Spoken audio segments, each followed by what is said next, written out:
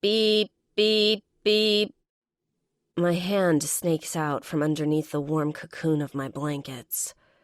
Grabbing my phone from the side table, I shut it off and bring it under the blankets with me. 7 minutes later, I feel it vibrate under my pillow between my hands. Pulling myself up and swinging my legs out of the bed, I walk downstairs, going straight for the coffee machine.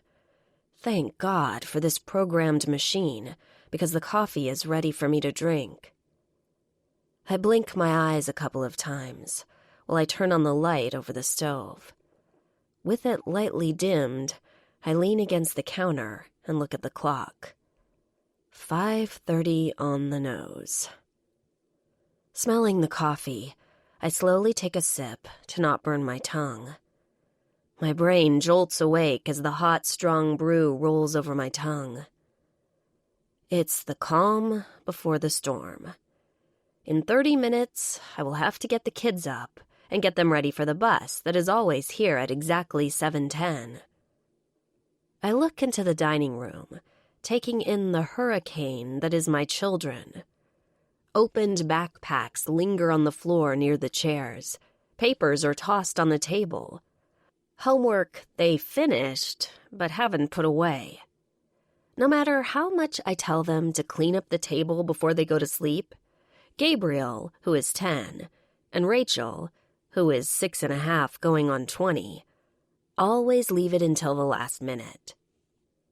Something they inherited from their father. I look around the house. The open concept floor plan makes it easy to see into the rooms around me, taking in the changes that the house has gone through in the last 6 months.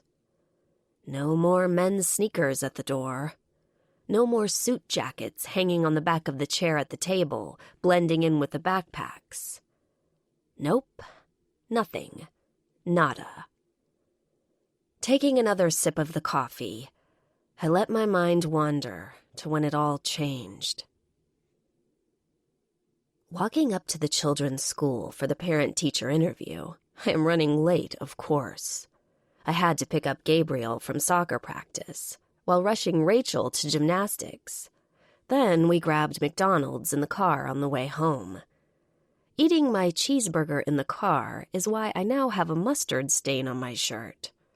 Pulling a scarf that I find in my back seat, I throw it over my neck, hoping it covers the stain.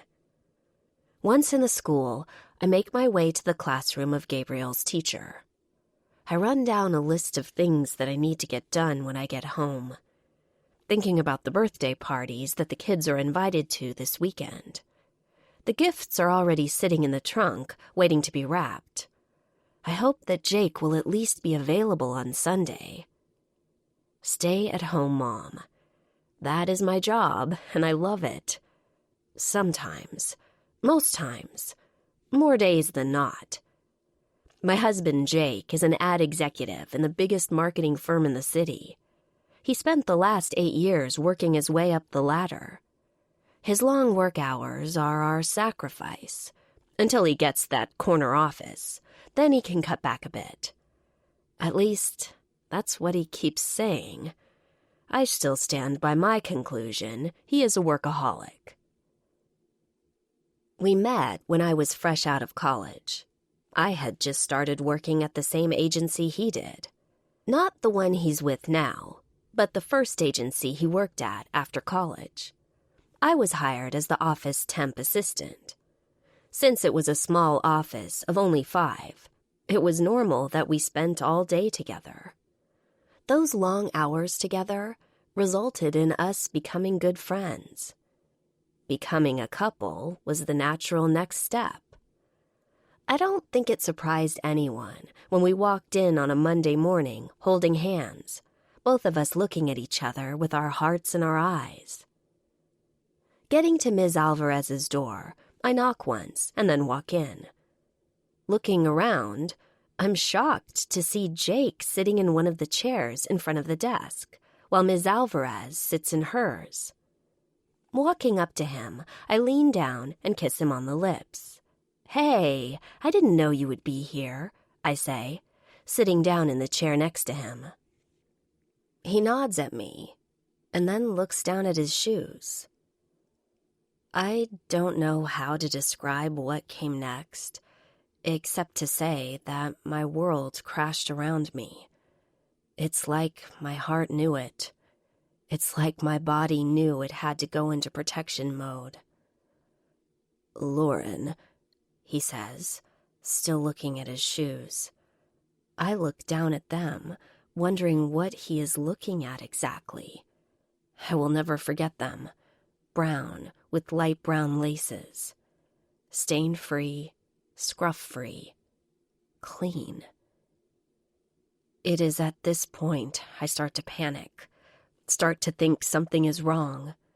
"What's the matter?" I ask him, and then look over at Ms. Alvarez. She is gorgeous, with beautiful, thick, black, curly hair that is always styled perfectly. Whether she wears it in a ponytail or loose, you can't help but envy her fantastic hair. She always looks so put together. But right now, she's looking at my husband nervously as she blinks away tears, and her hands, clasped together in her lap, are shaking. "I've met someone." The breath I have been holding rushes from my lungs. My legs go so weak. I feel it so strongly even though I am sitting. My heart is beating so hard and fast. I hear it echo in my ears. My mouth gets dry, and my hands start to tremble as I feel that heart starting to break. "What?" I look at him, and then at Ms. Alvarez. "Jake, now is not a good time. Not here." It's like I'm begging him to not tell me, like I'm begging him to take it back. "I love her," he says with a whisper. And then all the pieces to the puzzle start coming together. Gabe's tutoring classes that Jake would always pick him up from, the ones they'd always be late getting home from. I look at my son's teacher and see a tear run out of the corner of her eye while she smiles at my husband, my fucking husband, the one who made vows to me, the one who promised to love, honor, and cherish me for the rest of his life. "You?" I say to him, and then look at her. "You slept with my husband?" I ask her, while I feel Jake's hand on top of mine. I shake it off, not wanting to feel his touch right now, not wanting him to try to comfort me. "It was me. I started this. I did this, not Camilla." He tries to reach out and touch me again. Getting up from the chair, I start to pace the room. Thoughts are running through my mind. How did I not know? How did I not suspect? Was it because I was too tired for sex? Was it because I still needed to lose the extra 10 pounds that I had lingering on me? Was it because I was too tired at the end of the day to even talk to him? Stopping in my tracks, I look at them. He has now stood up, and so has she. A desk still separates them. "We had sex last night," I tell him. And he doesn't continue to look at me. He looks at her. "It was the last time. Kind of a goodbye kind of thing," he says, now looking at the floor. "A goodbye thing?" I now raise my voice. "A goodbye thing?" I shake my head. How long has this been going on? How long have you been sleeping with your student's married father? My voice is firm, anger starting to rush through me. "Lauren, let's not," he tries to say, but I don't give him a chance. I yell, and this time loudly. How long have you been sleeping with her and coming home to me? How long have you been telling me you love me and lying about it? How fucking long, Jake? How much of my life is a lie?" They both look at each other. 7 months, he answers, right before there is a knock on the door. The principal sticks his head inside. "Oh, Mr. and Mrs. Watson, is everything okay?" The poor man doesn't see anything coming. "Oh, we are totally fine." My voice starts to rise while my hands start to shake. "I've come to attend my son's parent-teacher conference, only to be told his teacher is fucking my husband. Looks like in addition to tutoring her students in math, she also offers sex ed lessons to their fathers. She deserves a raise." I laugh humorlessly. Maybe I'm having a stroke. Maybe, just maybe, this is all a dream. But other than that, I would say everything is perfect. I walk to the chair that I have been sitting in, picking up the purse that fell off my shoulder while my life fell apart. Grabbing it, I turn to walk out as Jake grabs my wrist. "Lauren, wait." I yank my wrist away from him, the force shocking us both. "Don't fucking touch me," I hiss, before I walk past the principal and right into the hallway, where I'm greeted by the president of the PTA, Colleen. The tears have now started to freely fall down my cheeks. "Oh, honey, I just heard." I look at this woman who I thought was actually my friend. I tilt my head to the side. "You knew?" I don't really need her to answer, since she puts her head down to look at her hands she is wringing together. I can't stop the angry laugh that bursts from my mouth. I'm that oblivious spouse who everyone makes fun of. I'm that wife who said it would never happen to me. I'm that woman who they all feel sorry for. I'm her. That poor, clueless woman who can't seem to keep her husband from falling dick first into a sexy 20-something woman. I look around to see who else is looking at us. The secretary, the principal, Colleen, and 4 of her posse, who are there trying to get parents to join the PTA. Jake and her. Does everyone know he was having an affair? Was I the only one who didn't know? I throw my hands out to the side, turning on my heel as I walk out of the school, vowing never to return. I get in my car and make one phone call to Kaylee, my sister. I don't know how much she understands between the sobs and the yelling, but 10 minutes later, when I pull up to the curb of my perfect house, she is there, throwing Jake's clothes out of our bedroom window. They land right in front of my house on the lawn. It takes her a full 5 minutes to toss everything out. I stand here, still in shock, still in a daze, looking at the mountains of his clothes. Clothes I bought him. Clothes I picked out. Clothes I washed, ironed, and put away. I don't see Kaylee come from the side of the house with the gasoline container in her hand. I just see her pouring it all over his clothes. She walks over to me, hands me the packet of matches. "Let's burn this motherfucker down." And we do. Till one of the neighbors calls the fire department, who rush out, 3 full trucks, lights blaring in the night, an EMT, and 1 police cruiser. I sit here on my lawn, watching the flames rising up from the pile of everything that he owns before the whole mess is drenched in water. The second alarm sounds, bringing me out of my trip back into that nightmare. "Gabe, Rachel, time to get up, guys. Mommy starts her new job today," I yell, hoping they hear me. I take another sip of my coffee before I make my way upstairs to get ready for my new job. Yay, me. Chapter 2. Lauren. I look at myself in the mirror, smoothing the front of my skirt down. What a difference 6 months make. Gone is the extra weight that had been lingering on my petite frame for the last 6 years, thanks to some cardio at the gym and the fact that I stopped eating.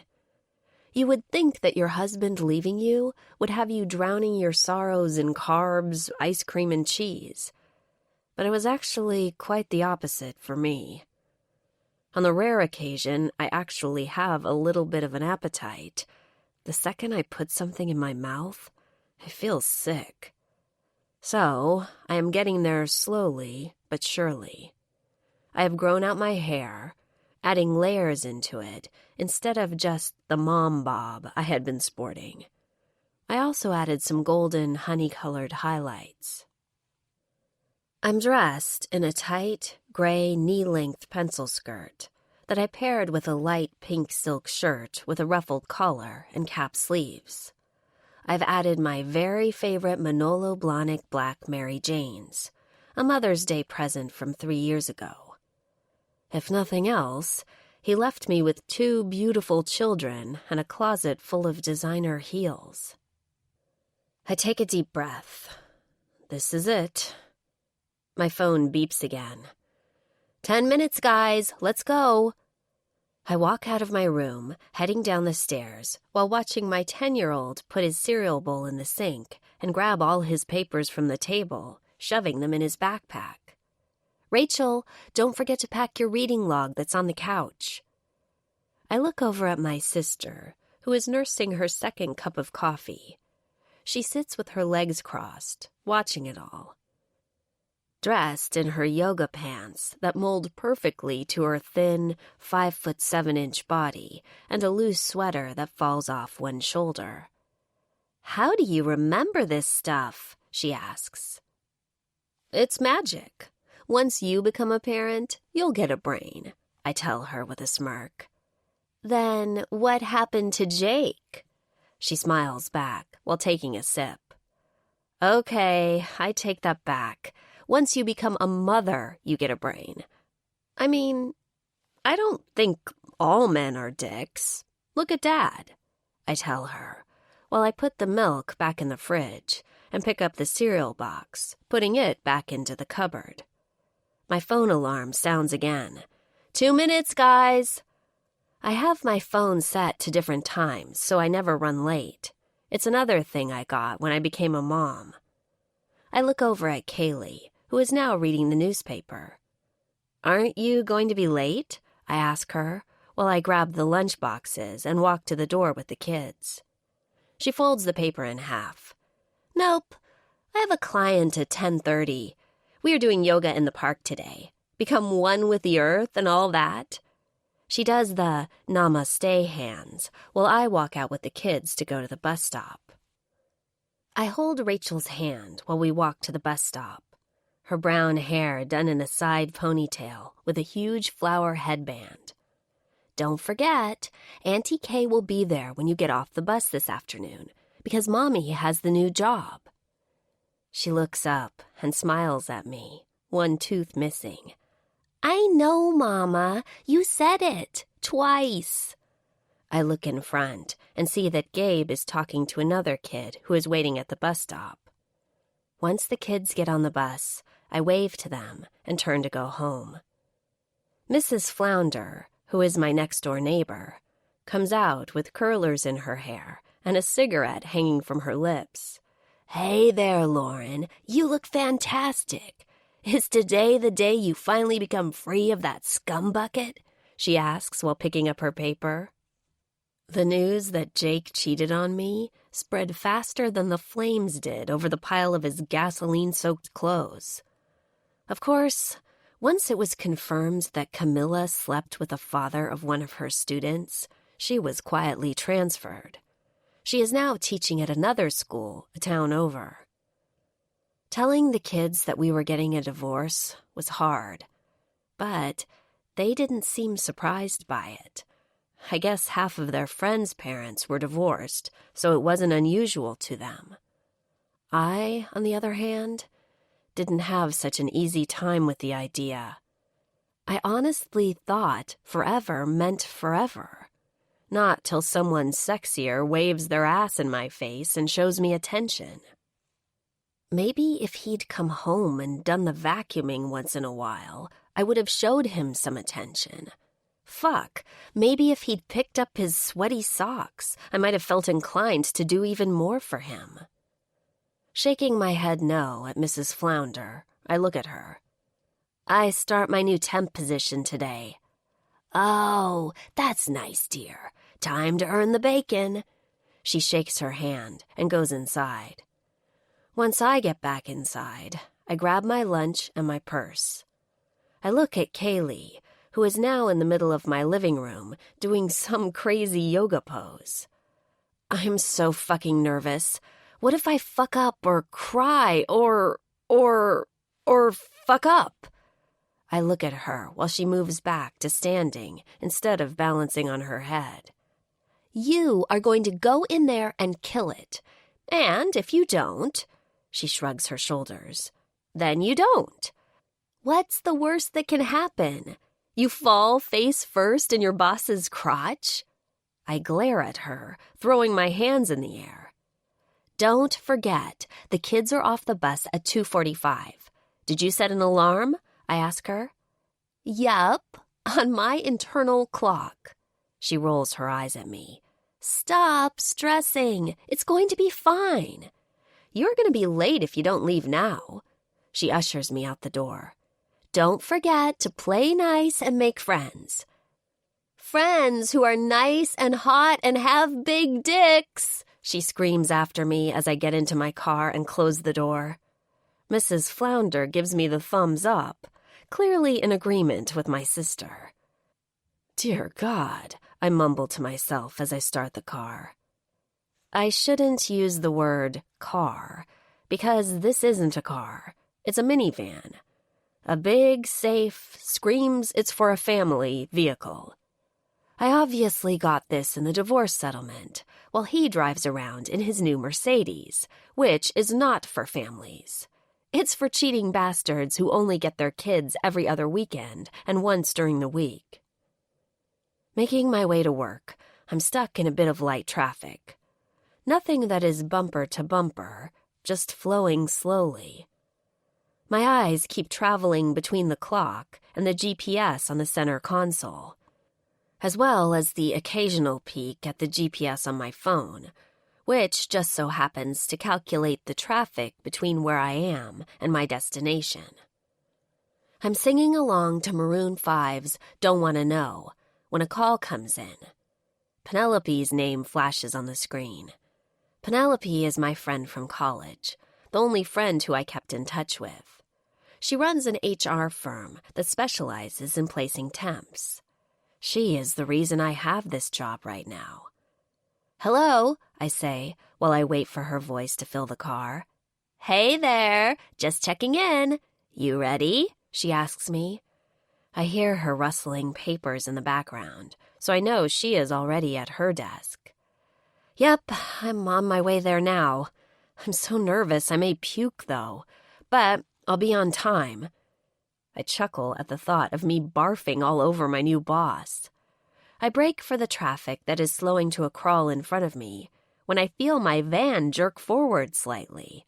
My head flies forward and then snaps back. Looking in my mirror, I see that someone just hit me. Oh my God, someone just ran into me. Fuck me, P. I have to call you back, I say, unlocking my seatbelt and climbing out of the car. I put my Tory Burch sunglasses on top of my head, walking to the back to see the damage. I don't even have time to get there before I hear a raspy voice ask, "What the hell is wrong with you? You just stopped." I put a hand over my eyes to block the sun and see him. And boy, do I see him. My heart skips a beat when he whips his aviator sunglasses off his face. He's about 6 feet tall, maybe taller, with dark hair that's short on the sides and a bit longer at the top, which almost looks like it was combed back by his hands. His eyes are a mossy green with shimmery gold flecks in them that I can see thanks to the sun hitting them just right. A freshly shaven face that shows off the strong angles of his jaw and hints at where I'm sure a 5 o'clock shadow of delicious stubble will emerge in a few hours. He's wearing a suit, minus the jacket. His dark pants are a perfect fit, molding to him like they were made especially for him. And from the looks of them, they probably were.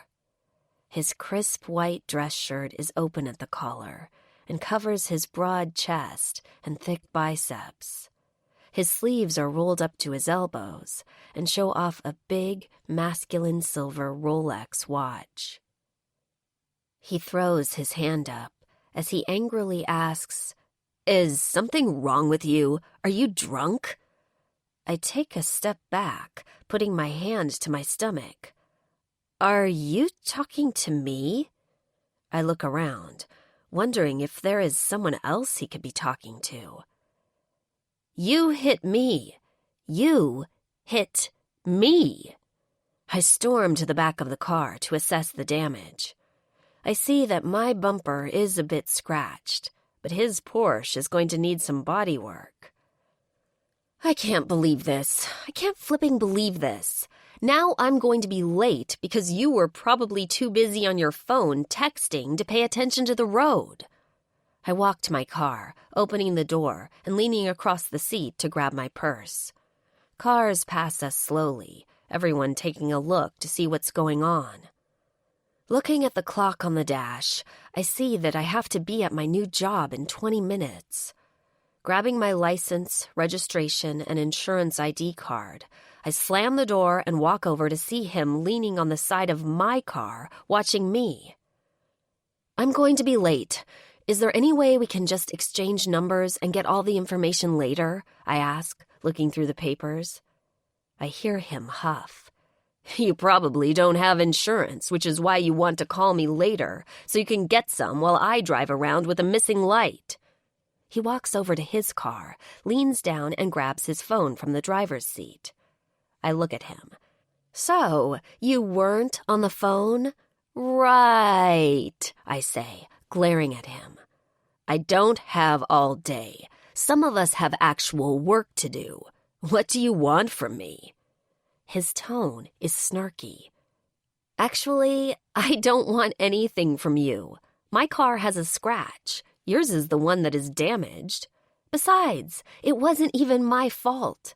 Maybe we should call the police to make a report so we can get it on the record that you were driving while texting." I lean my head to the side. "I'm not a police officer or anything, but I think that's against the law." He snarls at me. "Just give me your number." I tell him my number, and when he asks my name, I gladly tell him. "The woman whose car you hit because you were texting while driving." He looks at me, and his eyebrows pinch together. "Is that name already taken?" I ask him, waiting for his answer. When I realize he isn't going to reply, I ask him, "Now, what's yours?" He shoots off his number, and I store it in my phone. I turn around to walk away. "Aren't you going to ask me my name?" He puts his hands on his hips, his biceps bulging, and his chest looking impossibly broader. "Nope, no need. I just put you under asshat who texts while driving and hit my car." I smile at him. "Have a fabulous day," I grumble, turning around and getting back in the car. Fuck. I see that I now have 10 minutes to get there. I dial Penelope right after I buckle and take off, watching the asshole get into his car. "I think I might still make it," I tell her, even before she says hello. "It's okay. I called and told them there was an accident on the way, and they said not to worry, that Austin was going to be late too, so you're still good to go." "How's the damage?" she asks. "Minivan 1, Porsche 0. I laugh and tell her I'll check back in with her at lunch. When I finally make it to the office building, I check my face and apply lip gloss one more time before walking inside. I look at my phone and notice that I'm only 7 minutes late. Not bad, all things considered. I walk in and tell the security guard I am there for Barbara at Mackenzie Jacob Associates. When he calls up, he gets the all clear to send me up. I make my way up to the 46th floor and walk to the receptionist, who is smiling from ear to ear. "Hi, I'm here to see Barbara. My name is Lauren. I'm the temp," I explain, as she gets up and comes around to shake my hand, introducing herself as Carmen. She then takes me back to meet Barbara. Barbara is short, with white hair, and her glasses are perched on her nose. "Hey there, Lauren. I'm so happy to finally meet you. I've heard great things from Penelope." She reaches out to shake my hand and motions for me to sit down. "Thank you so much, and I'm so sorry I'm late. I was in a little fender bender, and I tried to finish as fast as I could," I tell her, sitting down in the chair in front of her desk. "No worries. I heard Austin was going to be about 10 minutes late, but he got here right before you did. Now, if you will fill out these papers here, I will get your elevator pass ready for you," she says, while she goes to her cabinet in the corner. Because this is just a temp job, I don't have to do much, just an emergency contact form. "Now, I should warn you that this is the 10th temp we have hired for this position this month," she finishes quickly. I look at her, confused. "But it's only the 17th of November. My heart starts racing. What if he throws me out? What if he laughs at me since I haven't worked in 10 years? "Mr. Mackenzie is, well, special to work for," she murmurs, while looking down at the papers in front of her and not even trying to make eye contact with me. "Special? What does that mean?" I ask, my eyebrows pinching together. "Let's just say that my money is on you." She gets up. "Shall we?" She points to the door. I nod at her, trying to get some saliva going in my mouth. It's dry, and my palms are sweating. I think my armpits are actually starting to sweat too. Oh boy, I can't do this. I should turn around and run away. But before I can make my move, we reach a door that is closed. The big brown door is solid, and the windows that look out into the office have their shades drawn. I hear Barbara knock on the door before we enter. I don't see much in front of her. I just look around the office at the view of the city, since there are wall-to-wall windows affording it an amazing view. I don't have a chance to look much further, because all I hear is a raspy voice asking, "Are you fucking stalking me? Did you follow me here?" I whip my head around to look at him. Just my luck. It's the asshat from this morning, the one who hit me. Except now, the asshat is sitting behind the desk that apparently belongs to my new temporary boss. Chapter 3. Austin.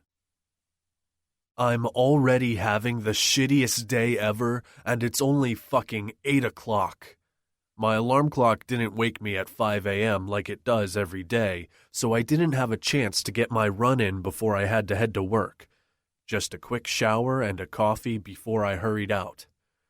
I walked out of my apartment, rushed to the elevator, and ran smack into my ex, who, according to her, just happened to be in the area. It took a lot for me not to roll my eyes at her. She wasn't in the area. She's fucking the dude who lives upstairs. Not that I care. I was the one who let her go. Whatever. I blew her off and headed to my car. Right as I started up my car, my mother decided it was a great day to call and lay out everything that's wrong with my life. I'm nearing 40, all I have is my career, blah, blah, blah. Newsflash, Mom, that's all I want. So, just when I thought it couldn't get any worse, I hit a minibus, or a van, or whatever the hell it's called. I expected a frumpy housewife to get out of the car, but instead I was greeted by a woman who could only be described as sex on a stick. Or I guess I should say 2 sticks, because those legs of hers aren't something I'll forget anytime soon. I couldn't even talk, I was so stunned. Then she bent over her seat and presented me with the most perfect ass. I think I actually groaned. My cock was getting ready to salute her right then and there as she walked back to me from her minivan. The thought that she was someone's wife and I was jonesing on her made my skin crawl. I may be an asshole, but I don't fuck with marriages or people in relationships. There are more than enough single people on Earth to not get involved with someone who isn't. I tried to see if she was wearing a ring, but I couldn't see anything. I took her number, and she rushed away. The whole way to work, I replayed the scene in my head over and over again. I tried to think back on anything I could have said that would have had her reacting so hostilely. I got to the office just 4 minutes late. I absolutely loathe tardiness. People who are late drive me nuts. I built this company from the ground up. I am now the most sought-after commercial contract developer in the city, especially when it comes to entertainment establishments. If you want to open a restaurant or nightclub in this city, let's just say I am known widely as the best choice to make sure it happens. There is never a dull moment in this business. If I have to get in there and swing a hammer or wash the damn glasses myself, I do it. There is nothing I won't do to protect my and my company's reputation. If you are opening a restaurant or a nightclub and you attach it to the name of Mackenzie Jacob, chances are it'll be a hit from day one. So now, here I am walking into my office a few minutes late. The cute new receptionist, Carmen, is batting her eyes at me as I walk in, dragging out her greeting. "Good morning, Mr. Mackenzie." She's new here, so she mustn't have heard the news yet, but I don't fuck where I eat.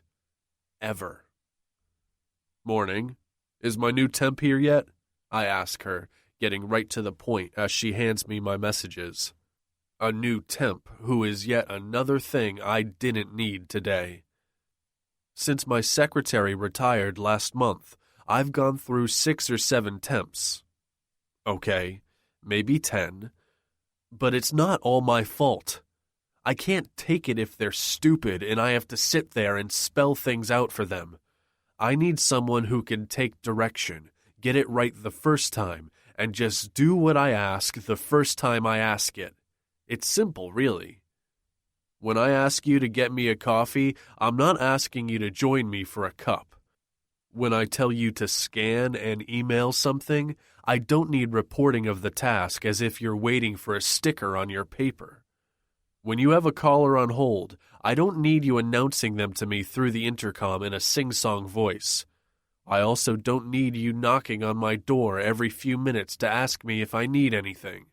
Trust me, when I need something, you'll be the first to know. "Can you tell Barbara I'm in now?" I prompt her, walking away while I pull the collar from my neck, making my way down the hall toward my corner office. I walk into my office, taking in the view of the city. We are on the 46th floor, so I can see the skyline perfectly, and at night, it's even better. I eat, sleep, and breathe my work. There aren't set hours for my work, so if I have to be at the office for 15 hours a day, then that's what it takes, which is why I don't need or want a wife at this point. I'd just let them down.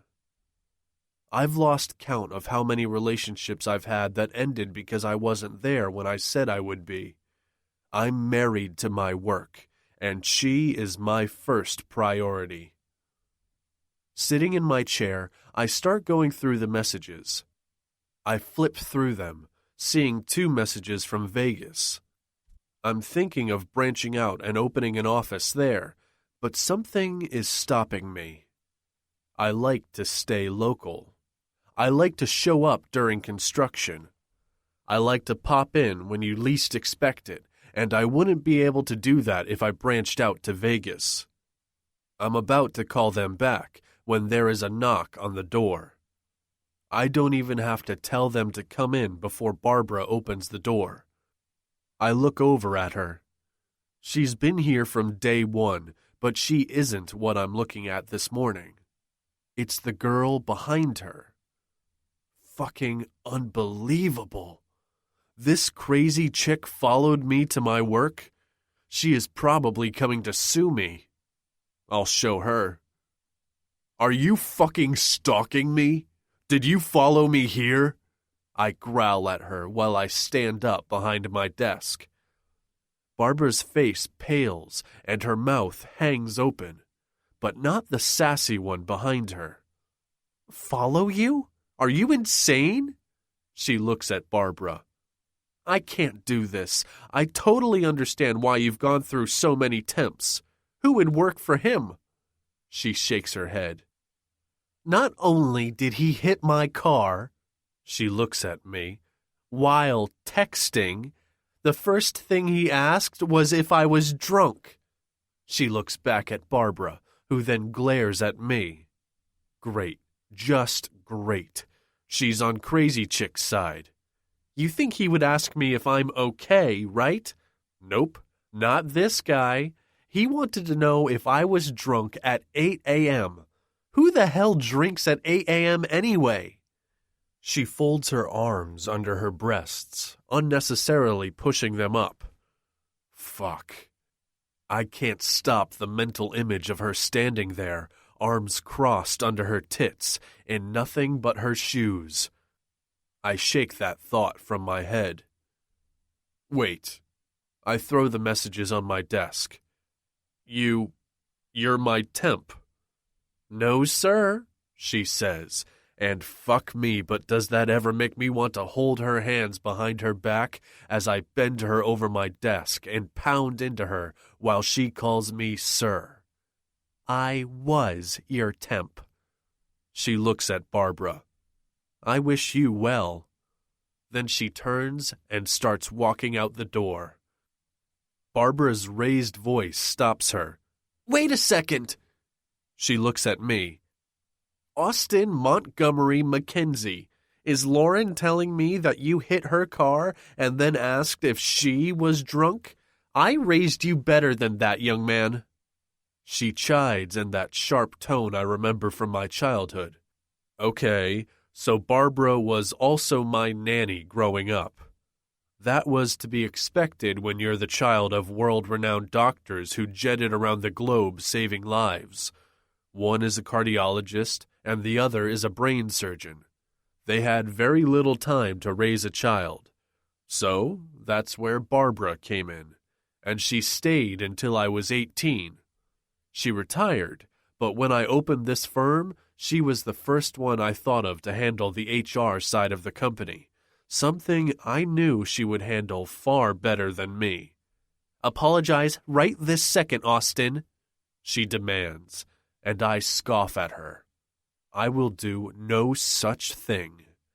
She braked suddenly for no reason. There was no one in front of her. I defend myself. Barbara's eyebrows pinch together, and she takes her glasses off so they hang on the chain around her neck. I know that if I don't say sorry, this will just end in her quitting again. Last time, it cost me a month-long Mediterranean cruise. Fine, I huff out. I'm sorry I accused you of being drunk. I should have just called you what you are, a reckless, clueless female driver. Lauren stands there glaring at me as Barbara yells, I quit. This must shock Lauren, because she immediately goes to Barbara and strokes her back. Oh, no, please. Really, it's fine. It's totally okay. I accept his apology. She aims a glare at me. I understand now why so many women left. He's a... She leans in and whispers in Barbara's ear. I don't know what she says, but they both snicker. Great. Just great. Yep, My money is on Lauren. She looks at me. You're lucky she saved you this time. She smiles at Lauren. Let's do lunch tomorrow. Austin's treat. She leaves the room, leaving us all alone. Fine. I guess I'll try and work with you, for Barbara. She walks out to the desk facing my office. She puts her purse on it. Turning the computer on, she grabs a pen and a notepad and comes back in. No time like the present to get this out of the way, so why don't we start with your expectations of me? I look at her while she sits in the chair in front of me, crossing her legs at her ankles. I sit down, leaning back in my chair, and start rocking. Okay, fine. I expect you to be on time, every day, no exceptions. She doesn't write it down. That isn't a problem. I hate when people are late, so you don't have to worry about that. Unless, of course, irresponsible people hit my car while I'm innocently driving, I'll be here on time. There is a list on your desk of routine tasks required of this position that you can read. If it's not clear enough, then come ask me questions. How's that? She gets up. That sounds like a plan. She turns to walk away, and I watch her. Every fucking step she takes, she swings her hips. The best thing is, she has no idea she's doing it. She has no idea that I'm sitting here negotiating with myself about my own rule. I'm not sure how I'm going to get anything done, because fucking her on my desk is the only thing I can think of that needs to be done right now. Chapter 4. Lauren. I walk out of the office on shaky legs, but manage to make it to my desk. I look up, letting out a slow breath. I look down at the list that sits on my desk of tasks to be done during the day. Looking over the list, I realize it looks pretty straightforward. Storing my purse under the desk, I take out my phone, sending a quick text to Penelope. Get me the fuck out of this job, stat. I turn and start going through the emails. I forward most of them to Austin, since I have no idea which ones are important or not. When the phone on the desk rings, I look down to see if they wrote down how to answer it. When I notice that there are no instructions on the paper, I just answer with, "Hello? Can you tell me why I have 50 extra emails that you forwarded to me?" His snarky voice makes me close my eyes and count to 10. It's like dealing with my children.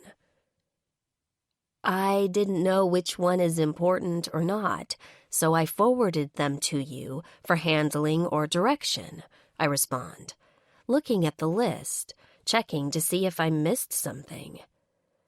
It defeats the purpose of having an assistant if I have to answer my own emails, he huffs into the phone. Come in here, I'll show you how it's done, he growls before he slams the phone down in my ear. I take the phone from my ear and look at it. Did he just hang up on me? Without saying please or fucking thank you?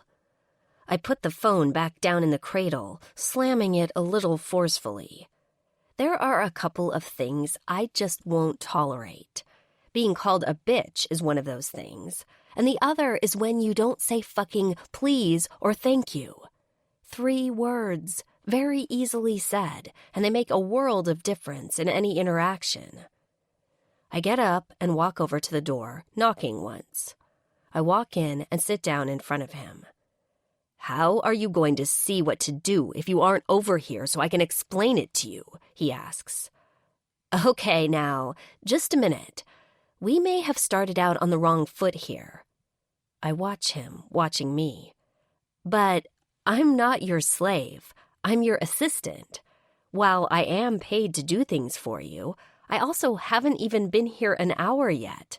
An hour that we've spent arguing, by the way, and not going over things. I'm learning as I go, and while I'm learning, I'm going to make mistakes. I get you don't know how to socialize with people. He starts to sit up straight, trying to talk, but I hold up my hand. But I will not tolerate rudeness. You want something done, you say please. I do something for you, regardless of whether you pay me or not, you say thank you. He nods at me. Please, he says through his clenched teeth. Come over here so you can see. He is clenching his teeth together so hard I think they might shatter. See, was that hard? I get up and walk over to his side of the desk. The moment I get close to him, I realize my mistake. Before, I didn't feel his presence next to me. I couldn't smell the woodsy, spicy scent of him. So I make a mental note to not get this close to him again. We go over all the 50 emails I sent him, and I take notes as we go along. It lasts maybe an hour. Right before I walk out the door, I turn and ask him, "How do I answer the phone? There's nothing in the notes." I have one hand on the doorknob, ready to walk out. "What do you mean?" He looks at me with a raised brow. "I thought you were calling me asshat." "Fine, then, that is exactly how I'll answer," I say, walking out of the room, fighting the temptation to slam the door behind me. I walk over to my desk, drop the pad on it, and throw myself into the chair. I look at my phone and see that there are 5 messages from Penelope. "What happened? Are you still there? Are you okay? I don't know what you did, but Barbara just called and extended your contract. What do I say? Whatever you do, don't kill him." I answer her right away. He's an asshat, and he's rude. He's a jerk, and he's a dick. Her response is immediate. "I've been told, but you are the best person for the job." I roll my eyes. How am I the right person? I have killed him 1,000,000 times in my head since I've gotten here, and it's only been an hour. I want out. I answer the emails that came in. My stomach rumbles, and I automatically look at the clock, seeing it's almost noon. I pick my phone back up, and there is a final text from Penelope. "They doubled your salary. Why don't you see how you feel tomorrow?" Ugh. I'll deal with Penelope later. I get up and bend over to grab my purse from under the desk. "Holy Mother of God," I hear said loudly behind me. I go to straighten myself up too fast and knock my head on the desk, the bang echoing in the vast office space. "Oh my God, are you okay?" I hear behind me as I feel hands trying to help me up. "Are you okay? I'm so sorry. I didn't mean to scare you." He is holding my hand while my hand is rubbing the back of my head. "It's okay. You startled me," I start to say, and then look at him. Crystal clear blue eyes, crinkled with laugh lines, greet me.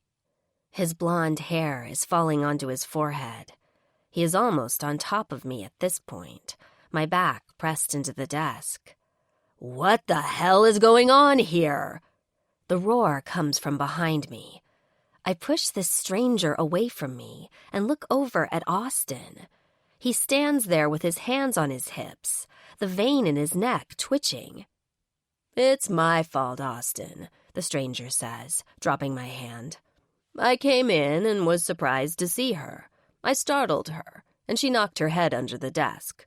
I was just helping her up," he says as he walks around my desk, right up to Austin, and slaps him on the shoulder. "I was wondering if you wanted to get lunch." Even though his friend is standing next to me, he hasn't taken his eyes off me. "No, I'm eating in. I have to go over the Greystone Park file. Lauren, can you get me lunch? Go to the deli at the corner. We have an account there. Just tell them it's for me. They know what I like. I put my hand on my hip, glaring at him, waiting for it. When he doesn't say anything, I cross my hands over my chest. "Please," he hisses out. "Fine." I grab my bag and walk out, holding my breath till I get inside the elevator. I grab my phone and text Kaylee. "Please get me 3 bottles of wine for dinner." I put the phone back in my purse and make my way to the deli on the corner, where I get my boss his lunch, all the while praying that I will actually get through the day without poisoning him. Chapter 5. Austin. When I opened the door and saw my childhood best friend Noah's hands all over Lauren, I wanted to rip out his jugular and then spit down his throat. I have no idea why. She is my assistant, making her the definition of off-limits. We both watch Lauren walk away, her ass swinging from side to side with each step. I'm so intent on watching her, I don't even notice Noah push me aside and walk into my office. He throws himself on the couch I have in the office, while I open the shade to see out into the office space. Jesus Christ, who was that sex kitten in heels? I nearly had a heart attack when I walked up to find her bending over, he says, looking in the direction of her desk. My new stay away from her assistant, I grumble as I sit down on the other side of the couch. He throws his head back and laughs. Oh, what happened to the "don't fuck where you eat, Noah" speech that you always give me? Noah and I have been best friends since we were in kindergarten. His parents were both criminal lawyers, so we were always with our nannies. Of course, no one could top Barbara, while he kept getting different nannies every week. Until he was old enough to fire them himself and hire whoever he wanted. By the ripe old age of 15, he had gone through 30 nannies, and at that point, he was hiring them to teach him everything they knew about sex. That was until his parents found him fucking his last nanny bent over the pool table while she was wearing his mother's shoes. We still laugh about it today. Well, at least I do. He just sits there and groans. She's crazy, I say. I hit her car this morning, and then she shows up to the office. I thought she was fucking stalking me. That just pushes him over the edge, and now he is laughing so hard that the couch is shaking. You hit her car and then thought she was following you? Holy shit! Were you an asshole to her? I smirk at him. She named me asshat in her phone. That set us both off. I figure if I laugh, I'll notice how stupid the idea of getting her under me is. Getting her naked and sweaty and wet under me? Fuck. I need to do something about this. You know you're fucked, right?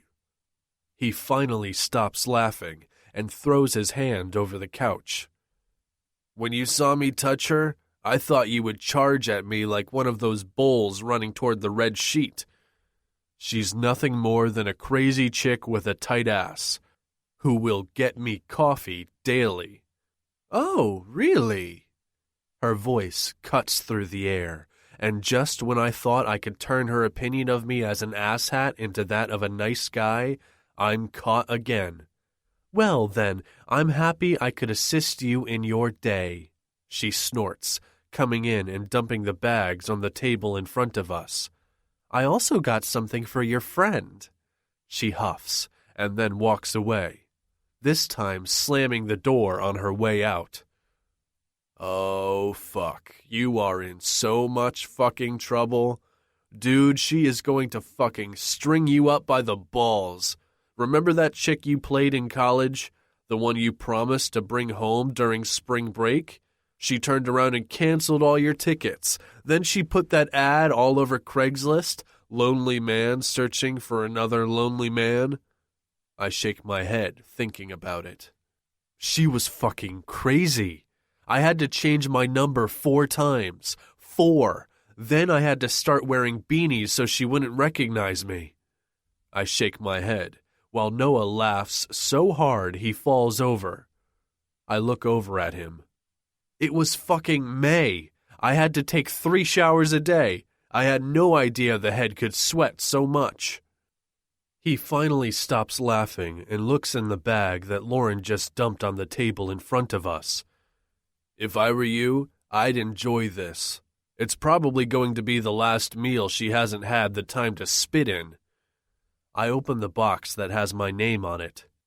It's pastrami on rye, touch of mustard and a pickle.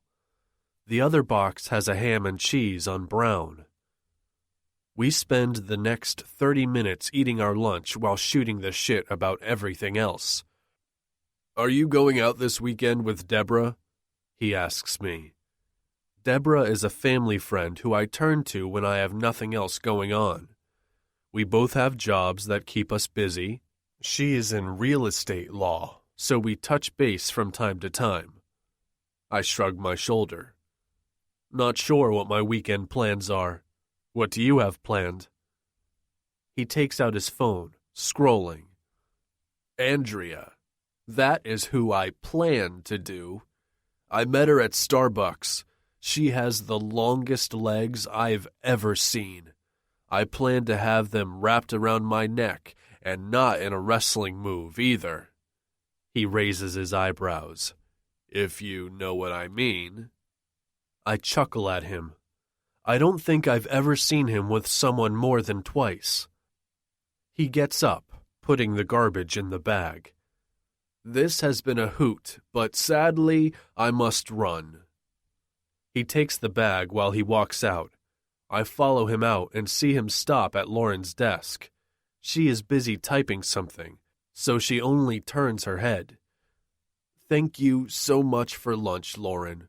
You were a lifesaver. I roll my eyes at the bullshit he's spewing, but it's the sweet smile that Lauren is giving him that really gets to me. I'm about to scoff when he walks away, leaving her with a wink. He is so nice, she says while she continues typing. I don't know why I feel like I want to rip the keyboard out from in front of her just so she will look at me, just so I can see her face. Yeah, well, looks can be deceiving, I comment while leaning into the door jamb. She finally stops typing and looks over at me. Don't I know it? Her eyes roam from my head to my toes. It makes my spine stand straight. I'll have you know that I'm the nicest guy here. I have no idea why I'm trying to convince her of this. I couldn't care less if she likes me or not. I'm her boss. She is my temp. The fact that I want to see her smile at me is not the point right now, nor is the fact that I'm also wondering if she is wearing a thong under her skirt or going commando. Does she wax or shave? Landing strip or bear? All these thoughts are running through my mind, so I don't hear her talking to me right away. I'm sorry, what did you say? I ask her again. I said Dennis sent over the files and plans that you asked him about. He said if you want, he can meet you there so you can go over it. He also said the loft that you were asking about has a roof terrace that would be great for a restaurant during the day and a bar at night. She has been here less than 6 hours, and she is 1,000,000 times better than the last 10 temps I threw out of here. Also, I've gone over your schedule and color-coded all your meetings so that when you click on the color, all files that correspond to that meeting will pop up as well. She organized my whole schedule in 3 hours. I didn't touch Saturday or Sunday since it's not my job, unless there was a note in there that said it's a work-related event or meeting. I run through my schedule in my head and wonder if I wrote anything private down. She must see that I'm thinking this because she laughs. Don't worry, I didn't find your little black book notes. She shakes her head, picking up her Starbucks drink that is red with berries in it. Is there anything else you need from me? She asks, looking down at the notes in front of her. I don't say anything. I just walk back to my desk to go through the notes she just sent me. I also check my calendar to see that everything is organized not only by color, but alphabetically. Jesus, where has she been all my life?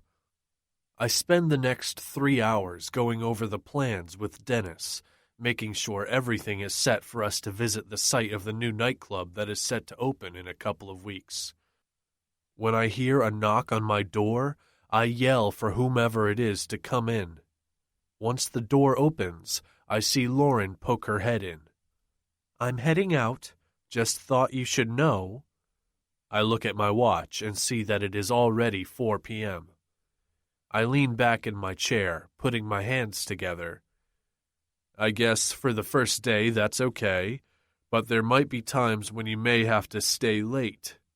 I don't even finish before she cuts me off. She opens the door and walks inside my office. She stops right in front of my desk, cocks her hips to the side, and places her hands on them. No go. I have 2 kids. My hours are 8 to 4, not 1 minute later. I don't care about eating lunch at my desk, but I made it crystal clear that my hours were non-negotiable when I took this position. Why can't your husband get them? I hold my breath as I wait for her answer. My stomach starts to burn, my chest tightening at the thought of her going home to someone. Then, just like the she-devil she is, she glares at me. I'm divorced, and I have full custody of them, so if you can't accommodate my limitations, it's better we find out now and part ways. She starts to turn around and walk away. I clear my throat, watching her fling her hair around. It's almost like she is doing it in slow motion, just like the commercials for shampoo. Fine, okay. I concede against my better judgment. We'll work around it. I tilt my head and smile. You're welcome. She nods her head, but I see her pressing her lips together. I'm sure if I weren't her boss, she would tell me to go fuck myself. And I don't know why just the thought that she would fight me on this makes me want to belly laugh.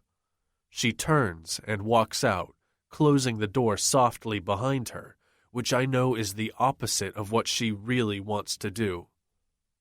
I pick up the phone and dial Barbara, who answers on the second ring.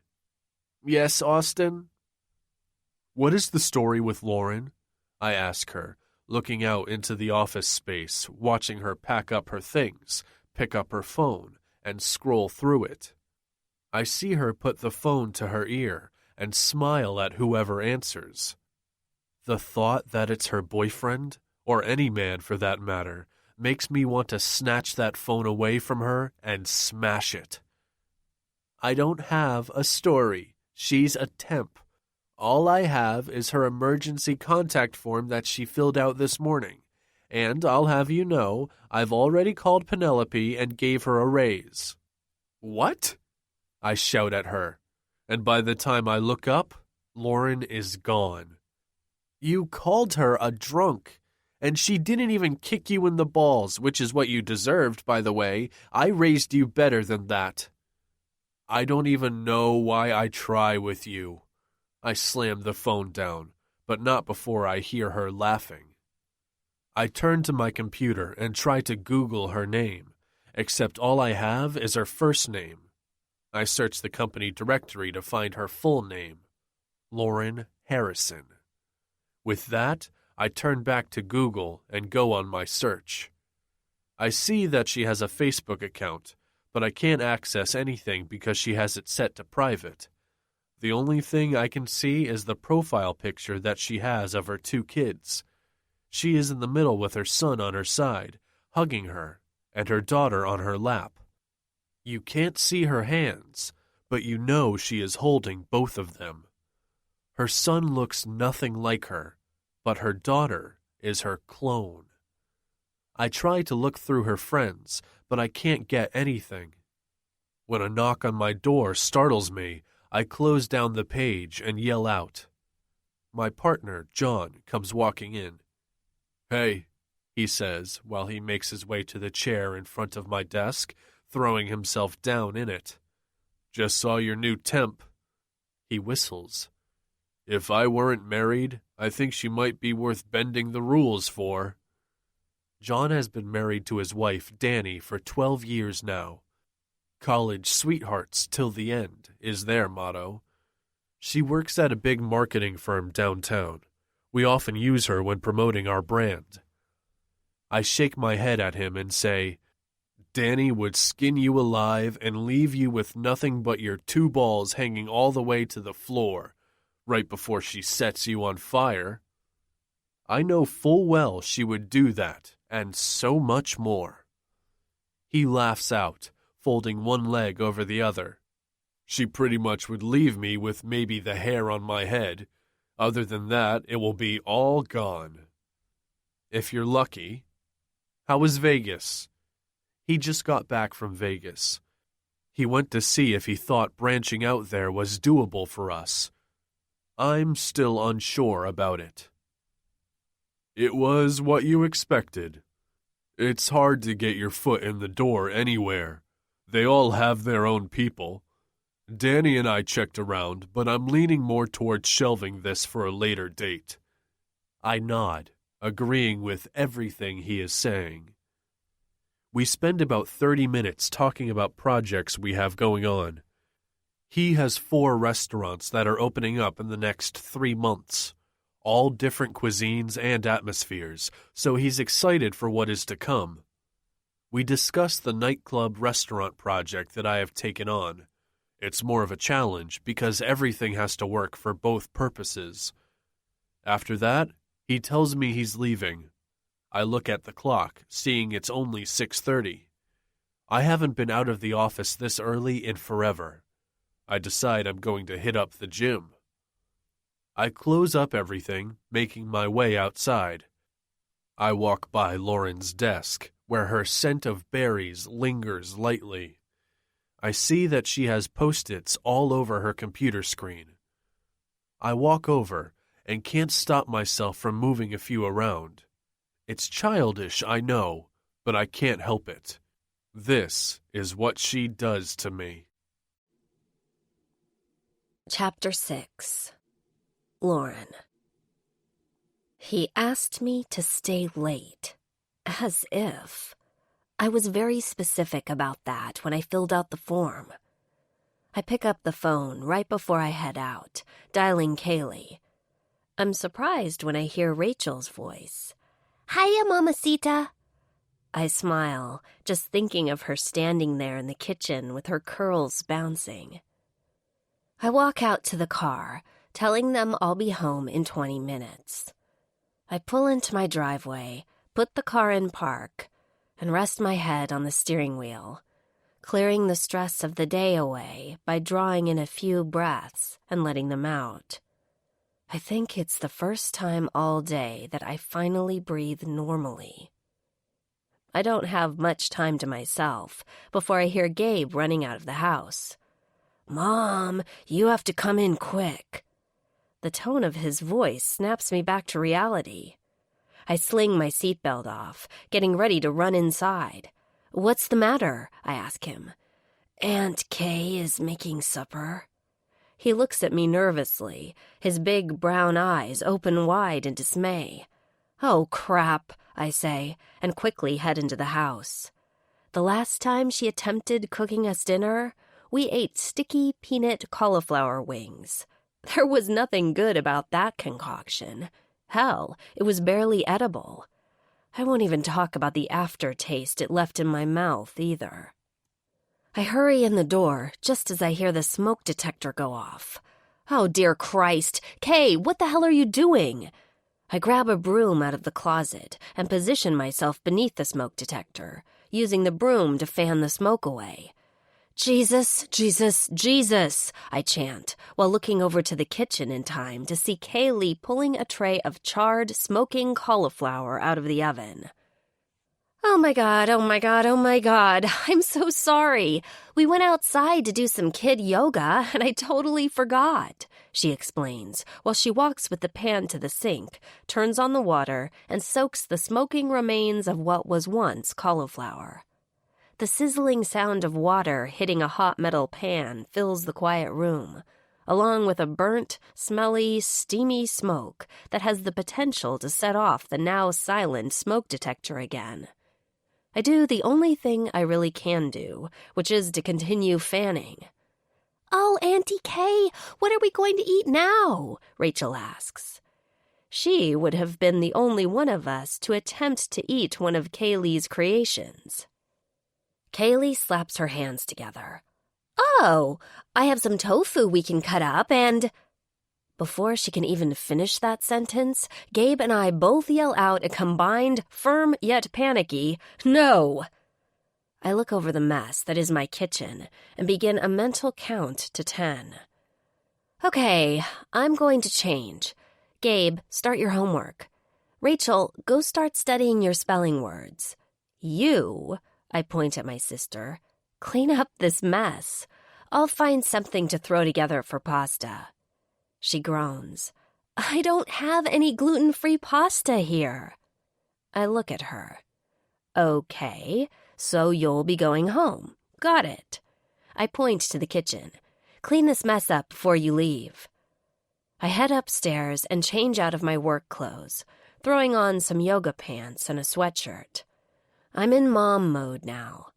I get back downstairs and see that Gabe is sitting at the table doing his homework, while Rachel is in the living room writing her words, and Kaylee is putting things in the dishwasher. Oh, good news, she informs me. I found some rice, so I'll throw whatever sauce you make on there. Yum-o. I shake my head, laughing at her as I start prepping the veggies to go into my pasta primavera. After I've sautéed everything and added the pasta, I toss it with a bit more olive oil and some Parmesan. Kay, set the table, I call over to her. She looks over my shoulder and complains. I can't eat that. You put cheese in it. It's okay, I whisper to her. I won't turn you into the vegan police. We'll pretend it never happened. I serve up some pasta onto plates for the kids. I hear the fridge open, followed by a squeal from behind me. Score! She squeals, taking out one of her frozen meals from the freezer. Look, tofu ravioli, saved. She does a little dance on her way over to the microwave, raising her hands in the air and shaking her ass as she pops it in. Oh yeah, oh yeah, oh yeah. She continues dancing till the microwave beeps. She pulls it out, peeling off the filmy plastic cover, and waves it under my nose. Smells so good, right? I raise my eyebrows and nod yes, but I'm totally lying. Throughout the meal, the kids tell me about their day. Rachel tells me that today someone threw up in class because someone else farted. Apparently, this is hilarious to her, since she is in stitches about it as she retells the story. By the time 8 o'clock rolls around, I've got the kids bathed and tucked into their beds. I'm ready to pass out, but I come down the stairs to lit candles and a full glass of a crisp, perfectly chilled white wine. Ah, if you weren't my sister, and I were into chicks, I'd make you my woman. I swoon, grabbing my glass and curling up on the couch with my feet under me. So, tell me about this boss of yours, she prompts, as she sips her own wine. Oh, where do I start? I close my eyes as I try not to picture him staring at me, trying even harder to not picture him looming over me. Definitely trying really, really hard to not picture him taking off his clothes while he looms over me and stares.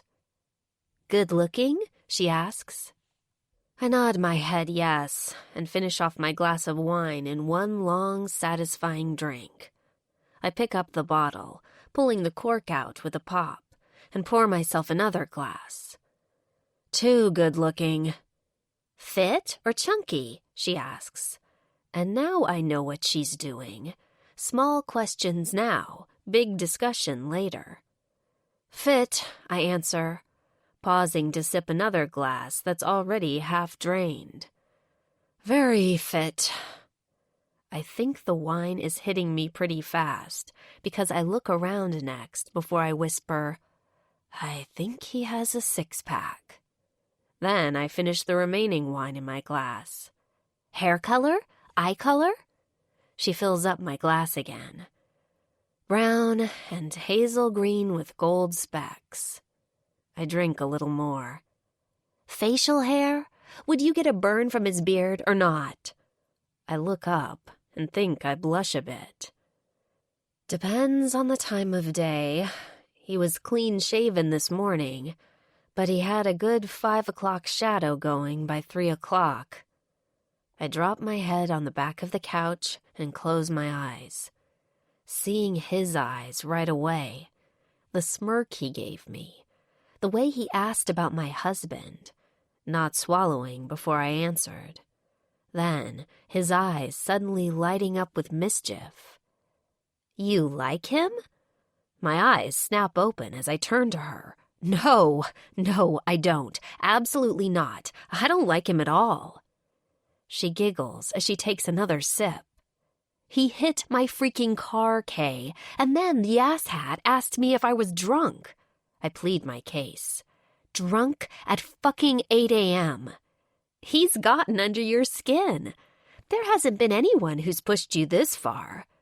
Well, there was Pacey from Dawson's Creek. Hey, I point at her. Joey went sailing with him all summer. Just because Dawson is there and crying, she thinks she should be with Pacey. He was always her choice. I pour myself another glass, spilling a bit as I do it. Do you think he manscapes? She asks, putting her glass down on the table while I just down another one. I have no idea, but I would guess it's probably manscaped. I mean, who doesn't manscape these days? I look over and wonder. Some like to be free and let things be natural. There is nothing wrong with that. Don't judge. Well, unless you have to suck his dick, then by all means you put your foot down. You don't need to be choking on long pubic hair. In fact, if you think it isn't, then just run. Run fast, like he's waving a bomb in front of you. I nod at her. I should probably be taking notes. I feel like I should be taking notes so I can remember this. Shoes? Nice, black ones. I look at her, my eyes opening wide. And clean, very nice. I hate when guys don't have clean shoes. It's like having dirty feet. Ew. Teeth? Straight? Crooked? White? Stained? Stinky breath? I tilt my head to the side and remember if he smiled today. I saw him smirk. I saw him glare. I saw his jaw muscle tick. But I'm not sure I saw his teeth. I don't know. Big hands? Oh yeah, so big. I open my hands wide to make her see how big, but I shake them a bit. This big. I motion with my hands, making big circles. You think he has a big dick? I stop moving. He would have to. You can't be that good-looking and have a small penis. Actually, maybe that's why he's such an asshole. His penis is small. He has small penis syndrome. I look at her, waiting for her input. I mean, why else would he be smoking hot and an asshole? Unless, I giggle, unless it's so big it hurts when he walks. I put my hand over my mouth and laugh out loud. I can't sleep with him. He's my boss, and besides, he doesn't even like me. I rise from the couch, picking up my glass of wine and spilling whatever was left in it on the floor. I need a dog, so if I spill something, he can lick it up.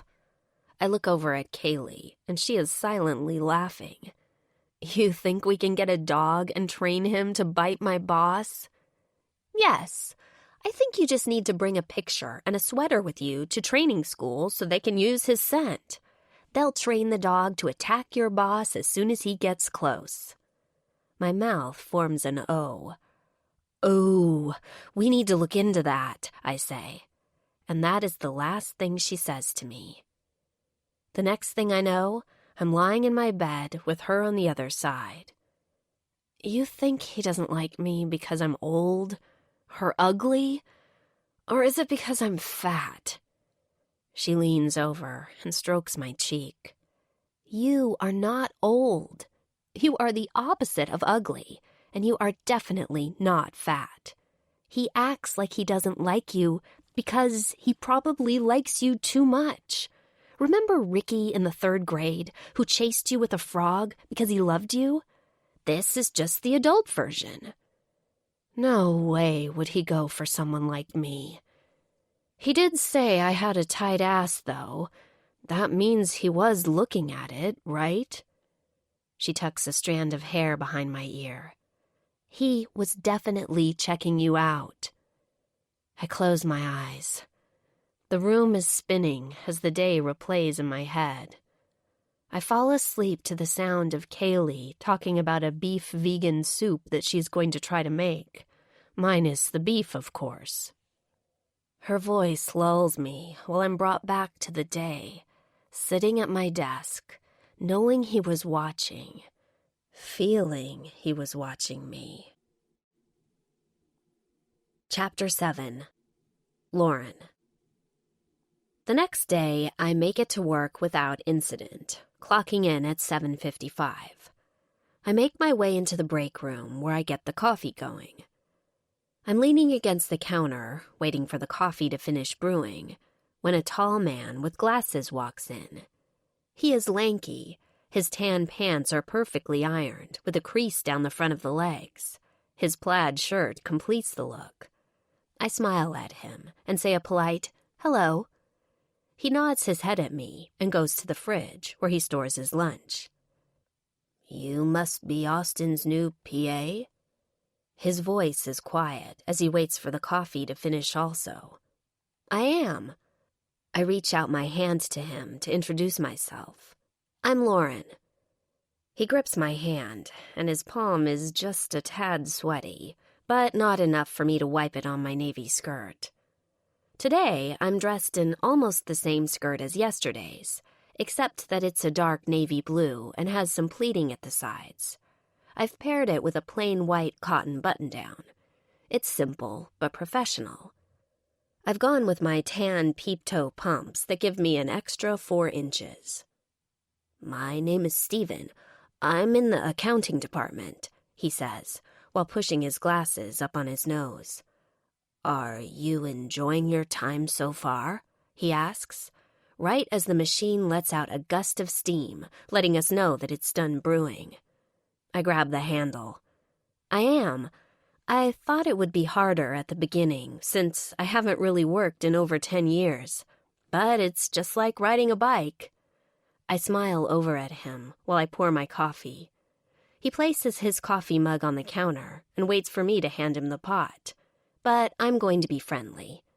"Please, tell me when to stop." He smiles at me. "When you're done flirting, you can fix me one, too. And we need to go over a couple of things." Austin's voice bursts into the room, startling me and causing me to spill a bit. "Jesus, you scared me," I say, while I put down the pot in the holder and quickly grab a napkin, cleaning up the spilt coffee. Steven quickly grabs his cup and heads out with a smile to me, a nod to Austin, and a mumbled, "Good morning."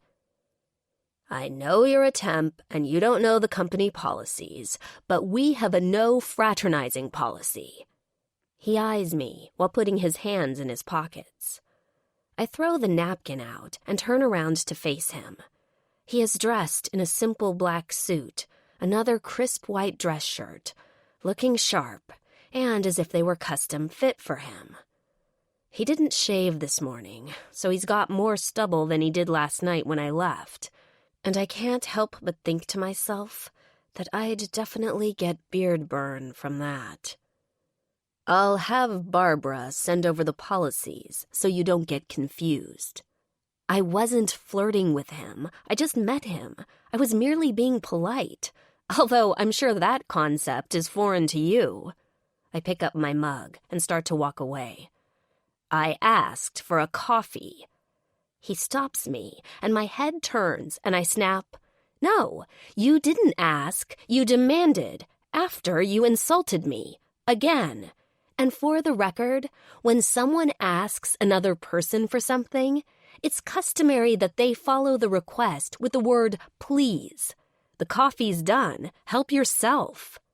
I glare at him.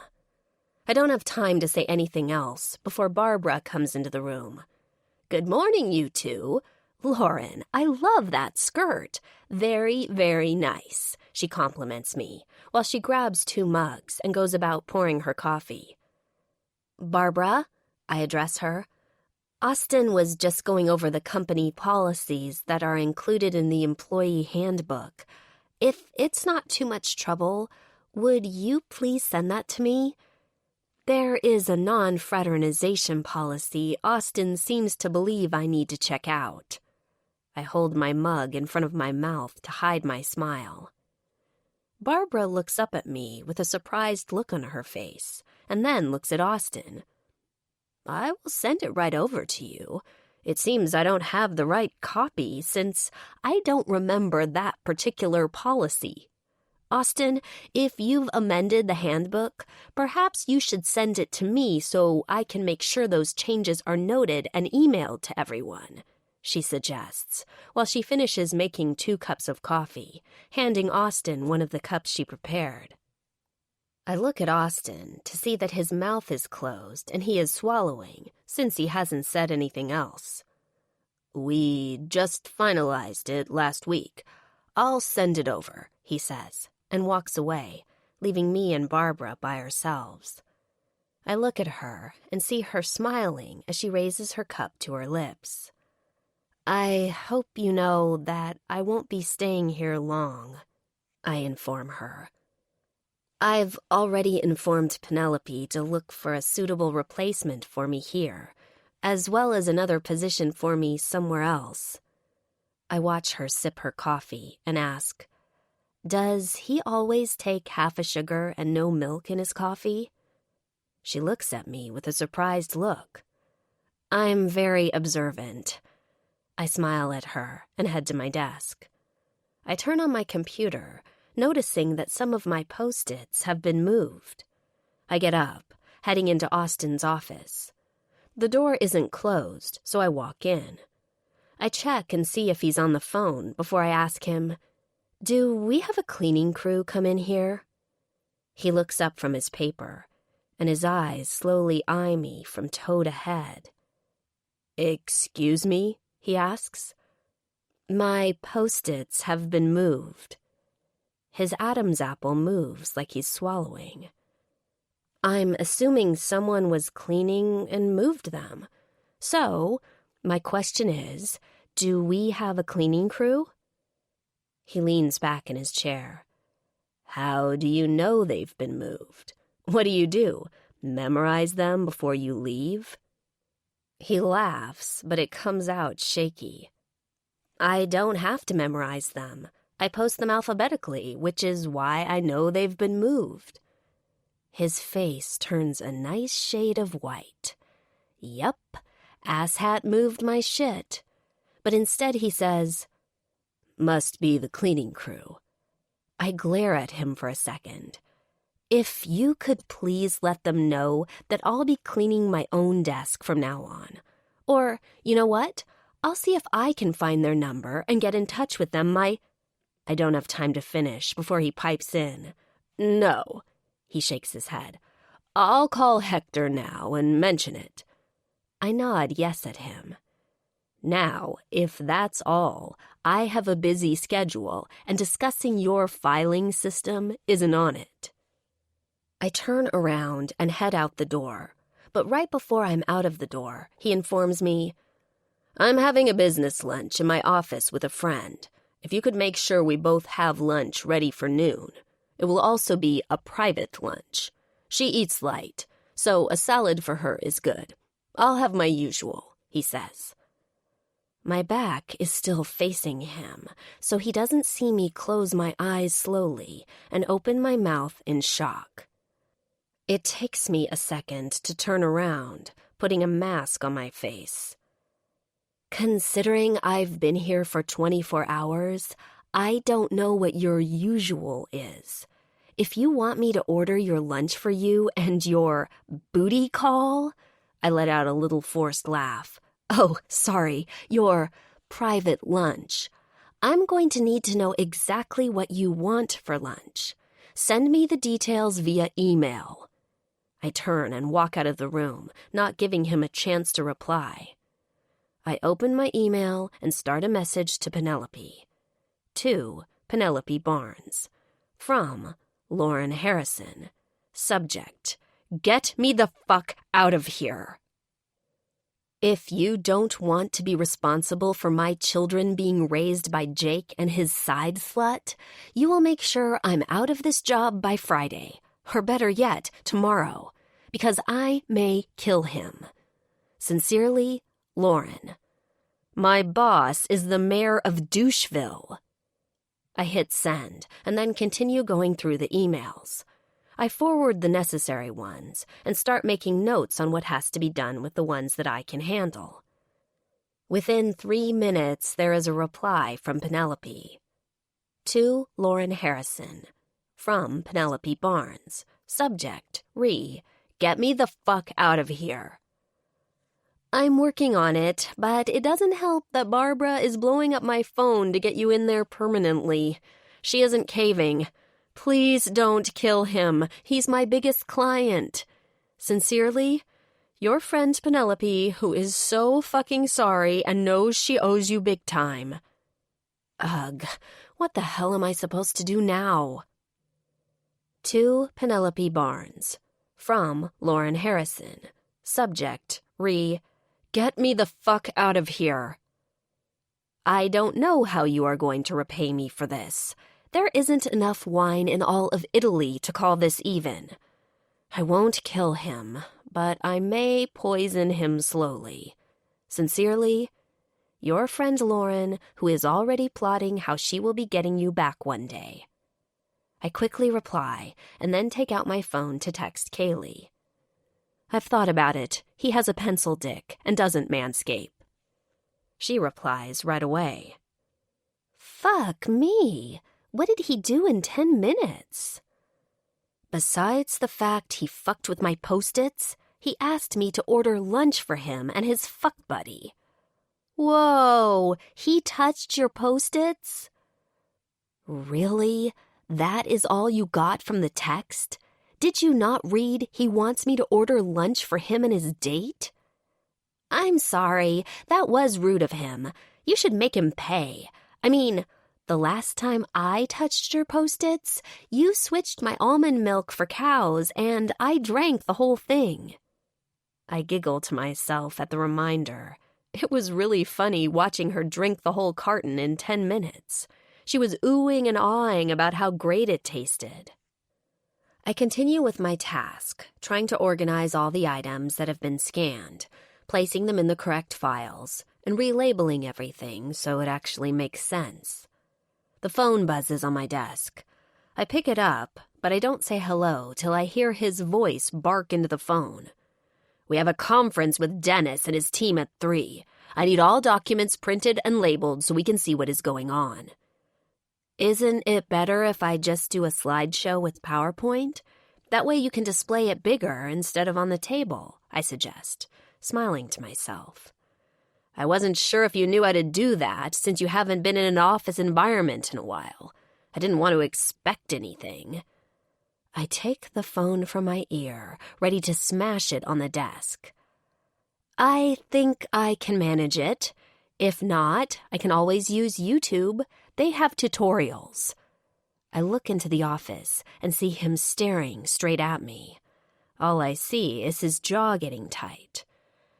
I hope you can manage that one. And he slams the phone down. I quickly place it down in its cradle, smiling to myself. Score one for me. But my mood doesn't last long. He sends me an email. To Lauren, latest PA. From Austin Mackenzie. Subject, lunch order. Please order me a pastrami on rye and a grilled chicken salad, dressing on the side. I want this by noon. Try not to mess this up. She's expecting it to be perfect. Austin Mackenzie. My eyes glare at the screen, thinking if she wants it to be perfect, she's starting with the wrong date. I don't have time to answer when another email comes through. To Lauren, latest PA. From Austin Mackenzie. Subject, conference with Dennis. Although I don't think you can bring anything to this meeting, you need to be there to take notes. Try not to flirt, since he is also considered a coworker. Austin Mackenzie. My blood is boiling. I want to reply with a simple fuck off. But instead, I think of something better. Oh yeah, I'm going to give him something better, all right. I place the order at the deli on the corner. At 11:30, I start to get up. But I'm stopped by a woman walking down the hall. She is wearing a brown trench coat tied at the waist. The trench coat falls to her mid-thigh.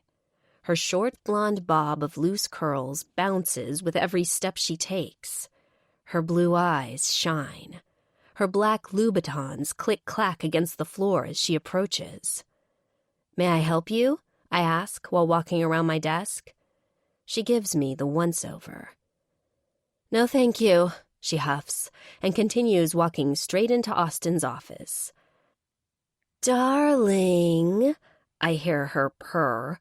It's been forever. I look into the office, seeing her walk around the desk and sit on his lap. I don't know what he says, but I hear giggling that has me rolling my eyes. I hear my phone ring. Hello? I'm going to need that lunch later, and would you close my door? He says, and then hangs up before I can answer. I'll close his fucking door. I walk in and hear them whispering, the bottom half of the desk covering whatever he is doing. So gross. It's the middle of the day. My heart is beating so fast. I try not to look up, but he looks up right before I close the door. Something flashes in his features, but I don't get a chance to figure out what it is before the door closes. I hear the blinds start to shut. I'm not sitting out here while he fucks in his office. I walk around the desk, grabbing my purse, and leave to go to lunch. I guess I'll be having the grilled chicken salad, dressing on the side. I pull my phone out of my purse and shoot Kaylee a text. He's fucking some woman in his office. Your boss? No, the fucking tooth fairy. Who else would I be talking about? Barf. Make sure you use Lysol wipes on the surfaces you sit on. You don't want to be catching cooties. Do people still use the word cooties? Yes. I walk out of the building to the hustle and bustle of lunchtime. Once I make it to the deli, I pick up the order and eat the salad there. I'm almost done when my phone buzzes. When I pick it up, I see, asshat who hit, where are you? I look at the clock and notice that it's only been 20 minutes since I've been gone. Wow, I guess he's a wham bam thank you ma'am kind of guy. I'm at the deli having lunch. I didn't think you would be finished so soon. My bad. I don't pay you to think. Bring me my lunch. I smash my phone down on the table. That's it. I fucking had it. I walk over to the Walgreens across the street. I pick up a bottle of Dulcolax. You don't pay me to get your lunch either, asshole, I grumble to myself while I walk back to the office. Once I make it there, I go the other route, picking up a water bottle from the kitchen. I take a quick look around the kitchen, checking to see if anyone is coming this direction. When I see no one is there, I take out the Dulcolax and open the package. I start reading the dosage instructions on the package when I hear someone coming. I shove the box and the bottle into my purse. When I turn around, I see Steven walking in. "Hey, are you having lunch?" he asks, going to the fridge and grabbing his bag. "Nope, just finished. I'm picking up a water bottle for Austin. I just got his lunch." The fact that I'm lying and that I might be caught is too much. My neck starts to burn, and I'm pretty sure he can hear my heart beating. It's so loud. "Oh, he hates water. Bring him a Coke instead," Steven suggests, while he smiles and walks out. Fuck. I walk back in and grab a Coke can out of the fridge. Looking for a glass, I finally find a red Solo cup in one of the cupboards. I open my purse, scan the package, and see that the dose is 5 ml. I have no idea how much 5 ml is, so I use the cap to measure, hoping for the best. What's the worst that can happen? I can't control the snicker that bursts from my mouth. Pouring the Coke into the cup, I grab a spoon and stir it. "There you go, asshat. Take that." I walk back to my desk, depositing my purse on it. His door is open, and so are the shades. When I peek my head inside, he is sitting alone on the couch, his jacket still on. Jesus, he had sex and still looks the same. I dump the bag on top of the table in front of him, placing the cup of laxative-laced Coke next to it. "What took you so long?" he growls, grabbing the bag and opening it to take out his sandwich. "How was I supposed to know it would take you 10 minutes to seal the deal?" I cross my arms under my boobs while I lean on one leg. He takes 2 bites of his sandwich and then drinks a long gulp of Coke. "You going to watch me eat?" He looks at me from the corner of his eye. I don't reply to him. Instead, I turn on my heel and walk out, taking a seat at my desk as I watch him eat his lunch and drink the Coke. When he's finished, he throws everything out, including the cup. He doesn't buzz me or talk to me until 5 minutes to 3 when he gets up and walks out of his office. "Let's go. Dennis is here." I grab everything I need and follow him to the conference room. Right before he opens the door, I hear his stomach start gurgling. He looks up to see if I heard it, but I keep my head down, pretending I didn't. It's all I can do not to laugh out loud. I'm introduced to Dennis, who is a short, older man with that bald-on-top hair wrapped around the sides thing going on. I don't say anything else to him as I put my things down and start to set up the PowerPoint presentation. Dennis and Austin start talking, but his stomach gurgles again, this time louder. I look over at him and notice that his forehead is starting to get shiny and beads of sweat are forming on his temples. He takes off his jacket, unbuttons his cuffs, and rolls up his sleeves. He walks to the end of the table where water bottles are set up. Opening one, he drinks half of it, then sits down at the head of the table. I start the presentation, and Dennis starts speaking. "We have a great setup with the tables for the day crowd and the dinner rush. The good news is that once they're cleared away after the dinner service, the space has a good-sized dance floor." I look at the display, seeing what he is saying. Austin's stomach grumbles very loudly. So loudly that Dennis stops talking, and we both look over at him. I see sweat is now pouring down the sides of his face, which is flushed and looks pained. Dennis looks over at him, his eyebrows raised in question. "Are you okay, Austin?" He doesn't answer, but his stomach lets out another loud grumble before he shoots out of his chair, running for the door. Dennis looks over at me, unsure of what to do. I shrug my shoulders and feign bewilderment. I guess he has some indigestion. Dennis nods his head in agreement. We wait about 20 minutes before I tell him that I'm going to go check on Austin. He's been emailing and texting since Austin left. Walking into Austin's office, I hear moaning coming from the corner where the bathroom door is closed. I walk over and knock on the door. "Are you okay?" I ask. He doesn't say anything, but I hear him groaning. "I think I'm dying," he moans, in between pants. "Call 911. I giggle to myself. I don't think you're dying. Maybe it's food poisoning. I try to keep my voice even so I don't give anything away. I hear him moan one more time, followed by his pained reply.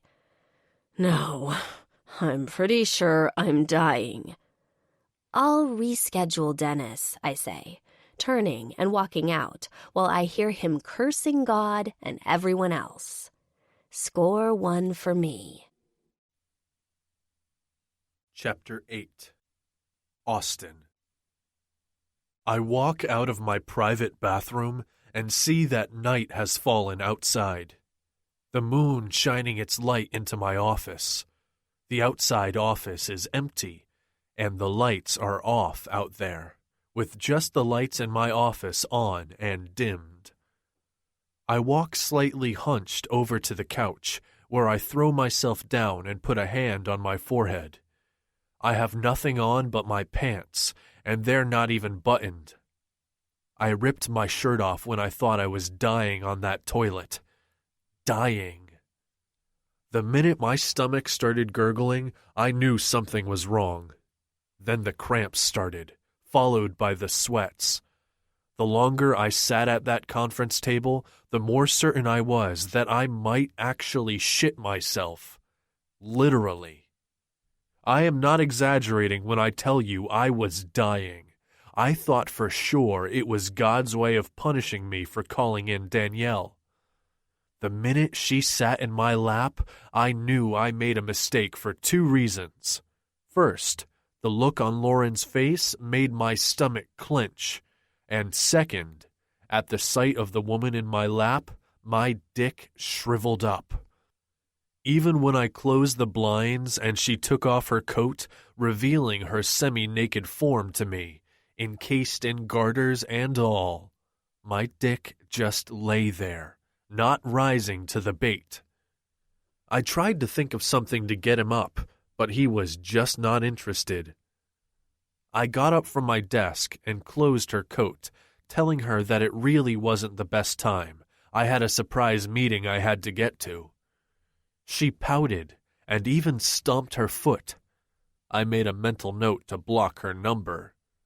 She tried to claw at my chest, thinking it was sexy. Newsflash, pretending you're a cat is not sexy. At least not to me. She walked out 5 minutes after she got here, and I sat there on the couch as I stared out at Lauren's desk. After about half an hour passed and I realized that she wasn't back, I texted her. Okay, so I was a dick. But seriously, where was she? Was she having lunch with Steven? With someone else? But then she came in and dumped my lunch on the coffee table in front of me and put my Coke down next to it. I sat up straight at that recollection. She fucking drugged me. I texted Noah right away. My assistant put a laxative in my Coke. I don't have to wait long before he sends me back a text filled with nothing but laughing and crying emoticons. I send him back the middle finger. She drugged me. I thought I was dying. I almost called 911. You almost called 911 because you had the shits? Which he follows with a text of shit emojis. I shake my head. This isn't a joke. I almost died. The stuff that came out of me, I didn't think it was humanly possible to be full of that much shit. I have to get her back. Whoa there, you don't even know if she did anything. I know in my gut. Is there anything left in your gut? Maybe what you think you're feeling is just emptiness. I don't even bother answering him at this point. I throw my phone down and get up slowly. I reach for a bottle of water. I look at it carefully to make sure it wasn't tampered with before I open it up and start drinking it. I walk over to her desk and see it spotless. I rip all her Post-its down and crumple them up. I roll out her chair and sit down at her computer, then open it up and start going through her emails. She thinks I'm an asshole. I find emails to Penelope and see she's really thinking about quitting. Over my dead body, I'm going to fire her before she can quit on me. I then think over last year when I got a virus from a porn site. Oh, don't sit there shaking your head. We all watch porn. I know you do too. I open up the porn site and start flipping on all the links that pop up. I click girl porn, anal porn, BBW porn, big tit porn, gay porn, lesbian porn, MILF porn, you name the porn. I open all the links and put her volume to the max. Take that, you little minx. I close down her screen, rubbing my hands together in evil glee.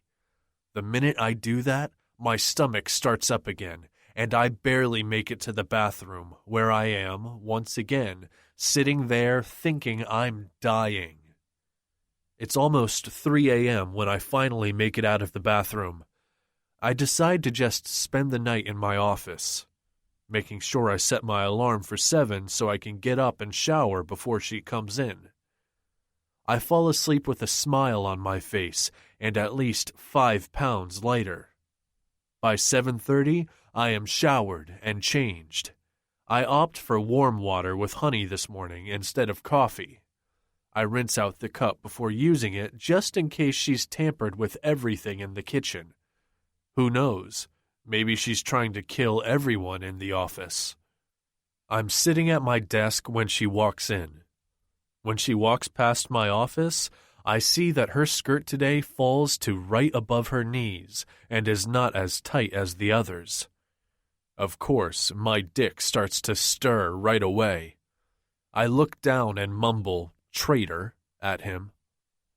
She takes off her scarf and jacket, and I see that her shirt is a V-neck today, finally showing off some skin and a hint of her nice, full C-cups. Her cream sweater molds to her, and my traitorous dick has risen to fully salute her. I give him a firm squeeze as I picture Danielle from yesterday. He shrivels right up in response, leaving me shaking my head. I watch her sit down and touch the mouse to bring her computer screen to life. The second her computer fires up, the normally quiet office is filled with the sounds of loud sexual moaning. "Oh my God, oh my God, oh my God!" she squeals, getting more and more flustered. I get up from my chair and walk to my door. I lean against it as I say, "Watching porn at work. Real nice."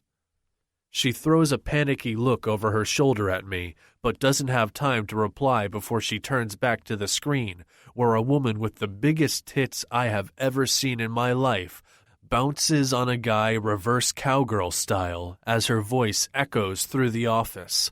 "Oh yeah, I like that. Play with my tits. Give it to me harder. Oh yeah. Oh, right there. Fuck me right there." She clicks that screen closed, but another one pops right up in its place. 2 guys this time. "I'm going to fuck that ass hard, and you're going to take it all, baby." When nothing else happens, she starts to freak out. What the heck is happening? She tries to close it down, but to no avail. The screen is frozen on the image of one of the guy's dicks entering the other guy's ass. His face looks pained, and not in a good way. The screen may be frozen, but the sound is still coming through loud and clear. Fuck that virgin ass. Tear it up. I'm going to cream you so good. At this point, people are starting to arrive. They're looking over at Lauren, who now has her hands covering her face. Barbara comes out of her office, walking with purpose right over to us. The moaning starts again, and the screen flickers to life.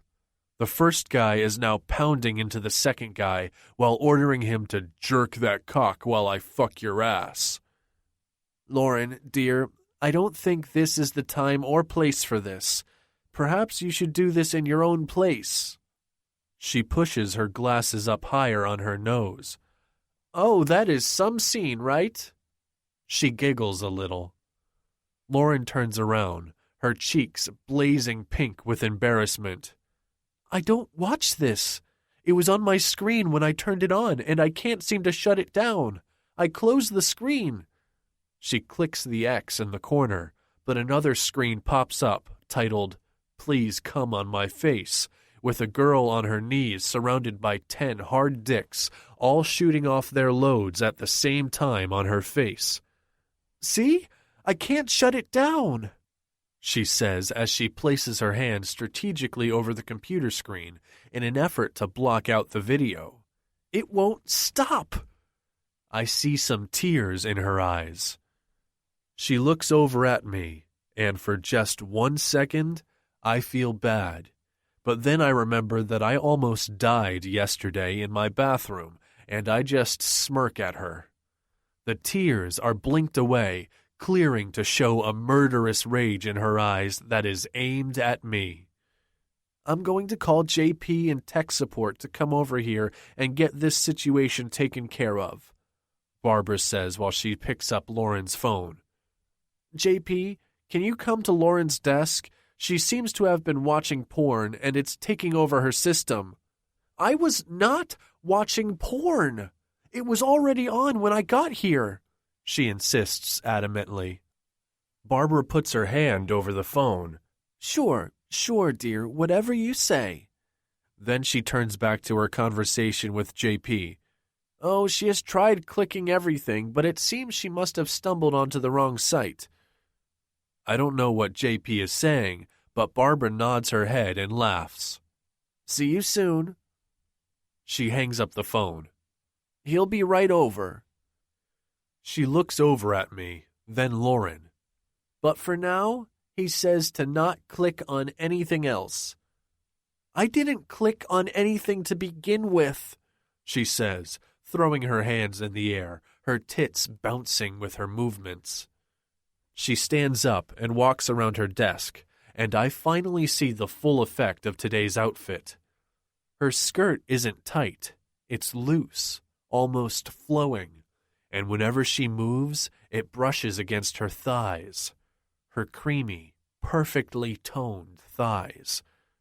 She almost killed me, I quickly remind myself. Well, this is awkward, knowing what your assistant's sexual proclivities are. You really shouldn't view that type of material during working hours, though. I should probably sit down with you and discuss this. I shake my head and look down. I don't think I can let this slide. I'm so sorry, but I'm going to have to let you go. I don't even finish saying what I want to say. What the hell are you talking about? You can't fire her for that. It's discrimination. You can't tell her what to do on her own time, Barbara says. It's not her time. She is on the clock. I put my hands on my hips, glaring at her. Austin, it's not even 8 yet. Technically, you aren't paying her yet. I look at my watch and see that it is just a couple of minutes before 8. Oh, please. She doesn't even want to be here. I look at Lauren and see that her head is tilted to the side. She looks back at her computer and then back at me. where are all my post-it notes? She turns and looks me straight in the eyes. I shrug my shoulders with what I hope is my best "I don't know what you're talking about" expression. Maybe the cleaning staff threw them out. What are you talking about? You know the cleaning staff only comes in on the weekend, Austin. I mean, they come and empty garbage cans, but they don't do the full cleaning until the weekend. Barbara puts in her 2 cents. Really? I hear Lauren say, putting her own hands on her hips. Fascinating, since someone touched my desk 2 days ago. I don't have the time to answer before JP shows up with a briefcase. Okay, where is the porn monster located? Lauren points to her computer, where she goes to tell him that she hasn't touched anything. It takes him a few minutes to get everything cleared up. There, that should do the trick. It really wasn't that bad. He chuckles and looks at me. Remember last year when I had to totally reconfigure your hard drive when the same thing happened to you? I look at Barbara and Lauren, who are both looking at me now. Barbara is smiling, while Lauren is glaring. Thank you for your help, JP. Now that the problem is fixed, perhaps you can start your day, I say to Lauren. Oh, I'm going to start my day all right, she tells me with a twinkle in her eye, and I somehow know that she's just upped the ante. Chapter 9. Lauren. The rest of the day goes by without anything happening. That night before I leave, I take out 4 pieces of tape, folding them in half, and stick them under my mouse. Take that, asshat. I glare at him through his blinds, but he doesn't see me. I send him an email before I go home, just letting him know I'm leaving. I'm still so fucking embarrassed. The whole office was talking about the new PA watching porn at her desk before the start of the workday. Steven didn't even say hello to me when I saw him in the kitchen. He just waved and looked down as he hurried out. By the time I make it home, I'm almost in tears. The only thing keeping them at bay is the rage I feel. I slam my door a lot harder than intended. I storm into the house, slamming that door behind me too. Kaylee is the first one to come out of the kitchen to greet me. The look on my face has her rushing back into the kitchen and returning with a full glass of wine. It sloshes over the rim as she hurries it to me. She quickly hands it over with a smile. Should I ask? I drink half the glass before I answer her. He gave my computer a porn virus, I say, while I walk over to the couch and then throw myself down on it. She sits next to me. What do you mean, a porn virus? I mean that when I turned on my computer this morning, porn was just popping up on my computer. Kaylee starts to laugh, but I turn and glare at her. Don't you dare laugh. I was mortified. As if that wasn't bad enough, the screen was freezing up, but the sound was blasting. Before I could even do anything, all of this moaning and groaning was blaring all through the office. Oh, fuck me harder! Ugh! I put my empty glass down after I drain it. My arms are flailing around me as I continue my story. Oh, and let's not forget the gay porn.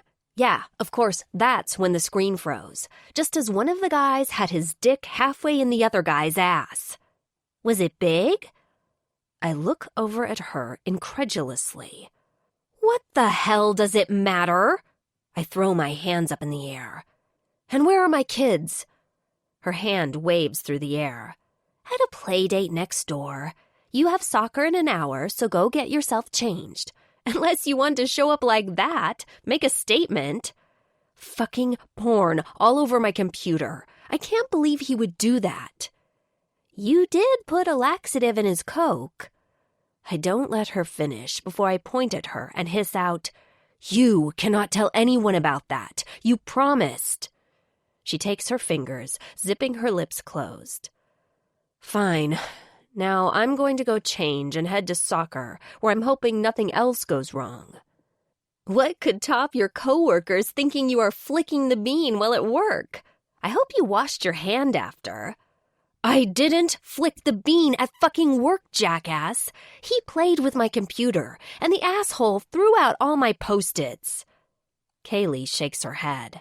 That asshat, she agrees, just as the door opens and the kids run in. Who's an asshat, Annie K? Rachel asks while she climbs on my lap, rubbing her nose to mine. I grab her tiny face in my hand, kissing her on the nose. Don't say asshat. Gabe walks up to me, kissing me on the cheek. Mom, we have to leave in 30. Dad says he might make tonight's game, he says, jogging upstairs to change. Okay, change of plans. No changing for you, Kaylee says. Show him what he's missing. I'm almost feeling better when my phone bings with a notification. I see that it's a text from Austin. Tomorrow when you come in, before you start with your porn surfing, I need you to pick up my dry cleaning. I'll share the address with you. I need those shirts for the conference I'm having with a marketing firm tomorrow afternoon. I don't watch porn at work. I beg to differ. Actually, JP begs to differ. It's times like these when I want to take my phone and run it over. Actually, I want to run him over, front and back, just for fun. I don't have a chance to answer since Gabe runs down the stairs with his shoes slung over his shoulder, his shin pads on but not Velcroed on the top. His uniform is almost on. We need to go if we're going to be there on time, he urges, going to the fridge and taking a cheese stick and an apple from the counter. I look at Kaylee. Are you coming? I get up and grab another apple and a cheese stick for Rachel. I wouldn't miss his game for the world, Kaylee says, while grabbing her yoga mat. I could do yoga while he plays. Rachel comes into the room and claps her hands excitedly. I'm going to bring my mat too, Annie K. Can we do it doggy style?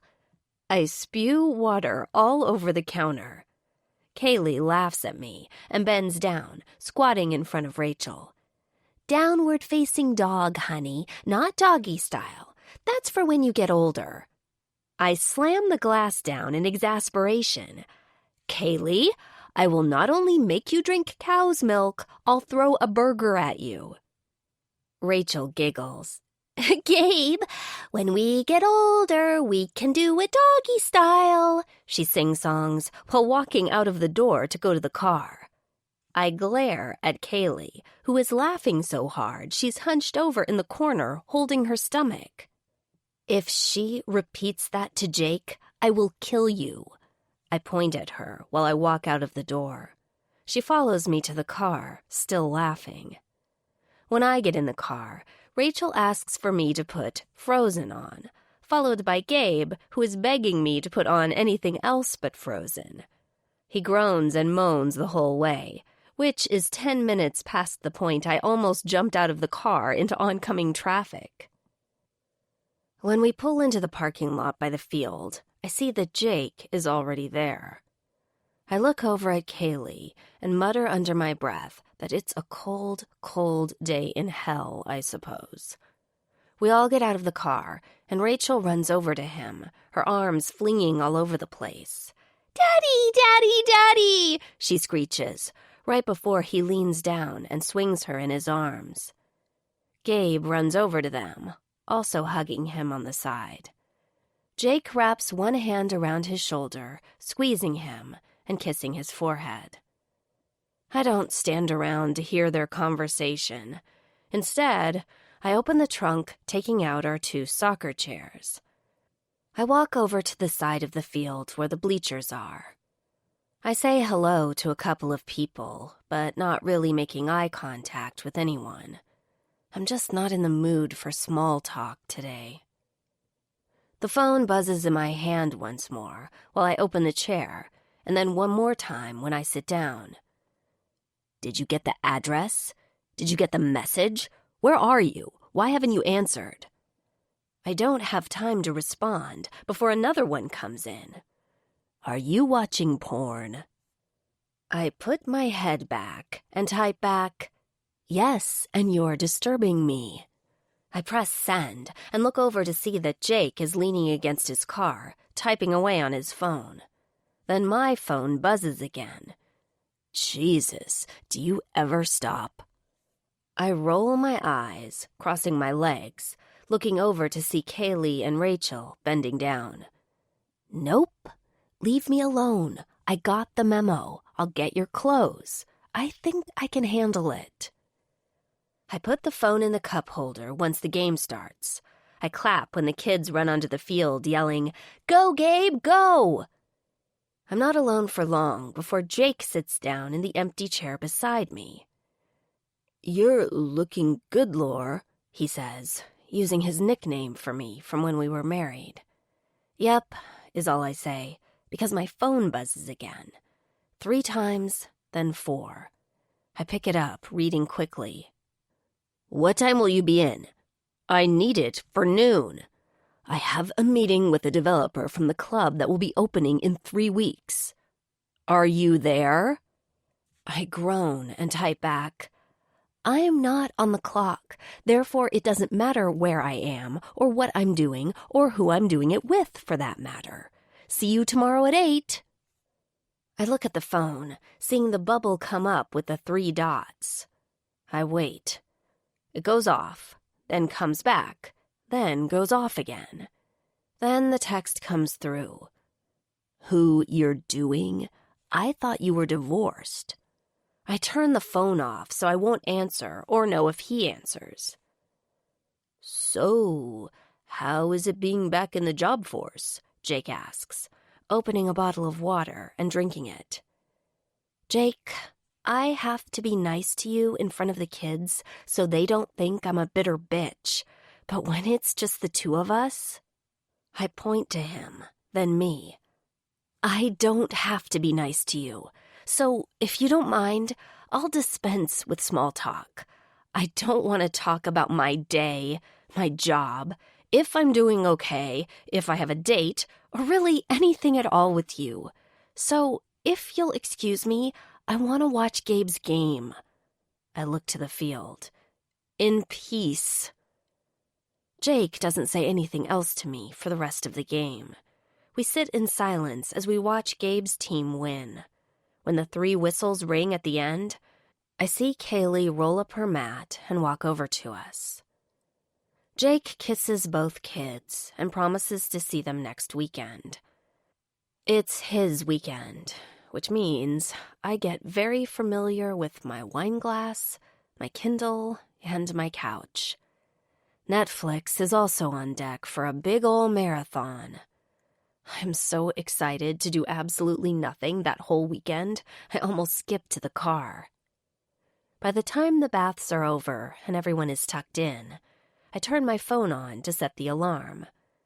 I have 5 messages, all from Asshat. "Hello? Did you get my messages? Why aren't you answering me? Your professionalism is laughable. I don't even know why I still have you as my PA. Do you even know what PA stands for? Unbelievable. Just get my clothes." I want to write him back to go fuck himself, him and his pencil dick, if he can even find it. I whip the covers off and march to the hall closet, where I take out Gabe's practical joke box he got for his birthday last year. I open it, tossing aside the mustache, glasses, Chinese finger traps, whoopee cushion, squirting ring, nail-through finger, and electric shock buzzer. Coming up with the itching powder. I take it out and close the box, replacing it on the top shelf. I'll show that asshat professionalism.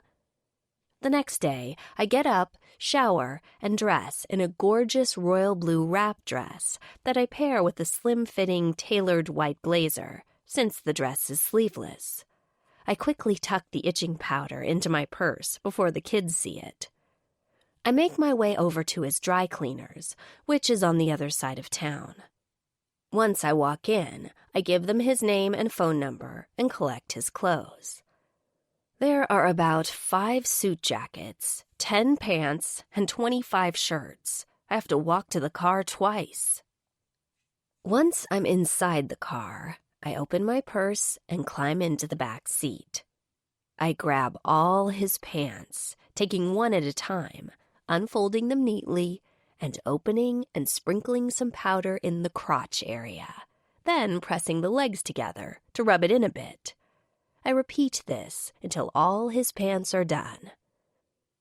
I smile to myself, but then my phone rings, startling me as the sound fills the car, causing me to jump as I bobble the bottle. It goes flying, landing on the floor near my foot. I let out a little yelp as I kick it away. I peek at my phone and see that it's him. Hello? Where are you? Why aren't you here? Where am I? Did you not tell me to go get your clothes from the cleaners this morning?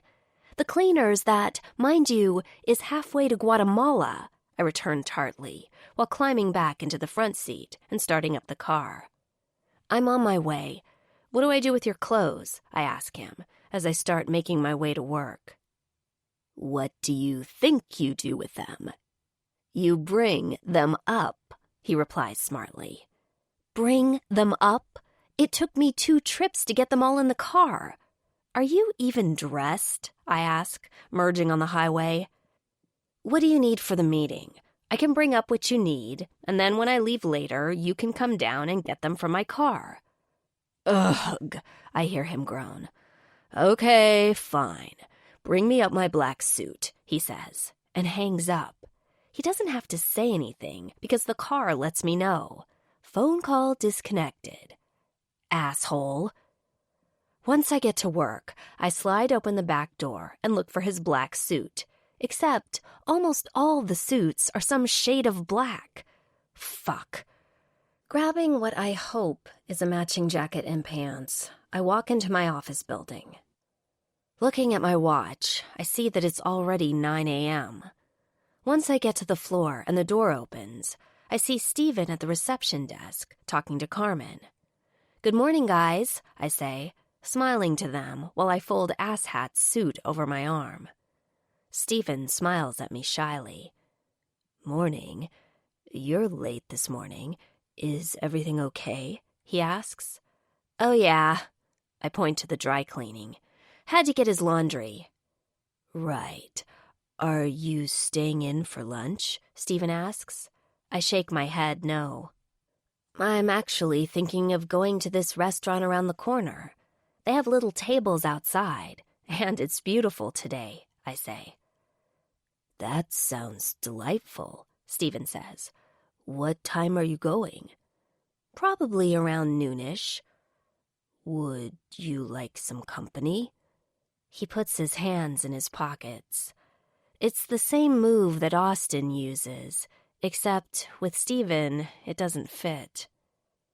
I would love some company. I'll call you when I'm ready, I say to him, and then walk down the hall to my desk, dumping my purse on it before I walk to his office. Seeing that the door is closed, I knock and wait for him to tell me to come in. I open the door and see him behind his desk, eyes on the computer while he types away. Here's your dry cleaning. Where do you want it? I ask him. Just put it over the back of the couch and check your email. There are a couple of things that need scheduling. Also, we have the grand opening for the club in 3 weeks. You need to attend with me. Which day? I ask, trying to pull up my calendar in my head, hoping that I don't have anything. You have all of that in your emails. Now, if you're done asking me insignificant questions, you can go.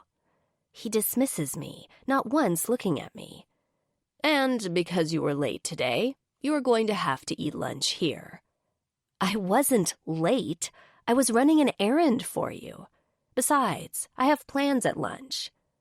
Don't care. Change them.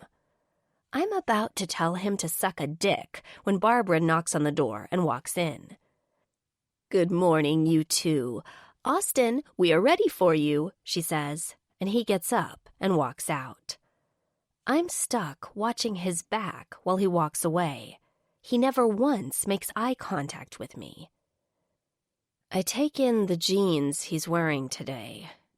They hang low on his hips, but are tight on his ass. And what an ass it is. The kind that makes you want to grab it and bite it. Wait, what? What the hell was that? I don't like him. I really don't like him. Not at all. Not even a little bit. In my head, he's my sworn enemy. Now, if only someone would send that memo to the rest of my body. Chapter 10. Austin. All night I tossed and turned. The fact that I texted her and she didn't answer me pissed me off. Again and again, I waited for her answer, but got nothing. The thought of her with someone else irked me. I tossed. I turned. I got up. I looked outside. I kept my phone near me all night, just in case she answered. Finally, around 2 a.m., I fell asleep, and when my alarm rang, I rushed, thinking the phone was ringing. So here I am, still pissed off that she didn't answer, mingling with the fact that I'm grumpy because I'm tired. And to top it all off, I have to go into a marketing meeting with Danny about the club that is opening in 3 weeks. I also have to talk to John about the Christmas party that is coming up. I walk into the meeting with John and Steven, pissed off, because not only did Lauren just walk in, but she looks hotter than she ever has. That dress wrapped around her catches every curve she has, and when she walks, you get a glimpse of her inner thighs. So now I'm sitting in this meeting with a hard-on. "Are we disturbing you, Austin?" I hear John ask. I shake my head, leaning back in my chair, rocking. "Nope, I'm all ears." He looks over at me, eyes narrowed speculatively as if he's trying to figure me out. "I think that's all for now, Steven. You're good to go," John says while still looking at me. "Perfect. If you guys need me, I'm heading out to lunch with Lauren, so I'll be back after that," he says, gathering his things and getting up from the table. "No, you're not," I almost shout, and he stops picking his things up to look at me. "She needs to set up for my meeting with Danny." I grab my phone, sending her a message, telling her that I need her to set up for my meeting with Danny. "Oh, okay," he says, turning and walking out of the room. "Want to tell me how she's going to set up for your meeting with Danny when Danny is the one bringing everything for the meeting?" I shrug my shoulders. "She needs to make sure we have water and shit." He slaps his hand down on the table and bursts out laughing. "You have it so bad for her and you don't even know it yet." "I don't have anything bad. She almost killed me. I have to make her life a living hell." But he doesn't say anything. He just continues laughing. "She fucking put something in my Coke, and I thought I was shitting out my organs." He wipes the tears from the corners of his eyes. But just then the door is thrown open, and Noah saunters in. "What are you guys laughing about?" he asks, plopping himself down in the chair that Steven just vacated. "Austin's PA put something in his Coke, and he had the shits all night long," John says between fits of laughter. "It wasn't all night long. It was till there was nothing left inside of me," I correct him while Noah chuckles. "Wow, I thought my PA hated me." "She caught you fucking her mother on your desk," I remind him. "She didn't knock. It wasn't my fault," he points out. "You had sex with her the day before," I also point out. He shrugs his shoulders, thinking nothing more of it. "At least she didn't try to kill me." "She put your face on a billboard with your home address and open invitation for free lodging for the homeless," John comments, still laughing. We don't know it was her, I tell him. I know that Lauren gave me something. That's the difference here. And you didn't infect her computer with porn viruses? John asks. Barbara says you're paying JP for that visit yourself, by the way. You got her computer infected with porn? Oh my fuck, you like her, Noah accuses. How can I like someone who almost killed me? She also hates the fact of my very existence on this earth, not to mention that she didn't even answer my texts last night. You texted her after hours? Noah asks, confused. I needed her to pick up my dry cleaning. I'm making excuses right now that are so lame, not even I'm buying them. Besides, you text your PA at night. Yes, Noah confirms. For sex. I throw my hands up when they both laugh at me. Then I look at my watch. I'm not doing this. I have to get ready for Danny's meeting. Oh, yes, that's right. The meeting Lauren has to prepare for. John even uses his hands to make air quotations. Noah continues laughing. Those bastards. Fuck off, the both of you. I storm out of the conference room and run straight into Lauren. I wrap my arms around her so she doesn't fall. One arm wraps around her waist easily, while the other brings her closer to me. Her body fits mine perfectly. Her head tilts back, and I look into her eyes. They are startled at first, but then they turn softer. Sorry, she says, and I get a whiff of her berry scent. If I bent just a bit, my lips would touch hers. I would be able to find out if that shiny pink lip gloss of hers tastes like strawberries. I'd find out how those plump lips feel against mine, and if I could get her to light up for me. Maybe then I'd finally figure out how she really feels. All these thoughts are running through my mind, and I decide I'm going to go for it, to finally scratch this itch that has been taunting me since the moment she got out of her car on the side of that road. Before I can do it, though, the conference room door opens, and Noah and John both come walking out. Their laughter stops the second they take in the scene before them. Hey, John says. Lauren pushes herself away from me. Hi, John. I wasn't watching where I was going and slammed into Austin. He caught me before I fell. She's babbling so fast and nervously, I don't think she realizes that it just makes us look even guiltier. I've got to set up for the meeting. Excuse me. She rushes out, walking past them. Dude, cover that shit up. Noah points to my crotch, where it's plain to see that I'm, once again, at full mast. They both start laughing at me. I walk away from them, shaking my head while I attempt to cover my hard-on.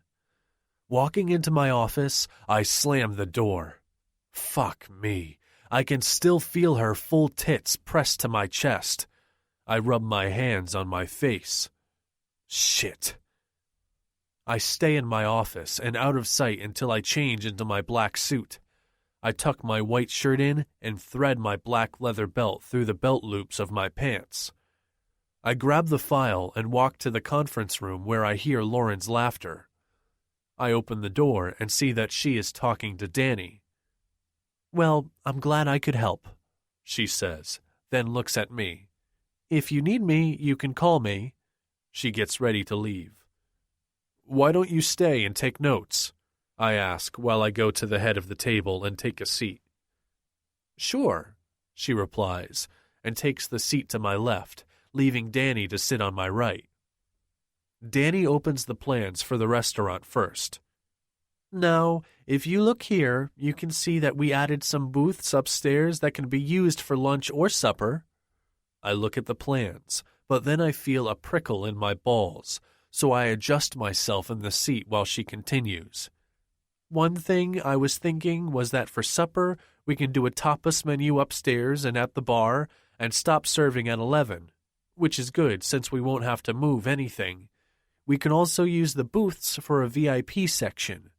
She continues talking, but I'm having trouble focusing on her words because my balls are starting to burn. So, I pull my pants away from them, thinking that they are squeezing them. That sounds like a good plan. Can we also do some couples booths?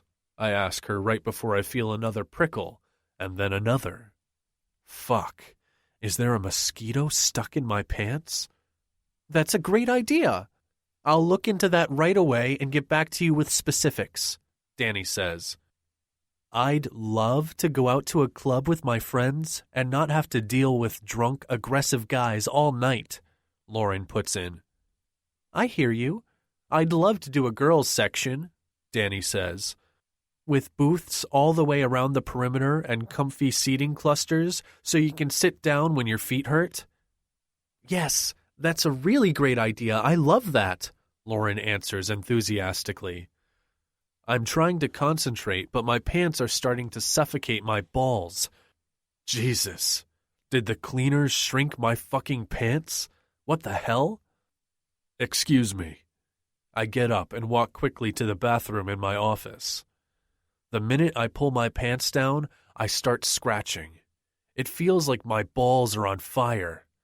I yank down my boxers and gasp out loud. My balls have ballooned to 3 times their normal size. Well, one looks like it's twice its normal size, while the other is even bigger than that. Oh my God, what the hell? I start to panic and pull my phone out of my pocket to call John. You need to come to my office right now, I demand, and then hang up. I take a picture of my balls with my phone to inspect them closer. I grimace at what I see. Holy fuck, they are huge and red. And are those bumps? I hear John call my name. I open the door just enough to pop my head out. Come here. No way. What the fuck, man? I thought you were in trouble, he says and turns to walk out. John, get the fuck in here, I whisper-yell angrily through my clenched teeth. He walks in, and I close the door as he looks down and gasps, taking in the state of my balls. What the fuck, dude? I don't know what's going on. I was sitting in the meeting when I felt a prickling sensation. I thought my pants were just getting tight. Dude, I look down. My balls. I look up again to see that John is standing there, a hand over his mouth, his eyes wide. You need to go to the doctor. Jesus, do you think they'll explode? He wonders as he crouches down, a little too close considering our relationship, to get a better look. Get the fuck away from my balls, please. I snap while I take my phone out and call Noah. If anyone knows anything about this kind of thing, it's Noah. Didn't he get crabs from some chick in the Hamptons once? He answers on the first ring. Yo! And I put him on speaker. When you got crabs, did your balls swell? I ask, closing my eyes. I haven't had sex in about a month, so I have no idea if this is some sort of a delayed reaction. You have crabs? He asks, instead of answering my question. I have no idea. My balls are on fire and have swelled up to the size of a baseball, I explain while I continue to scratch them. Don't touch them, John says from his side of the phone. I'm Googling this. Can I take a picture? He asks right before he looks up and sees the glare on my face. Oh, send me a picture too, Noah says while John continues to mess with his phone. It says something might have ruptured, or you could have a hernia. Did you lift something heavy? He asks while continuing to read. I was in a fucking meeting. I lifted a goddamn water bottle. I look down at my balls, which seem to have gotten even bigger. Oh my God, I think they're getting bigger. Can someone please send me a picture? Noah begs through his laughing. I'm not sending you a picture of my balls, man, I say. You really need to get that checked out, John says. I'll call Phil. Maybe he's on duty. What color are they? Noah is still chuckling. Fuck you. The itch is so bad I can't stop scratching. Phil says he's at Mercy Hospital now. If you get there in the next 30, he can see you, John says while he's on the phone with Phil. I'll meet you there, Noah says, and I hang up on him. Will they fit back in your pants? John is now laughing at me too. Fuck you, this isn't funny. What if they explode inside? I question as panic sets in and my heart starts to beat faster. Jesus, what if I broke my dick? I pull up my boxers, then my pants, my balls protesting the constriction of my pants. Fuck, oh God, it hurts now. I groan as I head out of the bathroom. I'm walking like I'm severely constipated, or worse, like I just had anal sex with a telephone pole. Someone needs to tell Danny that I'm leaving. On it, John says, typing on his phone. Let's go before someone else sees you. We walk to the elevator as fast as we can, given my condition. When we get to Mercy, Noah is outside with a wheelchair waiting for us. Is this curbside service or what? He says, laughing at us. Come on, big nuts, let's get this taken care of. I sit down and get wheeled inside where Phil is waiting for us. When he ushers us to a room, I expect Noah and John to wait outside, but I'm not that lucky, and I shouldn't be all that surprised when they follow us into the exam room. Seriously, you guys really need to be in here? I ask them both. I've already seen it, John mutters, while Noah says, I wouldn't miss this for the world. Can I film this? Maybe do a snap story? Oh, I know, it could be my Instagram story. I glare at him. We could do that Facebook Live thing, you know, for medical purposes, of course. No one is filming shit, I grumble, while Phil tells me to lower my pants. I pull my pants and boxers off at the same time, and male gasps fill the quiet room. Jesus, fuck me, your balls are the size of a miniature poodle's head, Noah exclaims, and I start scratching again. Fuck, they got bigger, John comments. I didn't think it was possible. Phil, can they explode? Phil grabs a pair of exam gloves, pulls them on, and rubs them together. I'm warming them up, he says, and then proceeds to put his ice-cold, latex-covered hands on my poor, burning, itching, swollen balls. He starts inspecting them, bringing them up to look at the underside of my scrotum, and moving them to the side to inspect the area where my leg meets my groin. I don't see any puncture marks, so it's not a bite. A small rash is forming on your scrotum, however. I put my head back and let out a breath I have been holding. It looks like you're having an allergic reaction to something. Did you eat anything different? Change soaps? Anything at all? I shake my head, no. I don't think so. I don't wash my clothes, and my pants just came back from the dry cleaners. Lauren picked them up this morning.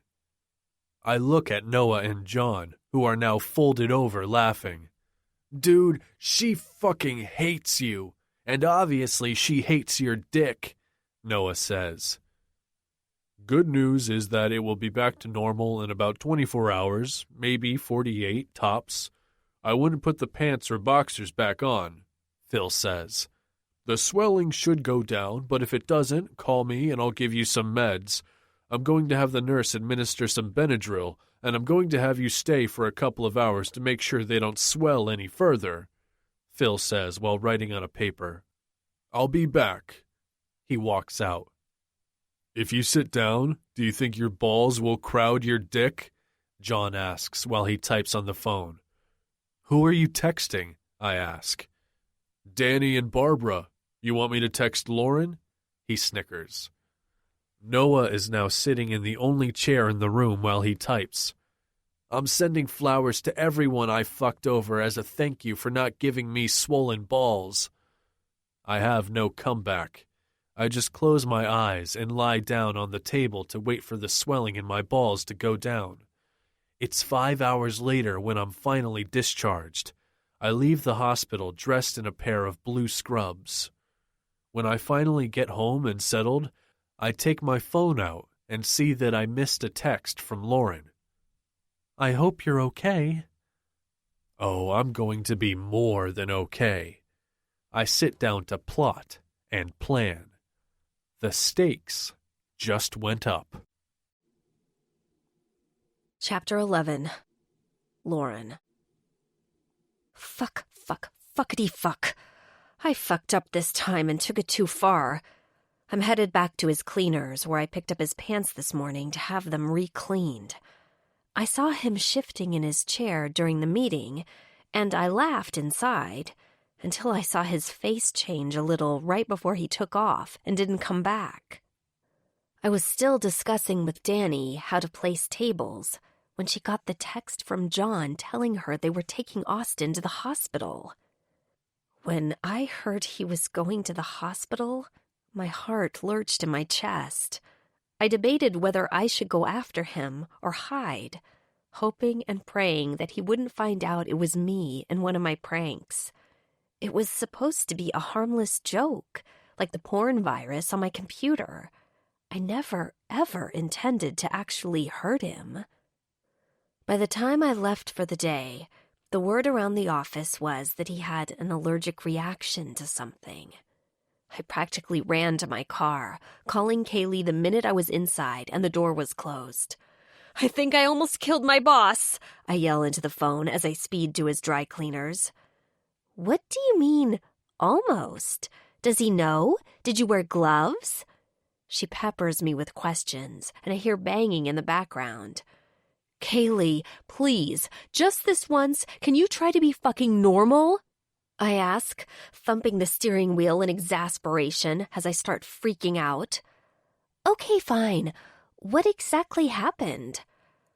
"I put fucking itching powder in his pants. And I think his dick, or his ass, or I don't fucking know, maybe his balls, was allergic to it, and he had to go to the fucking hospital," I finish on a shrill yell. "You put what?" "Itching powder I took from Gabe's prank box. It was just supposed to be a stupid joke, a payback for the porn bombing he pulled on my computer," I say as my eyes start filling with tears. "You mean after you put a laxative in his Coke?" "Kaylee, not now, for the love of God. You are on my side, always. Blood thicker than asshat boss," I remind her. "The minute he ran into me and I almost fell, but he caught me instead, I regretted doing it. Oh, God, do you think he's going to know it's me?" "I don't know. Does anyone else in the office hate him?" she asks me. "I have no idea if anyone hates him. It's not something I can bring up, you know. I mean, I'm his PA. I can't go around asking people, 'Hey, how are you? Isn't Austin an asshole?'" Oh my God. I pull up to the cleaners. "I gotta call you back. I'm at the cleaners. I'm bringing his clothes to be re-cleaned." I hang up, even though she is still talking. I rush into the cleaners, my arms full of all his clothes. "Hi there. I need all of these re-cleaned. Twice, please." I put the clothes down on the counter. "Ma'am, you just picked these up this morning," the lady says, while she picks up the clean clothes that are still in the plastic covers. "Yes, I think something spilt on them, and he wants them cleaned again," I say, smiling. "Twice." "Twice?" she asks, confused. "Yes, just in case. He wants them run through the cleaning process twice," I repeat to her, and she puts my special request on the card. I turn and rush out of there. I climb back into my car, toss my purse onto the passenger seat, and head for home. While I brake at a stop sign, the empty bottle of itching powder rolls to the front floorboard at the same time as my phone rings. I see that it's Kaylee calling. "Are you okay?" she whispers. "No, I'm not okay. I caused my boss to end up in the ER with an allergic reaction and swollen balls because I was trying to get back at him. I feel the sob creeping up my throat. "Did you get rid of all of the evidence?" she asks me. "I still have the empty bottle here in the car." I look down at it, and it's almost as if it's taunting me. "Throw it out of the car right now," she instructs me. "Open the window and toss it as far as you can." I pick up the bottle and hold it in my hand. "Should I wipe it down?" I look around for a rag. "Lauren, do you honestly think he is calling CSI to come and find the bottle? Just throw the fucking thing out the window and come home." Just as I'm about to throw the bottle out of the window, I hear a honk startling me. "Fuck," I say, while the bottle falls into my lap. "I'm on my way," I say while I drive on. And when I'm all alone on the street, I toss that bottle as far as I can while driving. Once I park my car in the driveway, I text Austin. "I hope you're okay?" I wait a couple of seconds, but nothing comes in. So I walk into the house, where I'm greeted with hugs and kisses. When I finally tumble into bed, my phone beeps with a text from Austin. "I'm not coming in tomorrow, so you can take the day off." "Oh, are you okay? I heard you had an allergic reaction." "You could say that." "Well, I'll be here all weekend if you need anything. I'm hosting my parents and a couple of their friends for their anniversary brunch on Sunday morning. But if you need anything, please let me know." "Sure thing." This is really weird. He's usually sarcastic and an asshole, but now he's all soft and not at all snarky. The next couple of days are pretty much the same as usual. On Saturday night, after putting the kids to bed, I start preparing the dishes and everything for tomorrow's brunch. Mom is having a caterer come in since I'm hosting their anniversary brunch. We plan to set up outside and have a beautiful outdoor celebration with 20 of their closest friends. My phone rings, letting me know that it's my mom calling. "Hey, Mom." "How did you know it was me?" she asks, all confused. "Mom, the phone has caller ID." My mom isn't a tech-friendly person. Last time she tried to FaceTime the kids, her screen was facing the other way, and all we saw was her finger on the camera. "Are you ready for tomorrow, dear? You didn't really have to do this, but we are so excited about it." Her voice is pitching higher with her excitement. "It's my pleasure, Mom. You know I would do anything for you, too." And I would. Mom and Dad have been married for 39 years. They met while Dad was visiting a friend from college. All it took was one look, and he was hooked. The minute he finished his residency, he came and proposed to Mom, promising to love, honor, and cherish her. And he actually kept those promises. Mom stayed home with us girls, while Dad grew his practice. He's retired now, and the practice is in Josh's hands. "You know, Josh is coming and he's single again," Mom reminds me, interrupting my thoughts. "Mom, please, don't. We went on one date, and that was only because I was guilted into it." My mother heaves out a huge sigh. "Oh, please, he's perfect for you. Single and a doctor." "Mom, he's shorter than me by almost a foot, and he's balding," I tell her. "It's what's inside, Lauren, not what's outside." "Mom, he's 30, I yell out. "So he aged early. There is nothing wrong with that. He's a total catch," she says. "Oh, honey, I have to go. The Robinsons just got here. See you Sunday." She adds, "Oh, and tell Kaylee that a bra is mandatory." I laugh and hang up the phone just as Kaylee walks in. "That was Mom." I point to the phone. "She said that a bra is mandatory this time." She waves her hand like she isn't paying attention. Oh, please, it was one time. How was I supposed to know that you could see my nipples through that pink sundress, she says, while grabbing her almond milk and drinking straight from the carton. Right when I'm about to scold her to use a glass, the phone rings again. This time, I see it's Austin. Hello? I say tentatively, since he's never called me. I have an 8 a.m. meeting Monday morning with Danny to finalize things, since I had to leave yesterday. Okay, I can get in a bit early and get things set up again, I confirm, looking at Kaylee, who is looking at me, making the blowjob motion with her tongue poking her cheek. I need my dry cleaning. Is it still in your car? He questions me, and my head snaps up as I wave my arms to get my sister to stop distracting me. Yeah, I still have it. How about I bring it to you on Monday morning? Is that okay? I'm freaking out and pacing the kitchen floor while my sister pretends to be humping the counter. I mute the phone and look at her. Would you be serious? He wants his dry cleaning. I unmute it while he grunts his okay. If that's all, I have to go. I have to run errands for my Sunday brunch. Yeah, that's all, he says, and hangs up. Oh my God. I run to my purse, searching for where I put the dry cleaning bill. Once I find it, I call the number at the top. They answer after one ring. Rinse and clean, how may I help you? The lady says right before I stutter out. Hi, I was in a couple of days ago. I don't know if you remember me. I needed an order washed twice. I sit on the stairs. The number is 076453.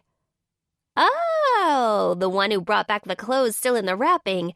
Yes, ma'am. I put a rush on it, and they should be ready in about an hour. I look at my watch and see that it's already almost 4. Okay, thank you. Are you open tomorrow? I ask her, knowing I won't be able to get there and back before I have to get Gabe to his soccer game. We are open until 4 on Saturday and noon on Sunday, she says, and hangs up after we say goodbye. Fuck! I have to add a stop to our growing list of things to do tomorrow. Next time I offer to host a brunch, kick me in the ass, please, I tell Kaylee. The day flies by in a flurry of errands and preparations, and before I know it, it's Sunday morning. I set my alarm for 8, since the caterers will be arriving at 8:30. I make my way downstairs, just in time to see Kaylee walk in the door, still wearing last night's outfit. Oh, the walk of shame. Nice, very nice, I say, while I sip my coffee and she sits down at the counter. What's a walk of shame? Rachel asks, and I look over at Kaylee. It's when you're still wearing last night's clothes, Kaylee discloses to her, and then whispers to me. After they were on the floor of the hot guy whose cock you rode all night. And then she throws her fist, pumping. I smack her arm and pick up Rachel in my arms. You get to wear the pretty dress today. Are you excited? I ask her. So excited. We get to get our hair fixed? She throws up her hands, mimicking Kaylee. The doorbell rings, and I let the caterer in while we go upstairs to get dressed, so we can leave the caterers to do their thing while we get pampered. Even Gabe comes along for the fun. Well, not fun for him, but he pretends. Once we get home, we all rush upstairs to change, with only 20 minutes to spare. I hurry into my room and pull out my white skirt that is tight to the knees with pleats all the way around. I pair it with the tight brown spaghetti-strapped camisole that molds to my boobs and my brown strappy wedges. Lauren? I think you should see this, I hear Kaylee say at the same time the doorbell rings. I spray my perfume on and rush downstairs, where my parents have just walked in with all of their friends arriving at the same time. Happy anniversary, Mom and Dad, I greet them with a hug. Thank you, dear, Mom says, hugging me in return. Please, everyone, come in. I had the backyard set up for our brunch. I point the way to the backyard. Kaylee, who has changed and is now wearing a pretty pink sundress, with a bra, I might add, rushes over to me. I think you need to see outside before everyone else does, she says with her teeth clenched, which confuses me. What are you talking about? I ask, and then the doorbell rings again. I go to answer it before Kaylee does. I open the door to be greeted by a guy holding a huge chocolate bouquet. I gasp out in shock when I see that all of the chocolates are made of penises, and the pail holding them is adorned with a huge pink bow.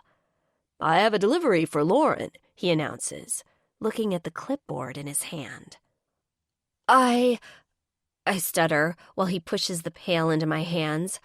I didn't order these. I look down and see that there are both white chocolate ones and milk chocolate ones, all on white sticks. I shake my head, my throat getting dry. He walks to his truck that is parked in the driveway and comes back with 2 more pails. I don't want this, I say to him, but he's just a delivery guy, so he just smiles and leaves. Oh my God, Kaylee says from behind me. Don't freak out. She looks at me. Why would I freak out? I ask, right when my mother yells from outside. I walk past the caterers, who are still preparing. When I walk into the backyard, my eyes survey the scene as my mouth hangs open at what I see. I look at the white tables I ordered that are all set up with the turquoise tablecloths I requested. The little glass vases holding the white flowers in them, just like I ordered, in the center of each table. Except there are also bouquets of balloons, all white and turquoise, each one stamped with a penis. Now, as if that isn't bad enough, there are also approximately 50 2-foot-tall pink penis-shaped helium balloons. The penis has a smile on the head and a blue bow around the shaft. They are all floating around the yard. Oh my God, I cry, looking over to see that there are penis straws in all the glasses. The table in the corner that I set up for the cake is now filled with cupcakes with little penis cake toppers. Dear, what is this? My mother asks me with a forced smile on her face. My father is holding a glass of scotch, which he is sipping, mind you, through a penis straw. I didn't order this. They made a mistake. I look around, making sure everyone hears me. One of the servers walks by with the chocolate penises. Of course, my mother grabs one before she even realizes what it is. Grammy, why are you eating a chocolate willy? Rachel asks. Look, Mama, it's just like Gabe's willy. She grabs a balloon and runs over with it. I look over at the guests, who are all snickering at this point. Surprise! Kaylee yells. You guys are in for a treat. Mom's best friend, Sarah, comes up to me. I love it. It's very liberating. And fun, she giggles as she takes a sip of her drink through her own penis straw. I am completely and utterly humiliated, and I'm about 2 seconds away from sobbing in the middle of my backyard. The song, It's My Party and I Can Cry If I Want To, is playing on repeat in my head. Tears well up in my eyes. I'm about to have an epic meltdown, and we didn't even serve the meal yet. I hear a knock on the side gate, and in walk, or should I say saunter, Austin and his friend Noah. Austin looks like sin on a stick. He's dressed in blue jeans and a linen button-down shirt rolled up at the sleeves. His silver Rolex on his wrist and his gold aviator glasses on his face. A dusting of 2 days' worth of stubble gives him an edge. Oh, I'm sorry. I don't mean to crash your party, he says, with a megawatt smile on his face. I look over at Noah, who is looking around at all the penises, his eyes bulging out of his head. He turns and looks at Austin and covers his mouth with his hand. It is in this moment that I know I've been played. You! I point at Austin. He walks up to me, turning his smile at Mom. You must be Lauren's sister, he says, kissing her hand. She smiles and throws her head back and laughs. Oh, you silly boy. I'm Deidre, Lauren's mother. You can call me Dee Dee, she invites, while she smiles at him. You can call her nothing because you're leaving. Now. And, I turn to him, how did you know where I live? Lauren, stop being rude to the guests, my mother scolds, while my father walks over and introduces himself. Hello, son. I'm Frank, Lauren's father. No, I say, shaking my head. He isn't a guest. This is my former boss. I look at him. I quit. Done. Finished. Finito. I'm out, I snap, with my hands on my hips. Who is the other one? Kaylee asks, with a chin lift in Noah's direction. That's Noah, I answer. Gabe, can you go inside and get my car keys? Mr. Mackenzie was coming to get his dry cleaning, I say to Gabe, who runs inside to get my keys. Mom, can I have a Willy chocolate? Rachel tugs at my skirt while she asks me the question. No, you cannot have a Willy chocolate. We are going to eat in a minute. I turn and storm inside, walking past the kitchen to the bathroom, where I try to slam the door shut, but a brown shoe blocks it from closing. Seriously? What do you want? I look at him. He pushes the glasses to the top of his head. I blink away the tears that have formed in my eyes and look away from him so he doesn't see. Didn't you get your revenge already? I throw my hands up. You penis-bombed my parents' anniversary party. He leans against the closed door, folding his arms across his chest. His scent fills the room, making it feel small all of a sudden. You made my balls swell to the size of fucking grapefruits. I thought they were going to explode, he fires back at me. I did no such thing. I look at my shoes and then look up. But this, you pushed it too far. How about we call a truce? Austin asks. I don't think I can take any more. I almost died, and my testicles almost exploded. Fine, I agree, putting out my hand to shake his. He grabs my hand in his, and the minute he touches me, my breath hitches, and I try to pull my hand away, but he holds it firmly. Truce, he promises, his thumb stroking my hand. I look down where our hands meet. The room is getting smaller and smaller. Right as I start to lean into him, there is a loud knock. Hey, I don't mean to interrupt, but, Jake is here. Chapter 12. Austin. The minute she told me she was having a brunch at her house, I set a plan in motion. This was after I called the dry cleaners and asked them if they changed soaps. I was told that my clothes had been brought back with the very odd request that they be re-cleaned twice. That little shit. It took about 30 hours for the swelling in my balls to go down. 30 hours of praying to every god I could think of that they would return to normal. I just didn't want to have big balls anymore. So when I finally calmed down, I put my plan in motion. I found her address in the company directory that only HR and higher management can access. From there, I set out to find local businesses who sold party materials in the shape of a penis. I called in the event planner that I usually use, and she was nothing but professional. I was really surprised that she didn't even bat an eye at my strange requests.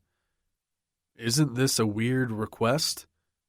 Austin, You would be surprised the stuff I have had to find.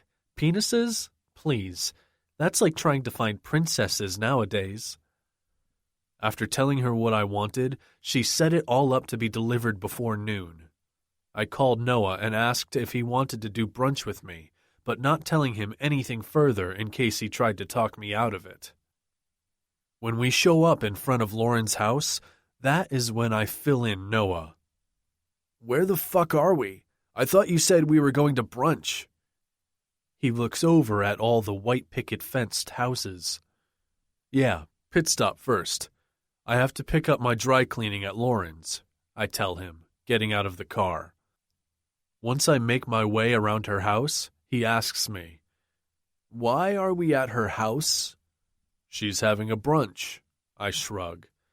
"I may have sent her some penis decorations," I say before walking to the side of the gate.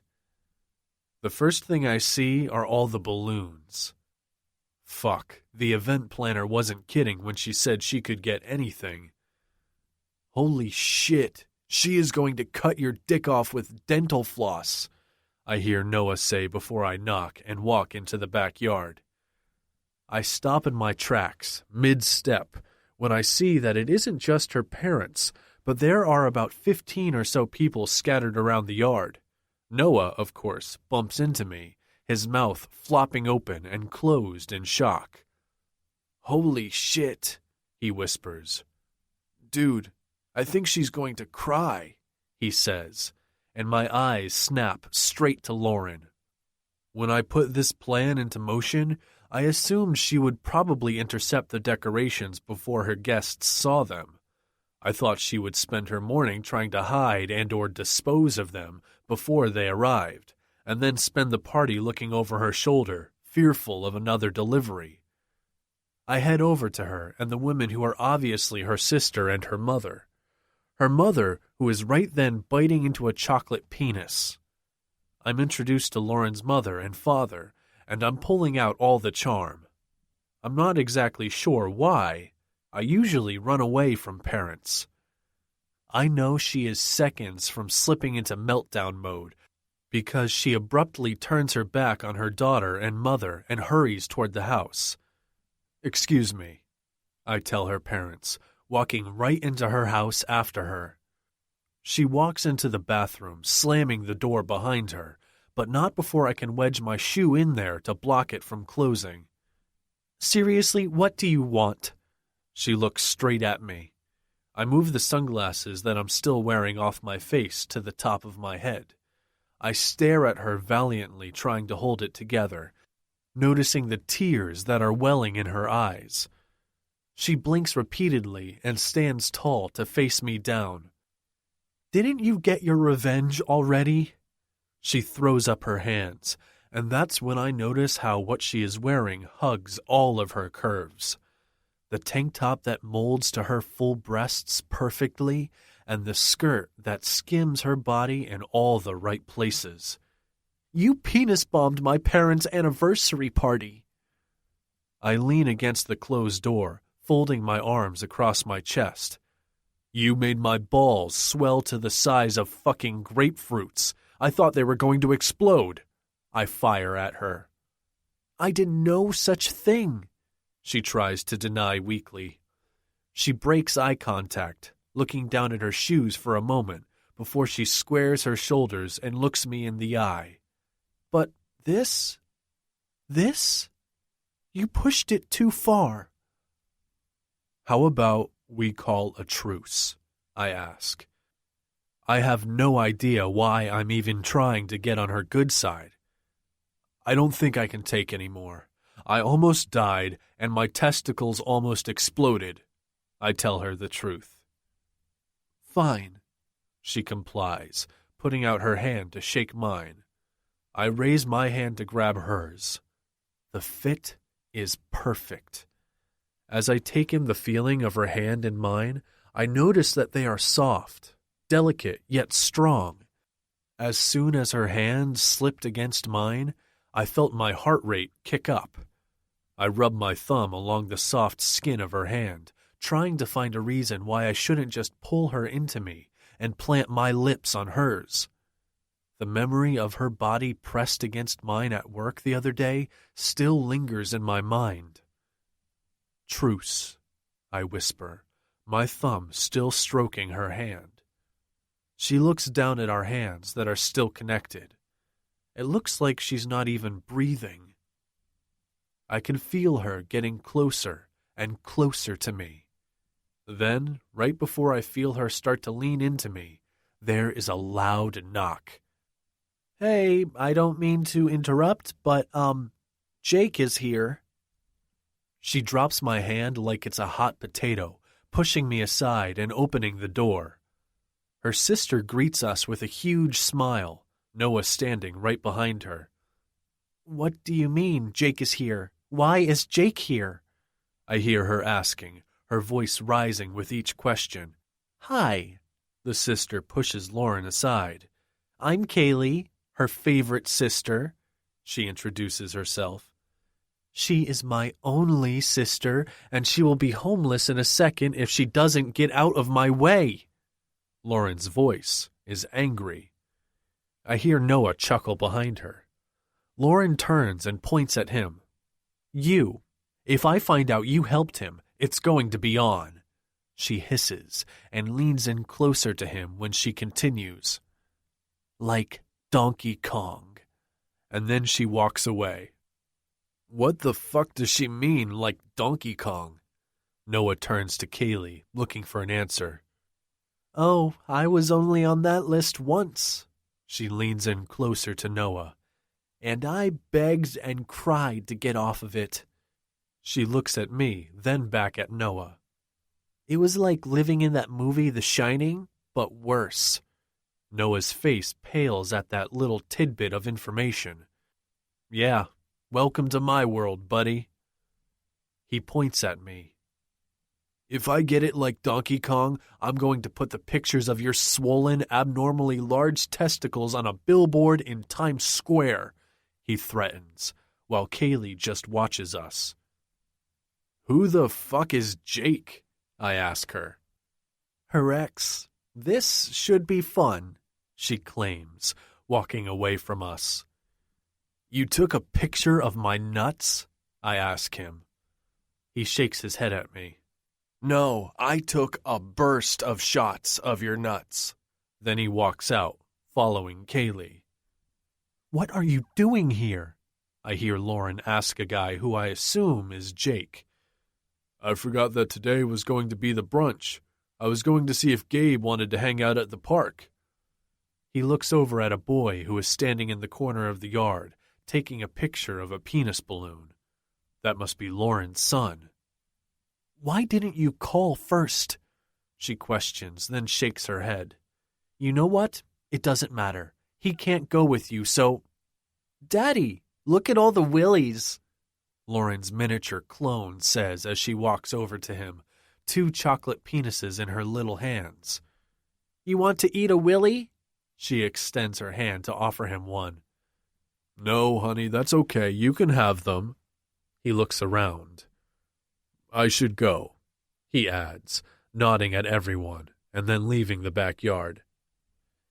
"Hey, mister." The girl looks up at me. "Who are you?" She is biting off the tip of the chocolate penis in her little hand. "I'm your mom's boss," I explained to her, squatting down in front of her. "Oh, you're the asshat," she wonders, and Lauren's hand flies to cover her daughter's mouth in an effort to muffle whatever else she was going to say. I look up at Lauren and see her shrug her shoulders. "This is Rachel, and that is my son Gabe." She points back to the kid in the corner, who just raises his hand in a little wave. "Are we eating or not?" Frank asks. "Yes," Lauren answers. "Everyone, please grab a seat wherever you feel comfortable. I'm going to tell Edward we are ready. You two can sit at my table," Kaylee invites, while Lauren walks away. She doesn't make it inside before she turns around. "They aren't staying." "Oh, come now, Lauren. That would be rude," Dee Dee chides. You can sit at our table. She turns to Frank. Let's go sit down, honey. Once everyone is seated, I look around our table. Noah, Kaylee, Frank, Dee Dee, Lauren, and Josh, who I found out is a doctor and bears a striking resemblance to Newman from Seinfeld. He sits next to Lauren, standing up when she gets to the table and pushing her chair in. She looks over at him and smiles. What the fuck is that smile all about? I wonder as I grab my glass of wine and down it in one gulp. Slow down there, slugger. We don't want you flying off on one of those penis balloons, Noah whispers in my ear. So? Josh starts, looking at Lauren. I hear congratulations are in order. You're back in the workforce now. He continues in that annoyingly nasal voice of his. How does this weekend sound? He blushes and looks down to his hands. What a putz. Oh, she can't do this weekend, Kaylee answers for Lauren. She's having her bikini area waxed and styled, she explains, nodding her head. What? He looks confused. Well, Kaylee leans in and whispers, it's like the Amazon down there. Noah spits water from his mouth, while their mother puts her hand to her mouth and Lauren throws her fork down on the table, the clatter hushing the whisper at our table. Kaylee, she grates out, her jaw ticking. What? She asks. Was it a secret? She shrugs. So sorry. She brings her glass of wine to her mouth in an attempt to hide her smirk. Dear, Lauren's mother questions, are you okay? Is this procedure normal? She gives her daughter a look filled with concern. Mom, Lauren starts before she is cut off by her father. Lauren, it's been a while since Jake left. Maybe if you... He gestures with his hand in a circle and his fingers sliding in and out. You won't be so stressed. I look over at Lauren, whose face is red with embarrassment and looks like she is going to lunge right over the table and throttle Kaylee. She slams her hands on the table, the glasses clinking and rocking with the force of it. I'm not having any hair removal procedures done because it is not necessary. Can we please just... This time, she is cut off by her mother. So you've had sex since Jake? Dee Dee asks her, a smile on her face. This is so good to hear. She claps her hands together, then leans over and puts her hand on Lauren's. I thought you had that glow about you. I'm going to the bathroom. Lauren excuses herself as she gets up and points to Kaylee. You, she growls. Come with me. Oh, Kaylee replies, completely unperturbed. I'm good. I don't need to go. I'll just wait here. Keep the guests entertained. Not a word, or else Donkey Kong, she promises before she storms off. So, Dee Dee starts, turning to me. How long have you two been dating? She looks at me, and then at the door that Lauren just walked through. Kaylee laughs. Oh, they aren't dating, Mom. He's her boss, she helpfully points out. He sent all these penis balloons. Frank looks over at me. You sent all these balloons and ruined all her hard work? He asks. Sir, if I could just explain, I start as my heart beats fast. Before I can say anything else, he puts up his hand to stop me. I like you, he declares right before someone clinks their glass and the speeches start. I look around the yard, taking in Lauren's family and friends. I sip my glass of wine and look over at Noah, who has his arm draped around Kaylee's chair and is whispering in her ear. Whatever he's saying is causing her cheeks to turn pink. The seat next to me gets pulled out when Lauren's daughter sits down next to me. Hey, asshat, can I have your strawberries? I look over her head to the door where Lauren disappeared a few moments before and see her walking back outside, with an angry scowl on her face. Oh shit, the naked strippers must have arrived. Chapter 13. Lauren. I am in hell. Something or someone out there is driving the karma bus right into me. What I want to know is, what the fuck did I do wrong, and to whom? Not only is my boss, the bane of my existence, sitting at a table in my backyard with my parents at their anniversary brunch, after he sent me a yard full of penis balloons, every single penis-themed party decoration known to man, and more penis-shaped chocolates on a stick than one woman could ever possibly eat. But as if that weren't enough, I'm now face to face with what appears to be the entire cast of the Australian all-male revue, Thunder from Down Under. "Hey there, mate. We are here to party," he taunts with a thrust of his hips. Please, you obviously aren't even from Australia. That accent sounds Jamaican. I put my hands on my hips, and I'm pretty sure that this is the straw that broke the camel's back. Visions of me picking up a knife and stabbing him in the fucking heart in a fit of rage dance through my head. Party was canceled, but you can charge the card twice for your trouble, I tell them, before slamming the door. I head back out to the backyard and look right at the man who has set this particular nightmare in motion. I see Rachel in the chair next to him and watch as his head lifts, eyes seeking mine. I see it. The moment his eyes recognize the fury in mine and he realizes that I'm onto him. "Okay, folks." He gets up. "I hate to cut out early, but..." He stammers, but... He looks to Noah for help, but Noah is too focused on whatever Kaylee is saying. Austin kicks Noah's chair to get his attention. His eyebrows shoot up when Austin says urgently, "Gotta go," then glances over at me and continues, "Now would be good." I don't know if Noah knows what is happening or not, but he throws his napkin on the plate in front of him. "This has been fun," he murmurs, trying to escape while keeping an eye on me at the same time.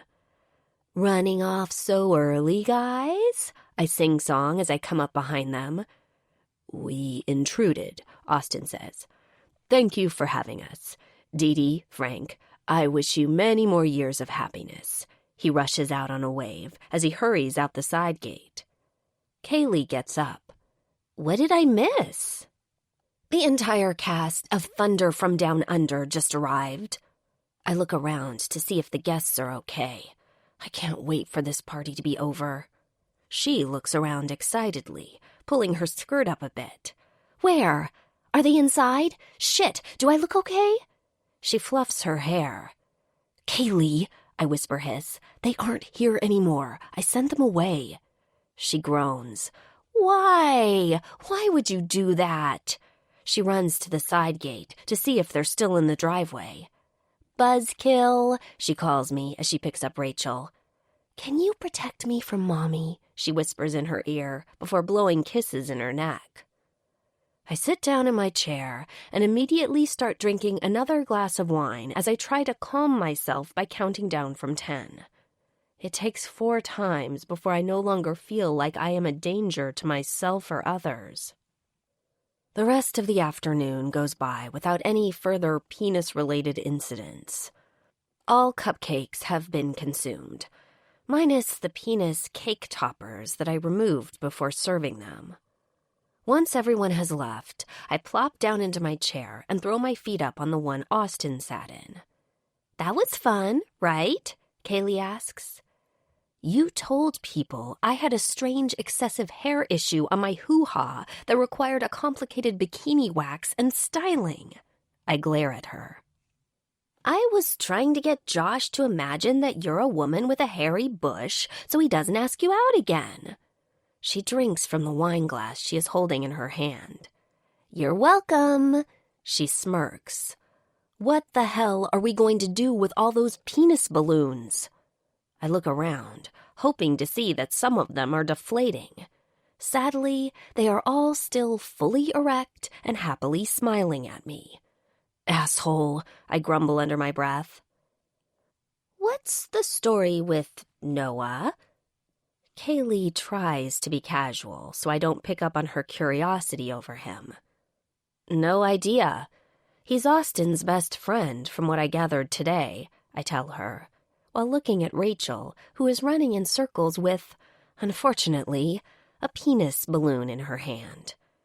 10 minutes to bath time," I call out, hoping she acknowledges me, but she just continues her one girl with a penis balloon parade. "Mom," I hear Gabe call from behind me, "can I go to Jesse's house to kick around the ball?" I check my watch and see it's almost 7. "Only for 30 minutes, okay?" I know he'll be 45 minutes. "So, what are you going to do to Austin for all of this?" Kaylee asks, pointing to the balloons. "Nothing," I smirk. "We called a truce." "I know that smirk. I've been on the receiving end of that smirk." She sits up. "I mean, we called a truce today, right? We didn't call truce on Wednesday when he made me run back for a fucking crisp kosher pickle because the one that came with his sandwich was limp, right?" I ask her, with a perplexed smile on my face. "What did you do now? From the pictures, his balls were almost the size of Gabe's soccer ball." I slap the table. "You saw pictures?" My mouth hangs open. She nods her head, yes. "I did. Not the actual Frank, though, just the beans. But they were ginormous." She motions with her hands, forming them into huge round objects in the air. "Now, what did you do?" "Nothing that will make any part of him swell. I will never, ever do something like that again." The guilt still runs through me. "I may have shred one of his parking tickets that had to be paid by yesterday, so he could avoid his car getting booted," I confess quietly, looking into the glass I picked up from the table. "Holy shit! I hope you kept the photocopies, because you can't not pay that. He is going to know it was you," Kaylee warns. I know. I kept them, so just relax." I put my hands on my hips and state defensively, "I'm going to pay them." "When?" she asks, earning her an eye roll from me. "Next week," I reply as I get up and ignore any further commentary from her. "Rach, bath time." I walk to the back door. "Don't you dare sit there and judge me, Missy." I point at Kaylee. "By the way, the potatoes had butter in them.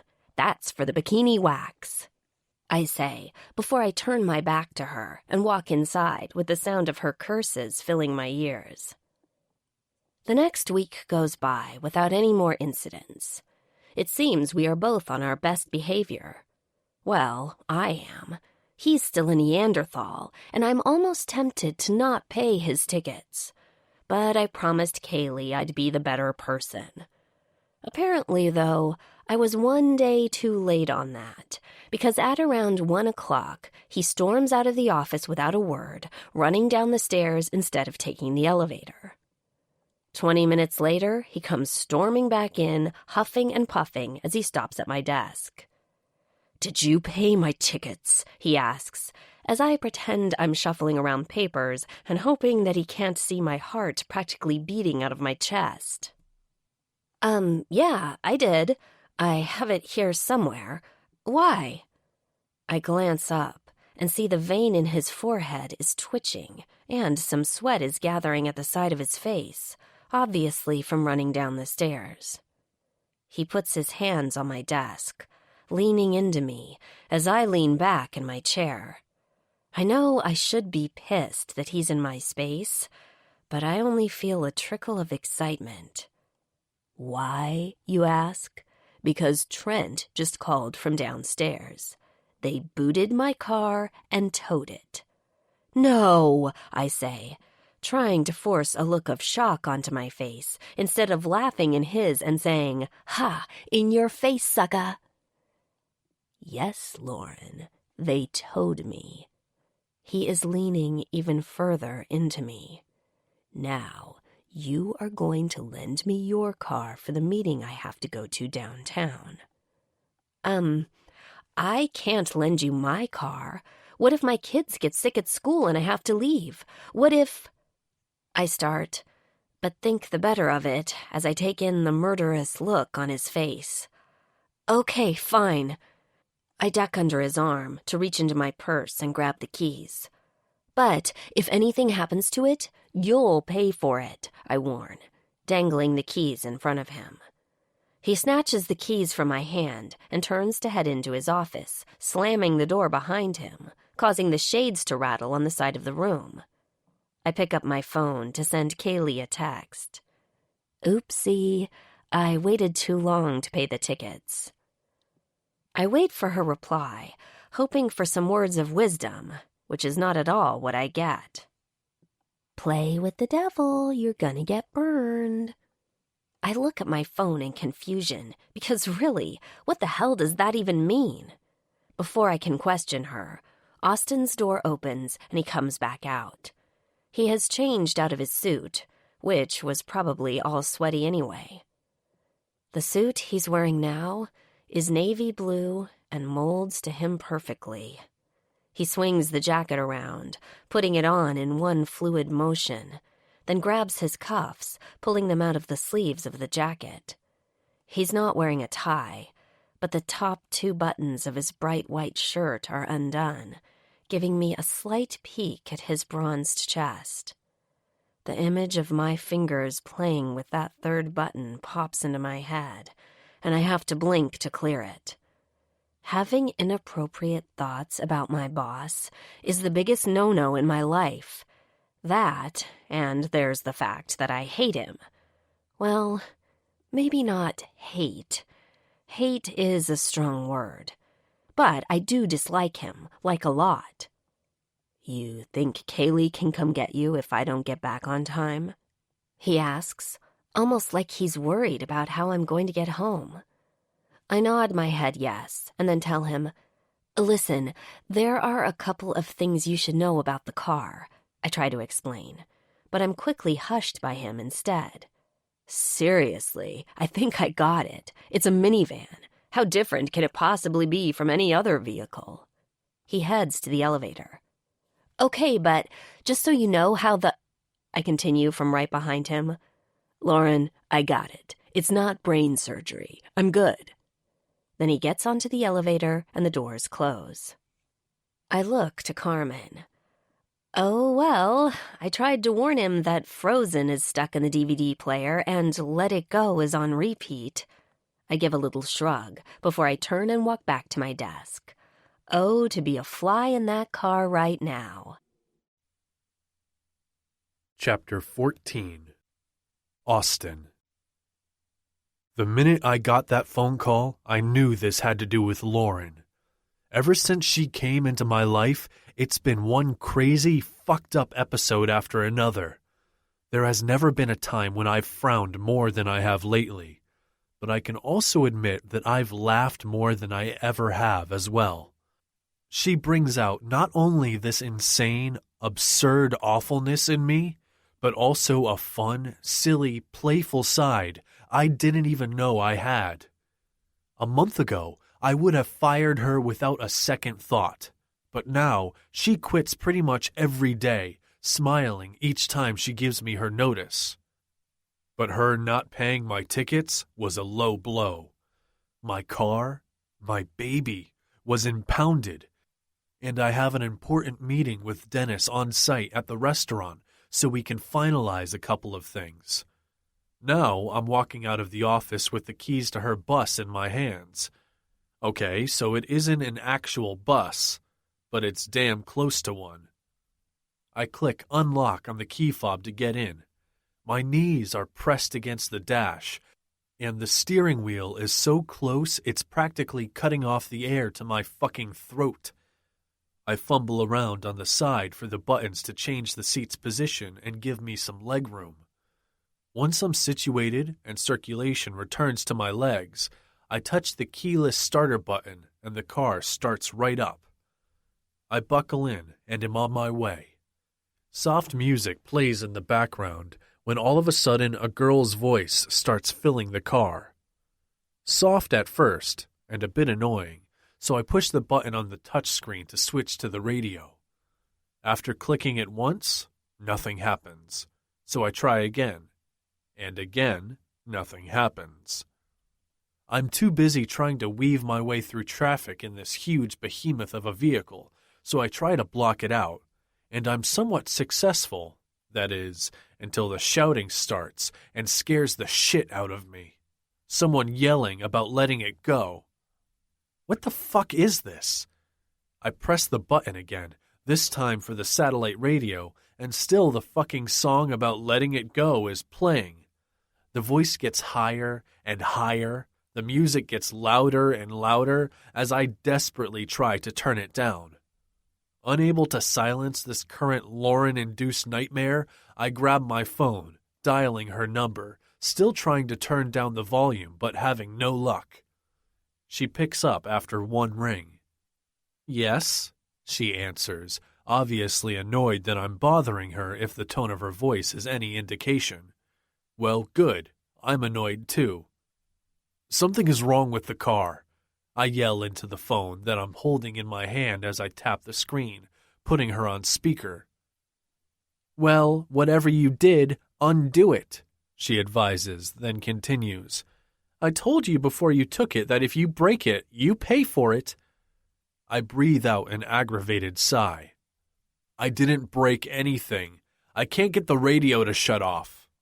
Meanwhile, the song has started, again, the voice breaking in with the fucking letting it go. "Oh, that. Yeah, I know. I have to get it checked. It's like it's frozen," she says, and immediately starts laughing at herself. "Get it? Frozen?" I look at the phone, wondering if this is really happening, if I'm really having this conversation. "I don't get it," I huff while the lady sings about the cold never bothering her anyway. "How the fuck do I get her to shut up?" I shout over the music. "Oh yeah, I don't know. I tried to Google it, but nothing came up." I hear her typing like this conversation isn't even bothering her. "You Googled it?" I deadpan, and then repeat because surely I heard wrong. "You Googled it?" I can practically hear her eyes rolling. "Yes, I Googled it. What else would I do? Google knows everything." "Lauren, I'm about to puncture my eardrums if I have to keep listening to this girl go on and on and on about letting it go and the fucking cold never bothering her. How do I turn this shit off?" I touch every single button on the screen. "You aren't the only one. I just don't know what to do. I guess I have to call the dealer." Her voice is flat. "You should call them the minute you call the impound and find out how the fuck to get my car back." I snap, right before the radio yells, "Let it go," again. Yeah, I'm on it. Is that all you called for?" She is brushing me off, just when the piano drift starts again. "That's all," I grumble. Thank God I just got to my meeting. This fucking song is the soundtrack from hell, I'm sure of it, I state before disconnecting and turning off the car. Of course, I'm shocked and dismayed that I can still hear it playing. It isn't until I open the door that the radio finally shuts off. I'm hoping, praying really, that it resets itself. Grabbing the keys and my phone, I shut the door and don't even bother to lock it, thinking Lauren would be lucky if someone stole it. When I open the door to the restaurant, the smell of wood and paint hits me. This is my favorite part of my job, creating something. I may not be good with my hands, but I have the gift of vision and conceptualization, which is what I get paid for. Dennis walks up to me, wearing his regular cargo pants and construction boots. "Hey, you look much better than you did last time." He holds out his hand to shake mine. No kidding, I almost died the last time he saw me. I just nod to him and head over to the bar area, where the plans are spread out. I look up, seeing the staircase coming along nicely. I notice that the glass blocks are installed exactly as I intended them to be, so that when patrons head up the stairs, they can see through them to the downstairs area. The rounded booths will be great for a group of friends who want some privacy. Each booth can be seen from downstairs as well. I can't wait until the draping comes and is installed, completing the look that I was going for, like a cozy fort. A sexy, high-class, but still cozy fort, obviously. I look around to see the tables that will be scattered throughout the middle of the vast space are all stacked up in the corner. You also got some high-top tables, right? I ask as I look around for them. I did, yes. Those are coming in next week along with the stool versions of those chairs. He motions toward the chairs stacked next to the tables. I run my hand along the bar top, a heavy mahogany wood that is smooth and shiny. Sexy. It's the only rustic touch in the space. The base of the bar is a frosted glass, with lights that appear to be embedded in its panes. The bar stools look like they're made from thin metal rods, giving them a sleek, modern appearance. The whole back wall of the bar area is mirrored, causing the space to look bigger. The shelves, which will be made from the same frosted glass as the base of the bar, have yet to be installed. I see Serena heading toward me. Oh, Serena, with the glossy brown hair that flows down to her waist and those long, toned legs that she's flashed at me enough times in her efforts to entice me.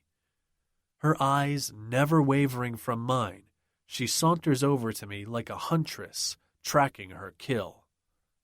I smile as I take in the red suit that pours over her curves like it was made just for her. With the money she has, it probably was. Serena is one of the backers of this venture. It's one of her side jobs, as she calls them.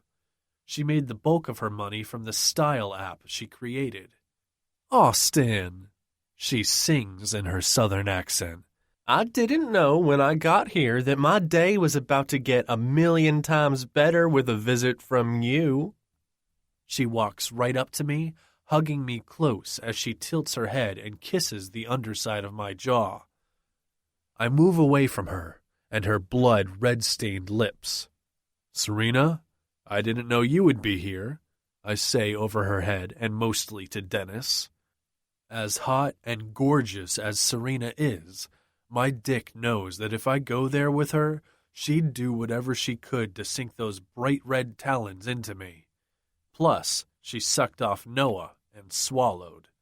So yeah, I know it's crazy, but my mouth is never getting near hers. Ever. For those reasons, I haven't taken even a little sip of what she's constantly offering. I disentangle myself from her clutches and look around.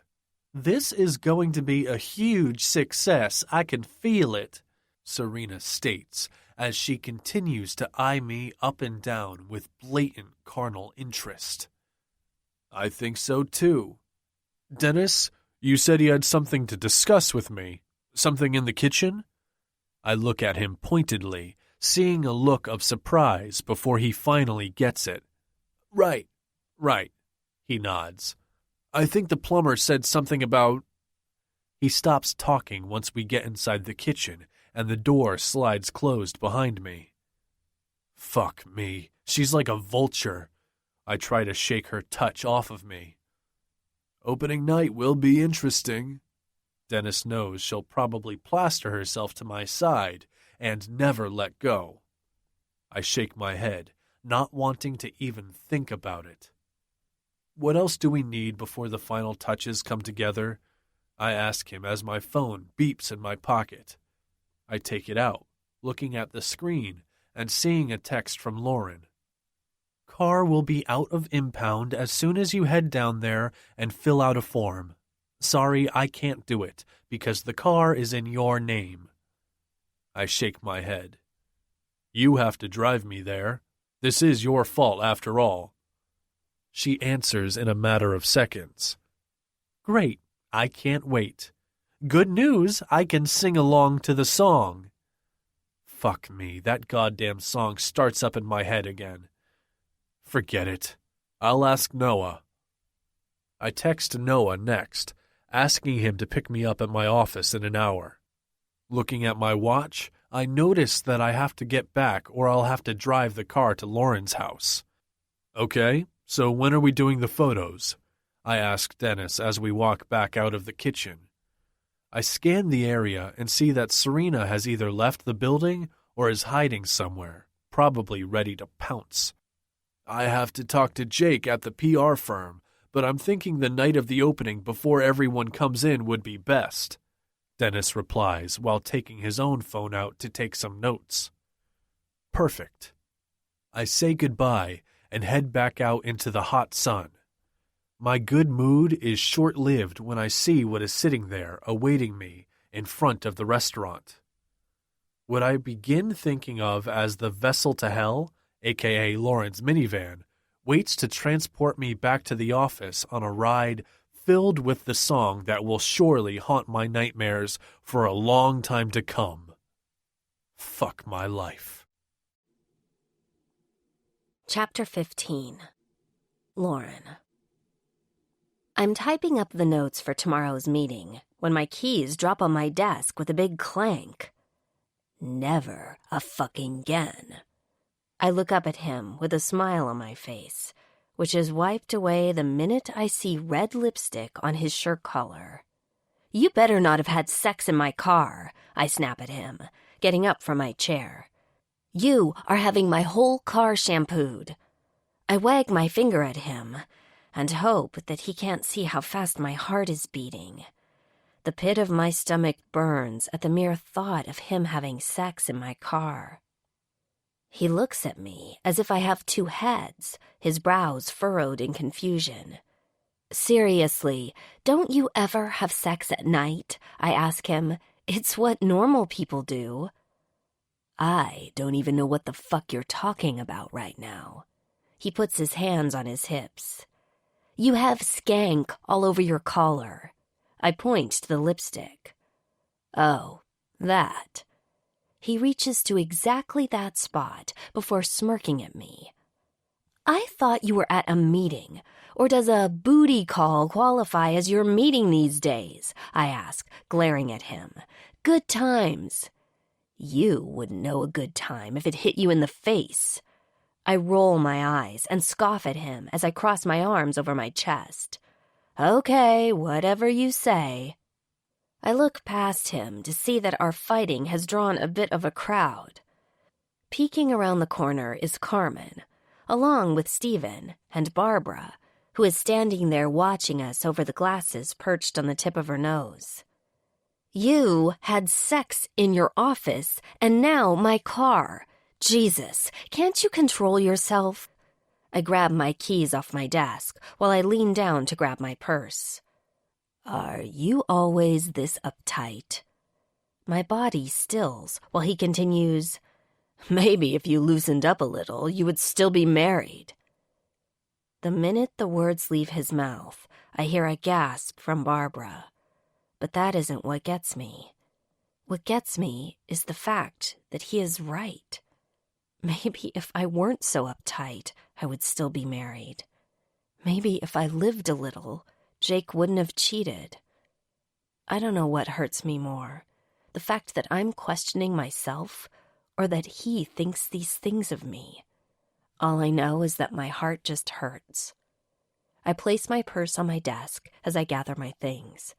I do not make eye contact with him or acknowledge him in any way. My coffee cup, my Post-it notes, the picture of my kids that I put next to the computer, all get tossed into my purse, overfilling it. I grab my keys off the desk and walk away from him, never once looking at him, not once giving him the satisfaction of knowing that he hit his mark and hurt me.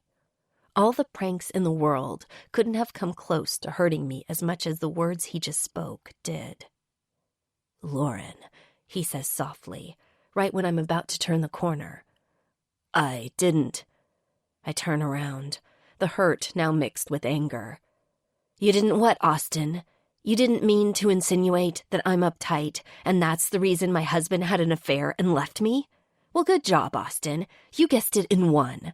I hiss at him, trying to keep my voice from cracking. Lauren, I didn't mean... He walks up to me and reaches out with one hand to touch me. No, it's fine. And you're right. That's what happened. I sidestep him and use my hands to block him from touching me. I hear the elevator ping and turn to hurry around the corner to slip inside the open door right before it slides shut. The last thing I see before the elevator door closes is Austin turning the corner quickly, racing up to the door. He's too late, though. It closes in his face, right before I hear what I assume is his hand slapping the closed door. I press the button for the lobby repeatedly, ridiculously hoping it will make the elevator go faster than it is. I know it won't work. I know this. Everybody knows this. But I keep pressing the button anyway.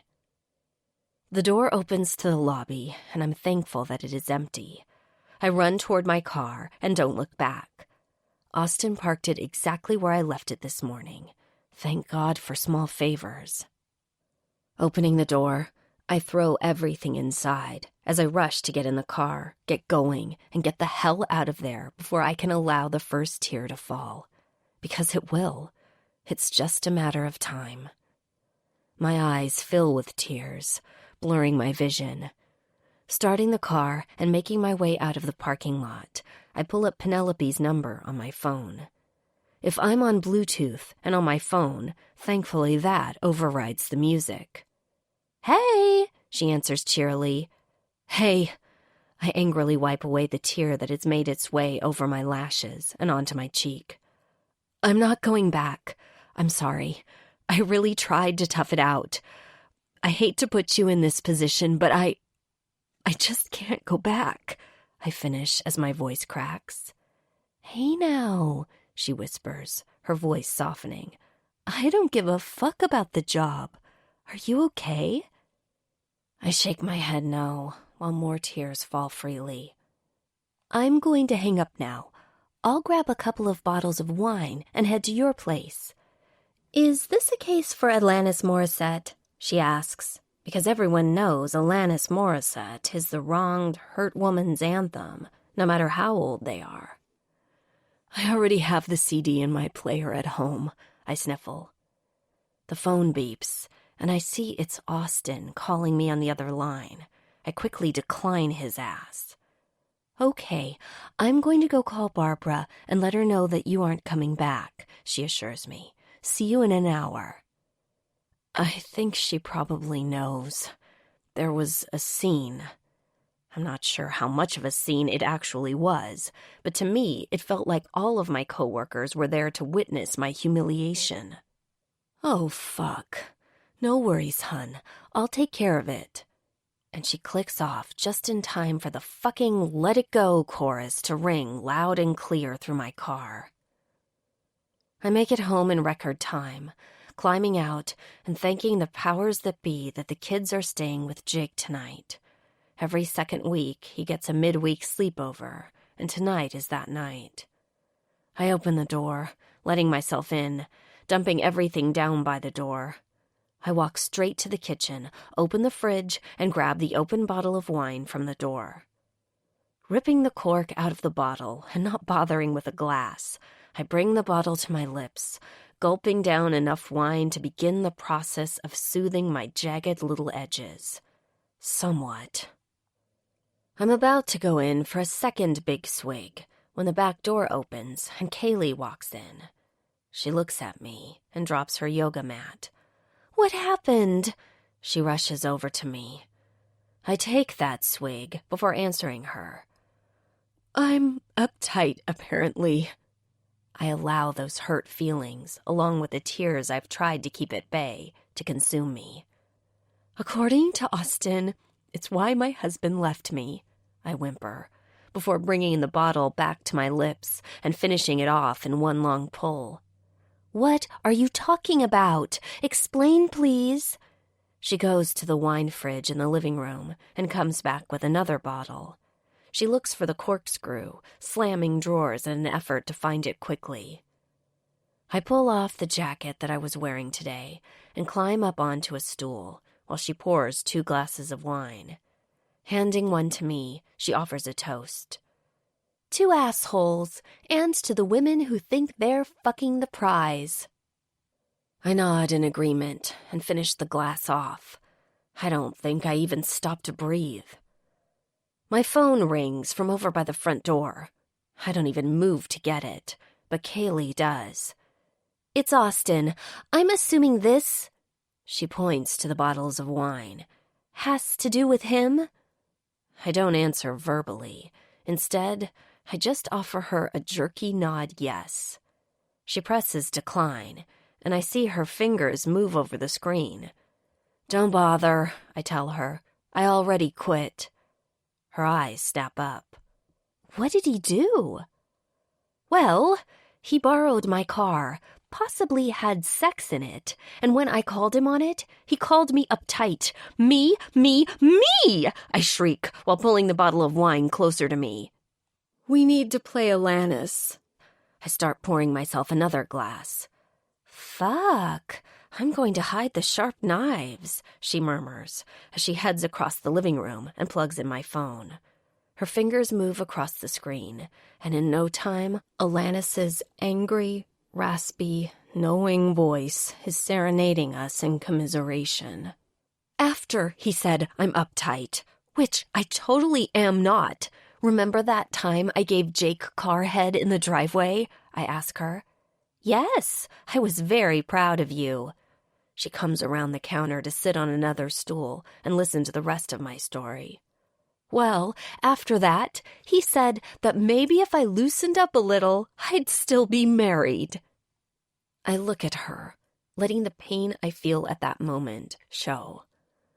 I'll admit, maybe he's on to something, but it's not the whole reason. It's because that skanky whore waved her non-saggy tits in my husband's face, and he made the decision to sample what she was offering. I look up at her with tear-filled eyes. Right, Kay? I mean, you don't think Austin is right, do you? Abso-fucking-lutely not, she says vehemently. There is no fucking excuse whatso-fucking-ever for a married man to cheat on his wife. None. Not even if Giselle fucking Bundchen comes in and sits on his dick while wearing goddamn angel wings. I'm totally in agreement, I mumble to myself as I get up and try to walk away, but my spinning head stops me before I can even take a step. I reach out to steady my woozy self with a hand on the counter. We need pizza, I tell Kaylee, as I let go of the counter, mentally crossing my fingers that I don't fall. Once the spinning stops, I make my way up the stairs, taking my tight skirt off when I reach my bedroom and face-planting on my bed. He's such an asshole, right, Kay? My voice comes out a bit muffled, seeing as I'm face down on the bed. He took my Post-it notes. Ha ha, take that. I turn my head to the side, away from her. I think I really liked him, I admit quietly, while Kaylee gets on the bed next to me. I should have known better, right? No happy for me. My eyes get heavier and heavier as I continue blinking. I need a little nap, I whisper, right before I drift off to sleep. Chapter 16. Austin. Maybe if you loosened up a little, you would still be married. As soon as the words left my mouth, I wished I could call them back. I didn't even have to see her face to know I hurt her. Her body went rigid, and for a moment, I thought she was going to let me have it. Hell, I wish now that she had, because what she gave me instead of the dressing down I deserved was 1,000,000 times worse. Despite her best efforts to mask it, I don't think I will ever forget that wounded look on her face. I immediately wanted to pull her into my arms. I wanted to tell her that I really was an asshat, but instead, I just stood there, watching her pack up all her things, even the fucking Post-its. When I realized what she was doing, I tried to reach out to her, but she just dodged me and blocked my hands like she was protecting herself from me, before she turned and practically ran away, and I fucking let her. As if that were not bad enough, of course, Carmen, Stephen, and, even worse, Barbara were all watching and heard the whole thing.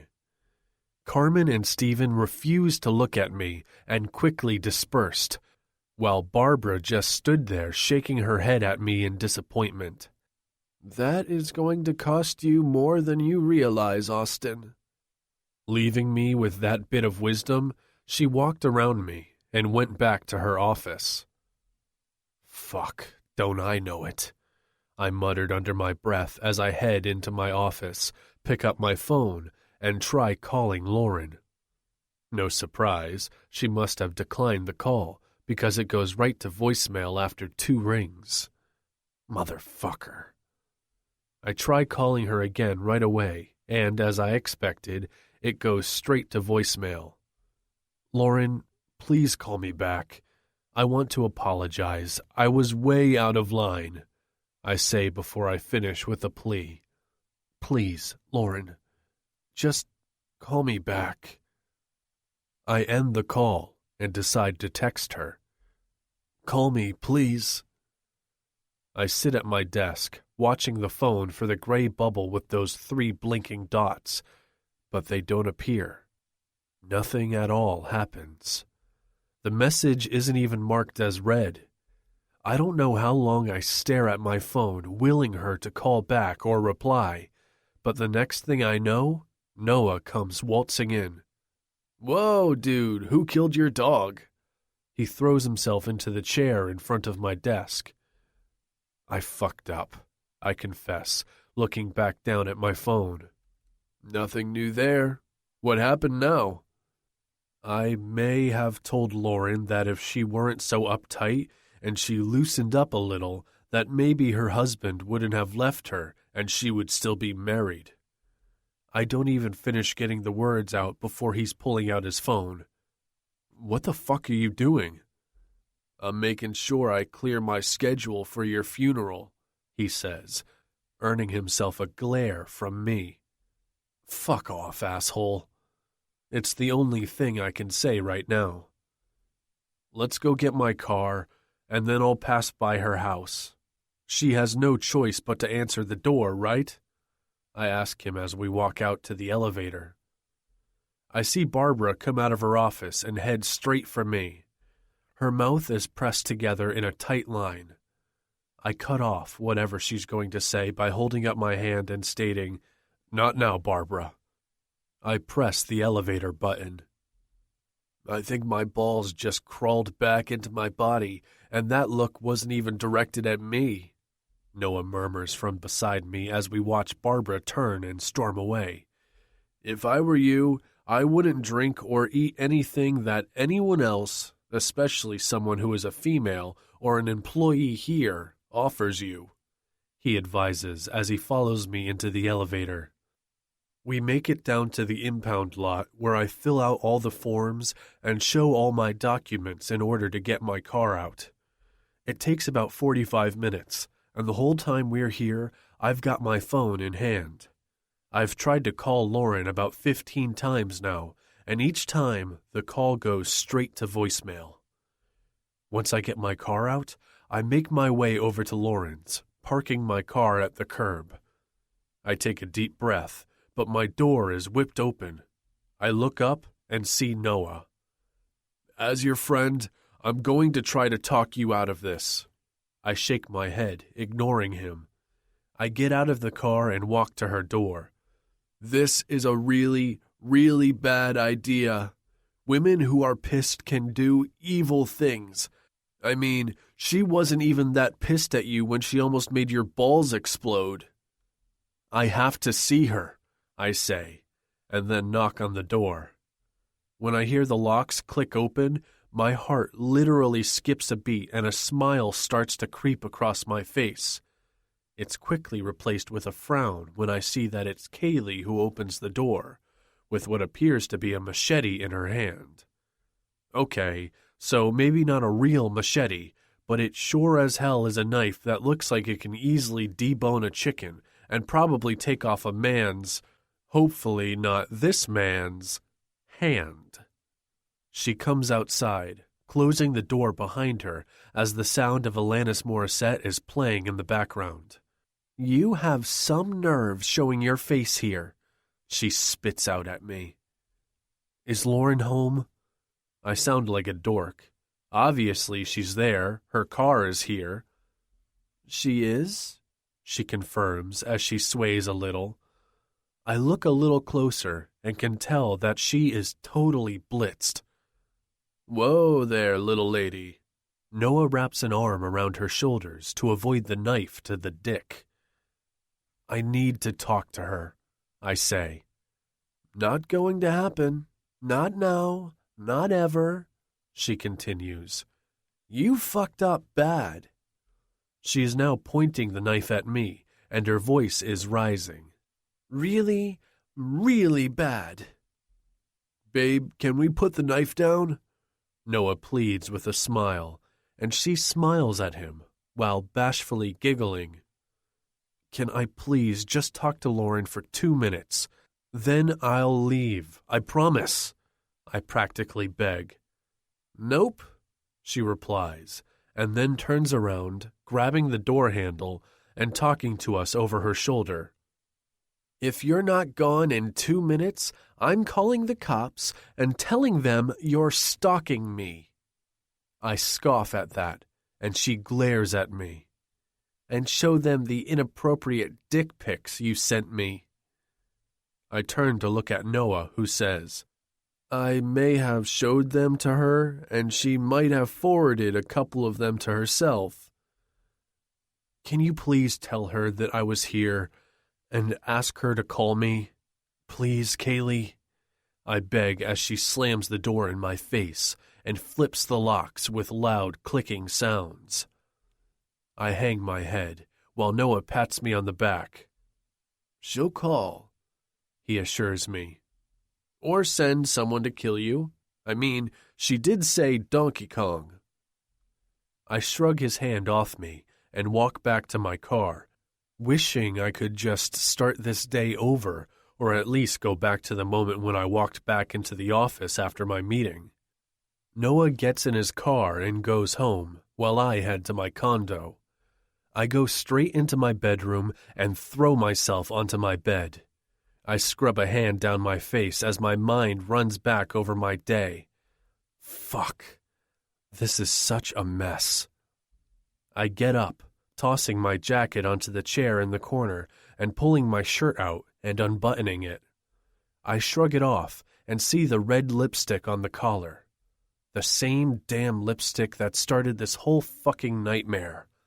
I wad up the shirt and throw it straight into the fucking trash. The next day, I get to work earlier than normal. I wait anxiously for 8 o'clock to roll around so I can see her the minute she comes in. When it hits 8:10, my hands start to get sweaty, and my shirt starts feeling a bit tight around my neck, so I undo the collar. An email ping comes from my computer, and I turn to look at it when I see Carmen sit down at Lauren's desk. I get up and go over to ask her, "What are you doing?" She smiles at me. "I'm your new PA. Isn't this exciting?" I don't say a word to her. Instead, I march right over to Barbara's office. The door is open, so I just walk in. What the fuck is Carmen doing? "She's your new PA. Not only did Lauren quit, but Penelope also canceled her contract with us, leaving me without a reputable temp agency to rely on, so I did the only thing I could do under the circumstances." She takes off her glasses and leans back in her chair, steepling her hands together in front of her as she taps her pointer fingers on her lips. She looks at me with disappointment radiating off of her. You fucked up so bad here, Austin. I'm not even sure if you actually realize the depth of what you've lost. I know I did. I called her to apologize, but she didn't take any of my calls.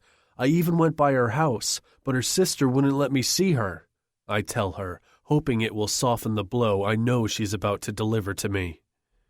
She sits up straight in her chair, looks me dead in the eyes, and starts to speak to me in that soft but angry, firm, and concise tone she used on me when I seriously messed up as a kid. You told that beautiful, vivacious young woman that she is undesirable, and that's why her husband left her. And you have the audacity to think that because you say sorry, she is going to forgive you? I must have dropped you on your head when you were younger. She shakes her head. Austin, you have to know that she had feelings for you just as you have them for her. It sure as hell was obvious to all of us who were thoroughly enjoying the dance that you two were doing. Hell, we were getting ready to start a pool for you when you two would finally get together and get together. What you're not getting is that it was going to take a lot of bravery and trust and faith on her part to take that step. The last man she had feelings for wounded her, Austin, and the next man she thought she might possibly open up to just wounded her too. Men wonder why women turn into raging bitches. Think about what she has been through at the hands of men she's cared about, and there's your answer. She waits a beat for that to sink in before continuing. You needed an assistant. I did the best I could. Carmen was available, and even after that display yesterday, was still willing. You need to understand that Lauren will never come back here, Austin, and it is highly unlikely that she will ever give you the time of day to deliver that apology. She finishes as if she didn't just gut me with that speech. Fuck, what have I done? I'm so mad at myself, I can't help the glare I aim at her as I ask, aren't you the one who says never say never? I also taught you how to be sensitive and kind-hearted. What happened there? She raises an eyebrow at me. I turn and practically storm out of her office, coming face to face with John. Hey there, buddy. You're looking a bit uptight today, he remarks as he puts his hands in his pockets. Fuck you. I walk away from him, hoping he doesn't follow me. But hearing his breathing beside me, I know that I'm not that lucky. Did you really call her out in front of everyone? I look over at him when he finishes asking the question. I didn't do it in front of anybody. They were just there, I say as I walk back into my office. Close the door. Oh, now you want privacy, he asks, chuckling. All kidding aside, I heard that it was brutal. You're lucky no one caught that on video. That shit can go viral, and the next thing you know, you're all over the internet as the world's worst boss. I tolerate him until he walks out, and then start my day. My emails come in all fucked up, nothing is entered in my calendar, my meetings aren't even entered. I have no idea where I'm going. I pick up my phone and call Carmen.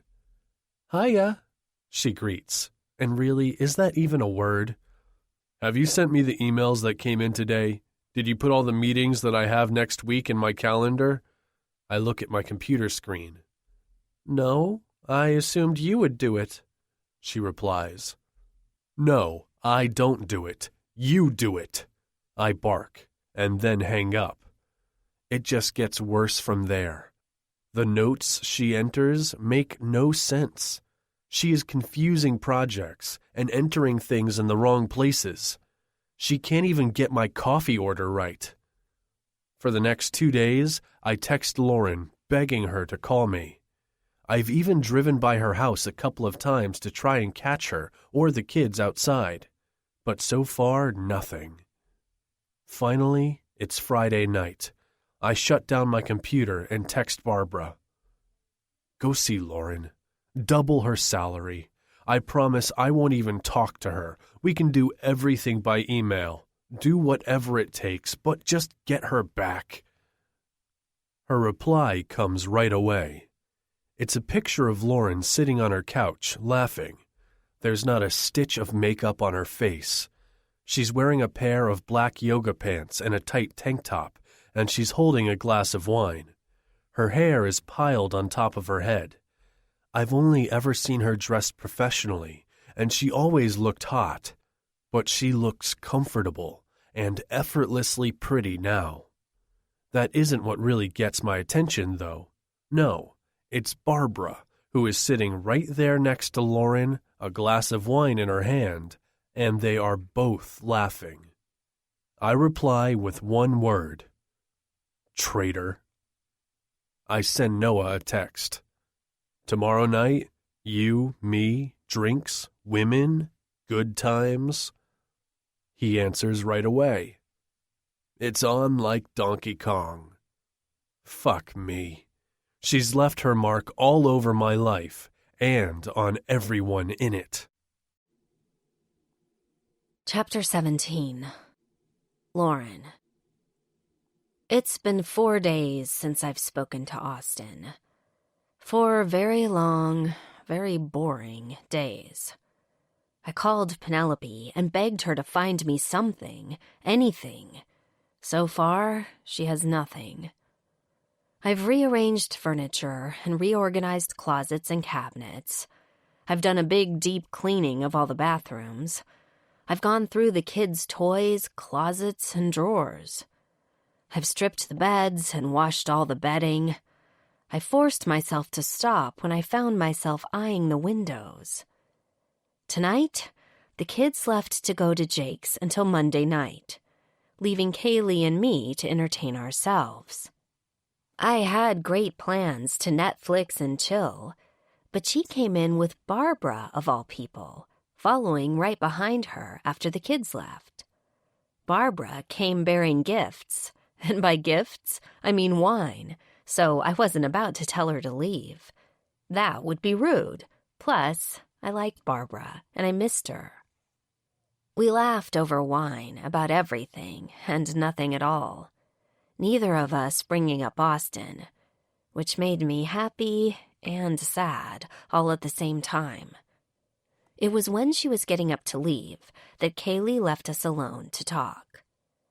"You have to know that we all miss you," she says, emphasizing the all as she reaches for the empty pizza box in the center of the table.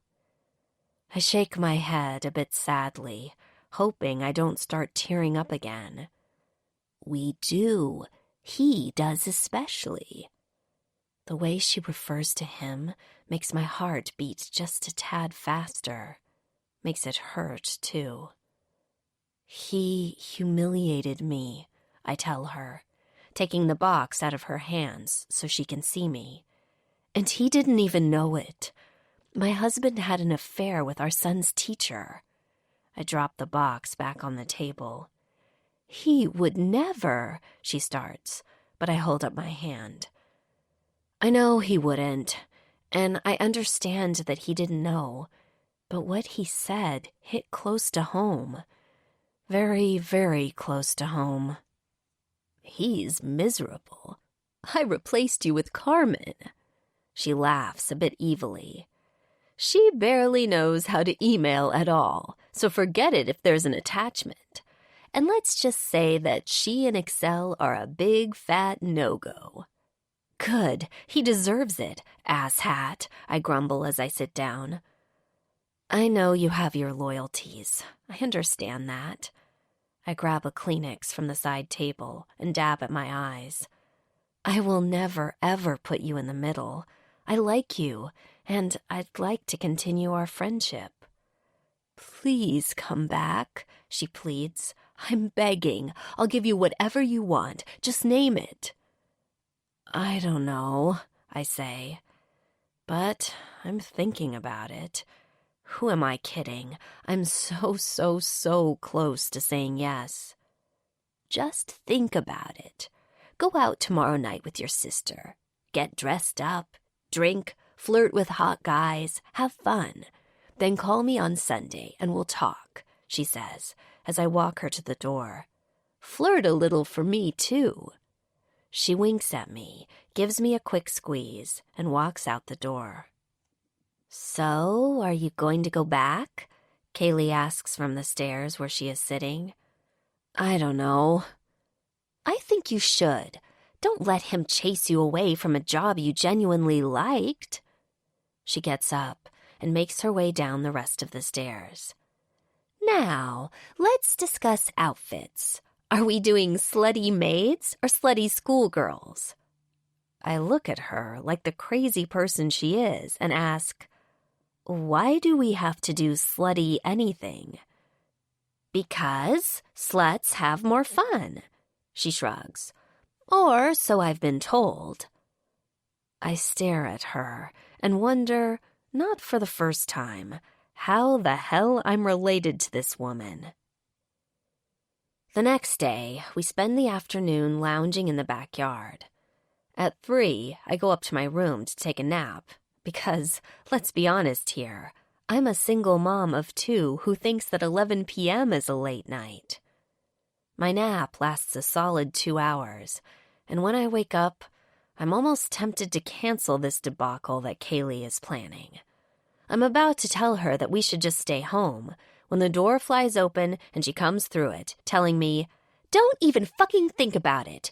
Get your dusty vagina in that shower. You will exfoliate and shave everywhere." Jesus, Kale, it's not dusty. I storm into my bathroom and slam the door. I lean back against it, thinking to myself that she might be right. It's probably a little bit dusty. I walk over to the sink and look at myself in the mirror. I'm hot, I'm young, and I'm single. Tonight I'm going to go out, drink some cocktails, flirt with men, and maybe, just maybe, have sex. Hot, no-name sex. Okay, well, maybe not sex. Maybe just some kissing, and I'll give him my number. And, if he's really hot, maybe my real number. Definitely not my real name because, he could be a stalker. Oh, for Christ's sakes, I'll most likely just have some drinks and come home drunk. I wash and dry my hair, setting it in big curlers so it will be wavy. I do my makeup darker than usual, with a smoky eye in dark brown and gold tones. I walk out of the bathroom and stare at the outfit I picked out this morning. A tight peach high-waisted dress that goes to mid-thigh. In case that isn't short enough, there is a V-notch in the center that shows off my inner thighs spectacularly, especially when I walk. I've paired it with a black strapless bustier. It's tight, too, holding the girls in place and making them appear firmer than they really are. I put on a chunky black necklace. The whole outfit is put together with black strappy heels. My feet will be screaming in about an hour, but the shoes are sexy as fuck. Well, at least that is what Kaylee says. I grab my Michael Kors black wristlet and put the essentials in it. "Are you ready?" I yell down the hall. Kaylee walks out of her room, and I'm left speechless. Her outfit consists of a pair of white lace, looser-fitting short shorts with a small, shiny black belt. Her top is a black tube top. I know for a fact that she isn't wearing a bra, mainly because her breasts don't need it. She finishes this look with a seriously sexy pair of black, open-toe, lace-up stiletto boots. "Let's go get us some dick!" She raises her hands in the air, and I can't help but laugh. Before I can answer her, I hear a honk outside. "Cab's here!" she yells in her best Jersey Shore accent. I shake my head and say a prayer to whomever is listening at this point that I come home tonight safe and sound, and with both shoes. 2 hours later, I'm finally sitting down after dancing my ass off. When we got to the club, Kaylee, of course, knew the bouncer, so we walked right in and were given a booth. The booths sit in a section that is a bit higher than the dance floor. You can get to this area by using the set of 6 stairs leading up here around the dance floor. Bottle service is a whole different ballgame. The club that we're at is called Light Night, which is weird because it's almost pitch black with soft light moving around the room. I'm finally drinking my vodka and cranberry when the Drake song One Dance comes on. I stand up, throwing my hair back, putting my hands in the air as I yell how much I love this song. I grab Kaylee and we run back out onto the packed dance floor. I sway my hips to the beat of the song, singing out loud with Drake. I feel a pair of hands land on my hips, and I slowly turn around to smile at the guy who put his hands on me. He's cute, tall with shaggy hair. He smiles at me and pulls me to him. I go with it and live in the moment. Singing the song and moving my hips, I'm having fun taking in the scene all around me. As I scan the room, my eyes land on a familiar pair of green eyes that I haven't seen in almost a week. I don't have time to think, let alone escape, before I see him making a beeline right to me. My hands fall from my dance partner when I feel his heat against my back. "Get lost," he demands, using a tone of voice that unmistakably conveys the message not to test him on this. I whirl around to face him, pissed off that he thinks he can come here, interrupt my dance, and try to ruin my night. I'm about to tell him to go fuck off when he grabs my hand and drags me across the dance floor and out the side door into the cool night. I try to yank my hand out of his once we get outside, but I'm suddenly pushed up against the wall. I'm about to say something when I see the look he is giving me and snap my mouth shut. "Don't push me, Lauren, not now," he warns me, and I look at him. He is dressed in low-slung, tight blue jeans that mold to him. A baby blue button-down, tight-fit, tailored shirt has 2 buttons open at his neck. His sleeves are rolled halfway up to his elbows, and his silver Rolex is on his wrist. "Don't push you?" I question, pushing off the wall and squaring my shoulders. "Don't push you? You have some nerve, Austin." The alcohol is giving me a little bit more courage. "You called me uptight, and I was in there enjoying my night when you charged over there like, I don't even know what the hell that was all about, except for the fact that I wasn't the uptight one in that scenario. Who needs to loosen up now, Austin?" I taunt. "You drive me nuts. I can't sleep. I can't think. I can't even fucking get anything done at work without thinking about you." He roughly runs his hand through his hair, his shirt tightening across his chest with a movement. "So, I come out tonight. I'm going to kick back, have a few drinks, and not think about you. But of all the places, you're here, looking like this." He gestures to my outfit, his eyes running up my body from my shoes to my face.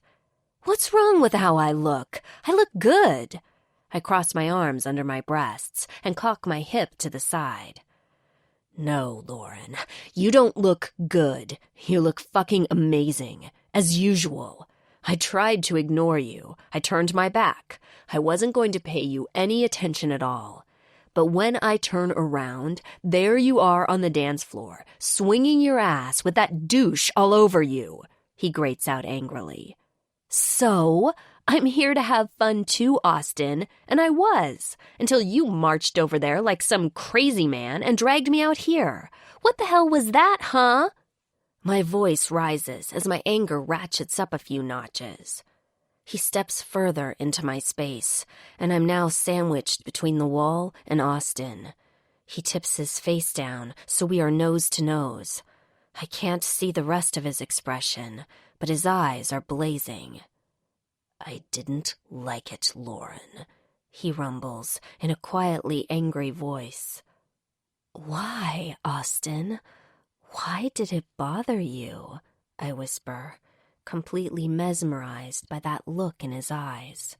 I should have paid attention, though, because instead of answering me, his lips come crashing down on mine. Chapter 18. Austin. I spend the whole day Saturday running a 5K through the park and rearranging my emails in alphabetical order. Fucking Carmen. Noah picks me up at 7 when we hit up a pub and watch the Yankees kill it again. At the end of the 9th inning, he suggests going to Light Night Club. Shaking the doorman's hand, I make my way over to the corner bar. We have spent many nights closing this place down. This is one of the first clubs to hold our names. I look around, taking in the beauty of it. The minute I scan the booths, I see her, the woman who has been a thorn in my side. Tonight, she looks like she just walked off the red carpet. Her hands rise to the sky, taking her skirt up to dangerous levels. I stand up straight, draining the bourbon in my glass in one gulp. I make eye contact with the bartender and raise my glass to get another shot. He pours my shot and passes it to me, and I shoot it down in one gulp, signaling for another. When I look back over to the dance floor, I see some douche with his hands all over Lauren while she shakes her ass. She turns around to put her back to his front, and her eyes scan the area around her. The minute they land on me, it's like I've been lit up from the inside. I take the last shot and make my way over to her. I know exactly when she feels me because her body goes stiff. I look at the idiot she's dancing with and motion with my head for him to move on. Get lost. My voice is tight. My mouth doesn't even move since I'm talking through my clenched teeth. The douche doesn't even try to fight for her. He just puts his hands up in defeat and walks away. She turns around, all pissed off, but before she can say a word, I grab her hand and drag her across the dance floor, through the throngs of sweaty bodies dancing, and out the side door into the cool night. I don't stop till I'm in the middle of the alley. She tries to yank her hand out of mine, but I push her against the side of the wall. Don't push me, Lauren. Not now, I warn her. She looks me up and down before she squares her shoulders and opens her mouth to let me have it. Don't push you? Don't push you. You have some nerve, Austin. You called me uptight, and I was in there enjoying my night when you charged over there like, I don't even know what the hell that was all about, except for the fact that I wasn't the uptight one in that scenario. Who needs to loosen up now, Austin? She finishes her rant with her hands on her hips and her breasts heaving with her anger. You drive me nuts. I can't sleep. I can't think. I can't even fucking get anything done at work without thinking of you. I snarl at her as I rake my fingers through my hair, half tempted to pull it out of my head. That's how crazy she makes me. So I come out tonight, I'm going to kick back, have a few drinks, and not think about you. But of all the places, you're here, looking like this. I don't even attempt to hide the fact that I let my eyes run up the length of her body. What's wrong with how I look? I look good. She huffs in outrage as she crosses her arms under those luscious tits and throws her hip out to the side. No, Lauren, no, you don't look good. You look fucking amazing, as usual. I tried to ignore you. I turned my back. I wasn't going to pay you any attention at all. But when I turn around, there you are on the dance floor, swinging your ass with that douche all over you. I grit out as I lean even further into her space. So? I'm here to have fun too, Austin, and I was, until you marched over there like some crazy man and dragged me out here. What the hell was that, huh? Her voice rises as her anger climbs. Well, so what? I'm getting angrier too. I step even further into her space, backing her right up against the wall. My chest is heaving against hers, and she tips her angry face up to mine, so we are nose to nose. I didn't like it, Lauren, I hiss out. That seems to take the wind out of her sails a bit. Why, Austin? Why did it bother you? She whispers. I'm still feeling anger, but now it's mixed with lust and confusion. I don't know why I didn't like it, so instead of answering her, I do the only thing I can in that moment. My mouth crashes down on hers, and I run my tongue along her plump lips.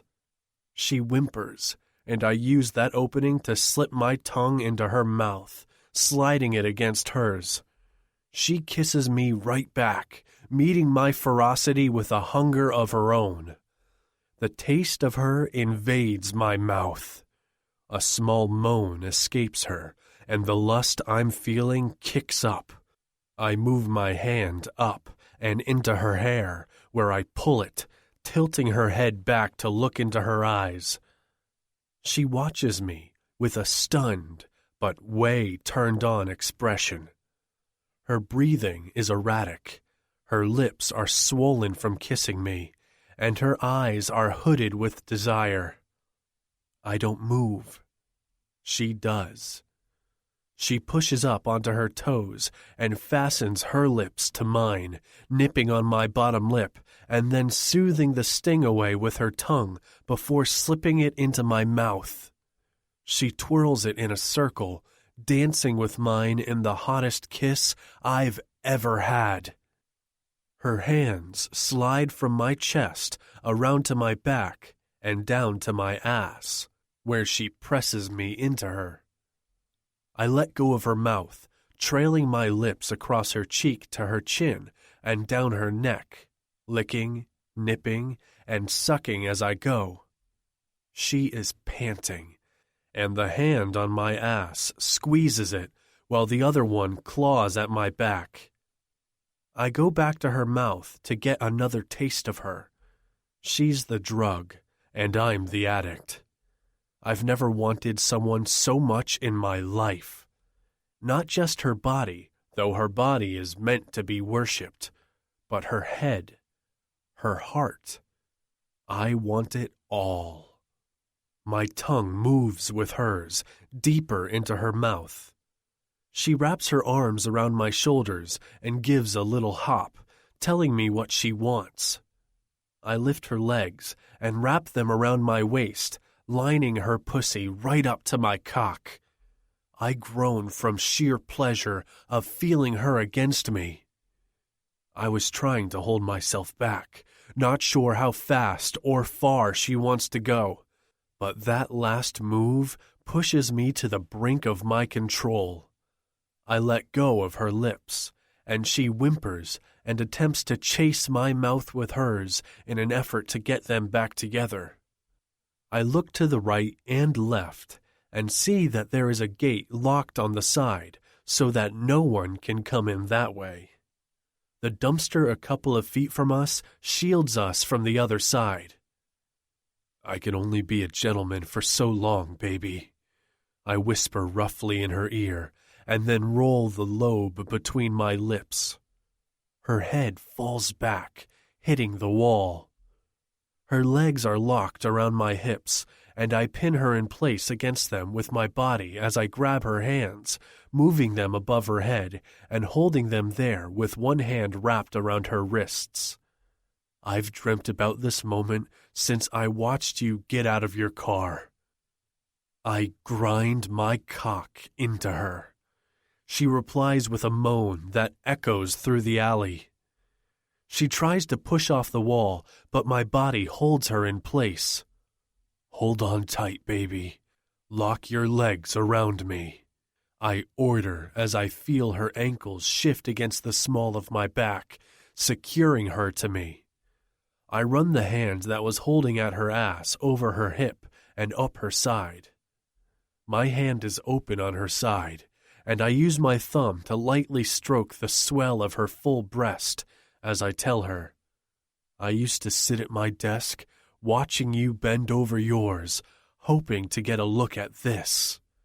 I glide my hand between us to cup her tit and give it a light squeeze as my thumb moves over her hardened nipple. Her lips part as her head drops back against the wall and her eyes drift closed.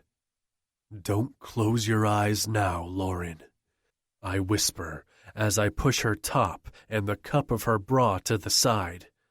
I look down to see creamy flesh and her hard, pink nipple springing free.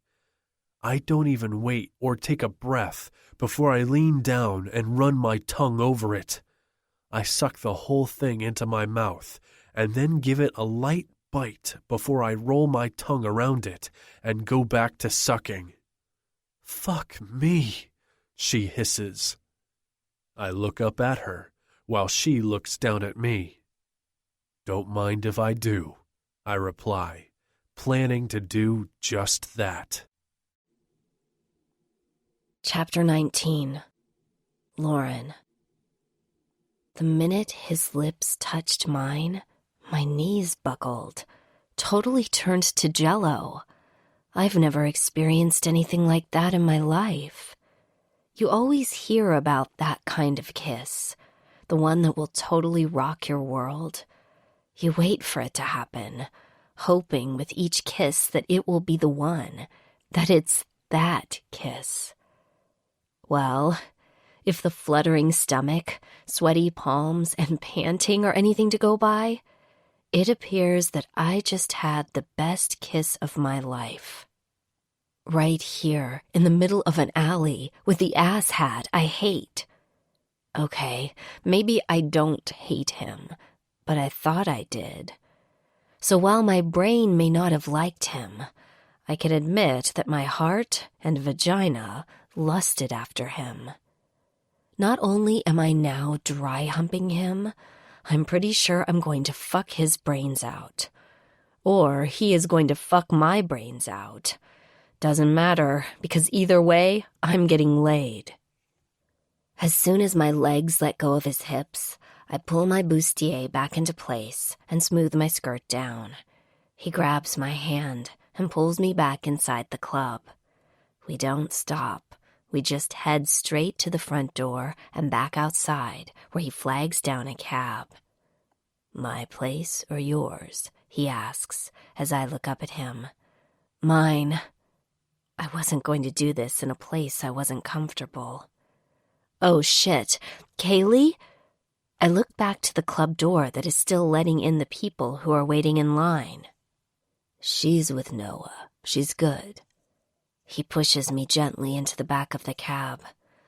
My knees are still weak and not totally functional, so of course my heel gets stuck in the pavement and I dive into the cab, sprawling across the seat on my stomach.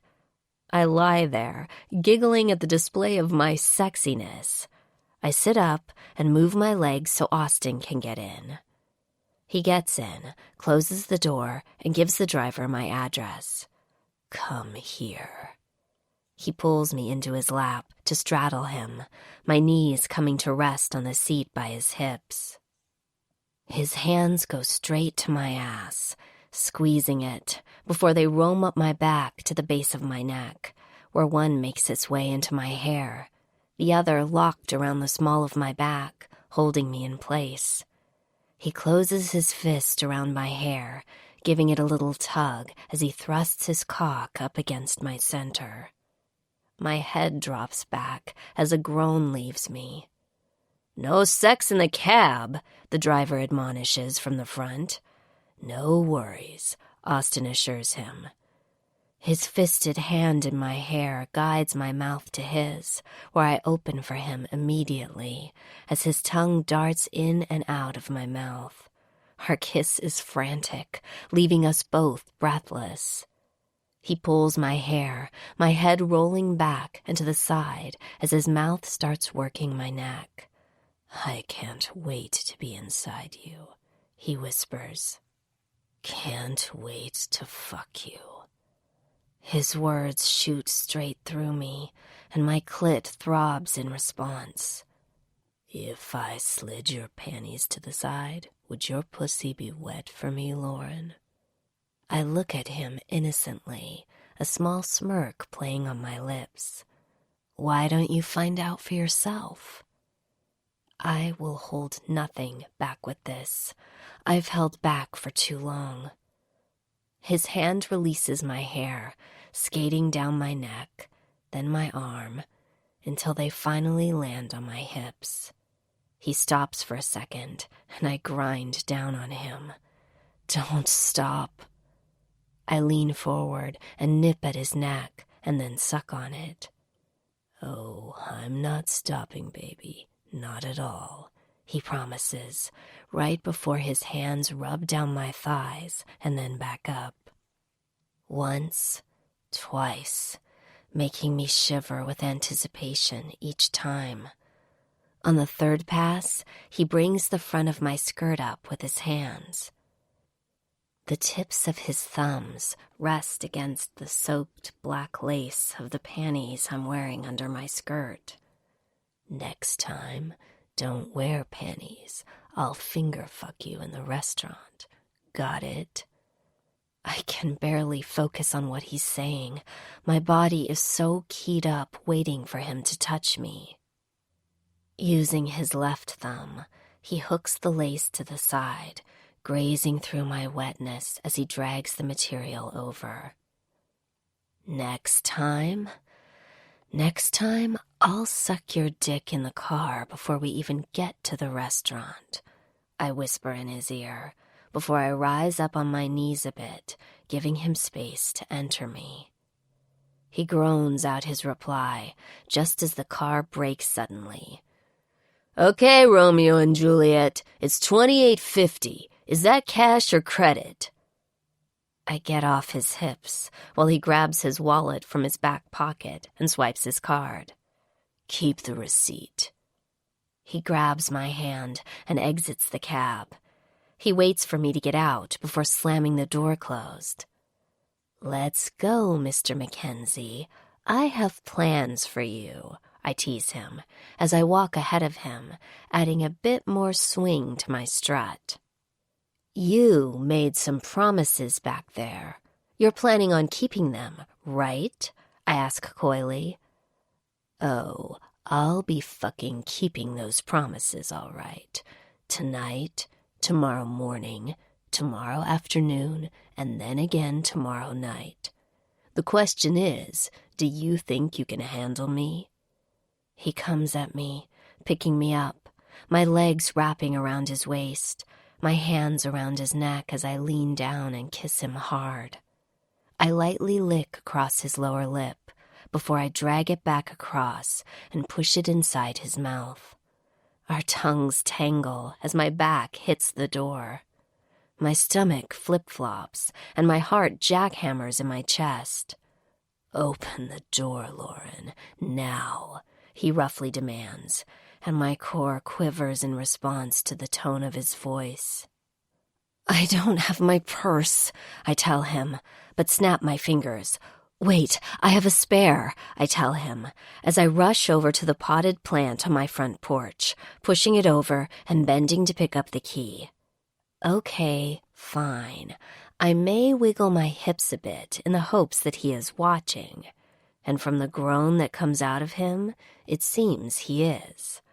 I head back to the door and feel his chest at my back as I push the key into the lock. His arm snakes around my waist, and he slides his hand down from my belly to cup my pussy. "Not so fast," he says right at my ear. I whimper as I wait to see what he'll do next. "I didn't check if you're wet yet." My head falls back on his chest, and the hand not holding the key still in the lock latches onto the forearm banded around my waist. I tilt my face up so he can kiss me. He presses his lips to mine, and against them he whispers, "I'm going to finger fuck you right here, and you're going to come for me, and come hard, right now, Lauren." I moan my agreement, to which he replies, "But you can't make a noise. Can you be quiet, Lauren?" I shake my head. No. Fuck no. I've been quiet for 10 years, Austin. This time, I'm yelling, shouting, groaning. I widen my stance to give him more access. "Touch me, Austin, please," I beg. It's his turn to groan, as the hand that was cupping me moves quickly to join the other in hiking my skirt up to my hips. The cool night air skates across my now exposed skin, but with him pressing what feels like a very sizable erection into my ass, my overheated body barely notices the temperature. "You know what I'm going to like more than finger fucking you?" He moves my panties to the side, gliding 2 fingers over my sensitive clit and right into me. "Eating your pussy." "Yes," I hiss, the small of my back curving into an arch that forces my ass to press into his hard cock. My nipples tighten, almost to the point of discomfort. My hips move with his hand as he fucks me, hard and fast with his fingers. I'm soaked and hot and throbbing, which is clearly evidenced by the ease with which he's able to enter me. I grind my ass on his hardness as my hips continue rocking with his hand. "I'm going to come," I tell him, knowing it's coming. "I know. Your pussy is squeezing my fingers. God, so fucking tight," he groans as he moves them faster, rougher. My hand moves from where it was clutching onto his forearm, snaking around me and then between us to palm his cock. I rub him through his jeans, up and down. His cock is huge, and I can't wait to have him inside of me. It's been so long, so very long. "Come on, Lauren, come on my fingers so we can go inside and I can eat this pussy." He pumps them in and out of me. My wetness is now leaking down his hand and my inner thighs. So fucking wet, so fucking tight, so fucking hot. "You're going to come on my fingers, and then you're going to come on my tongue, and then you're going to come on my cock, over and over and over again." And that's it. That's when I come, and come hard. I moan out my orgasm with a barely coherent, "Oh my God, so good." My hips move with his fingers to draw out the orgasm that has been lingering since the moment I set eyes on him tonight. I'm not completely sure my legs can hold me up right now. Thankfully, he still has one arm around my waist, while the other is still in me. He slowly removes his fingers, and I turn around, grabbing the hand that was just inside of me. "That was so good," I purr, looking him right in the eye as I bring it to my mouth. Got me all excited. I suck one of his fingers into my mouth, one of his fingers that's coated in my cum. I suck it deep into my mouth, twirling my tongue around it. "You know what gets me even wetter, hotter, hornier?" I ask, drawing another finger in my mouth. "Sucking cock," I tell him, and before he can reply, I'm on my knees in front of him, wrestling with his belt. The need to get him out is intense for both of us. I get his belt undone, open the button with both hands, and slowly pull the zipper down. I open the front of his pants, slide my hands along his abs into the waistband of his jeans, and carefully push them down his hips. When I move the material over his impressive cock, my eyes take in their first unhindered glimpse of him. Long, hard, and thick, and all mine. Chapter 20. Austin. When she sank to her knees after sucking herself off my fingers, my cock jerked painfully against my zipper. Jesus fuck. Her hands fumble with my belt and then the button.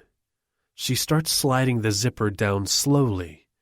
I put both hands against the door over her head and look down to watch, more than ready to enjoy the show.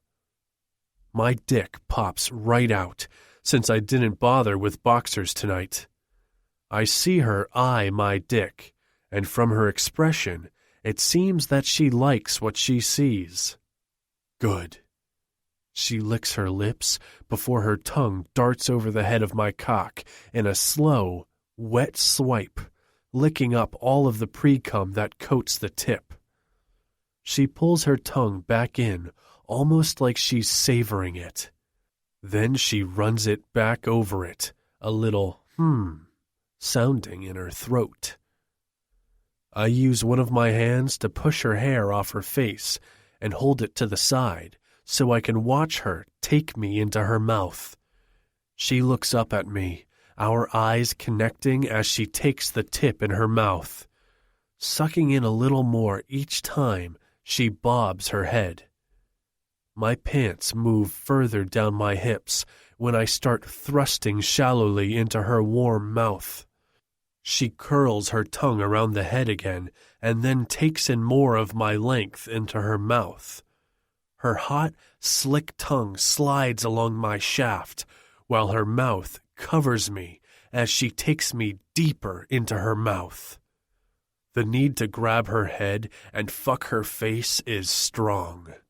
I grab her hair with both my hands and thrust my hips forward. When she groans, I pull her hair a little harder, and she sucks me harder in response. It seems that my girl likes to have her hair pulled. No problem there. I make a mental note to grab her by the hair when I take her from behind. That mental image has me thrusting into her more forcefully. I take stock of her face, scared I'm going too deep, but she's lost in what she's doing and uses her hands to pull my hips into her. Can you take me in all the way to my balls? I ask her, watching as she starts to do just that.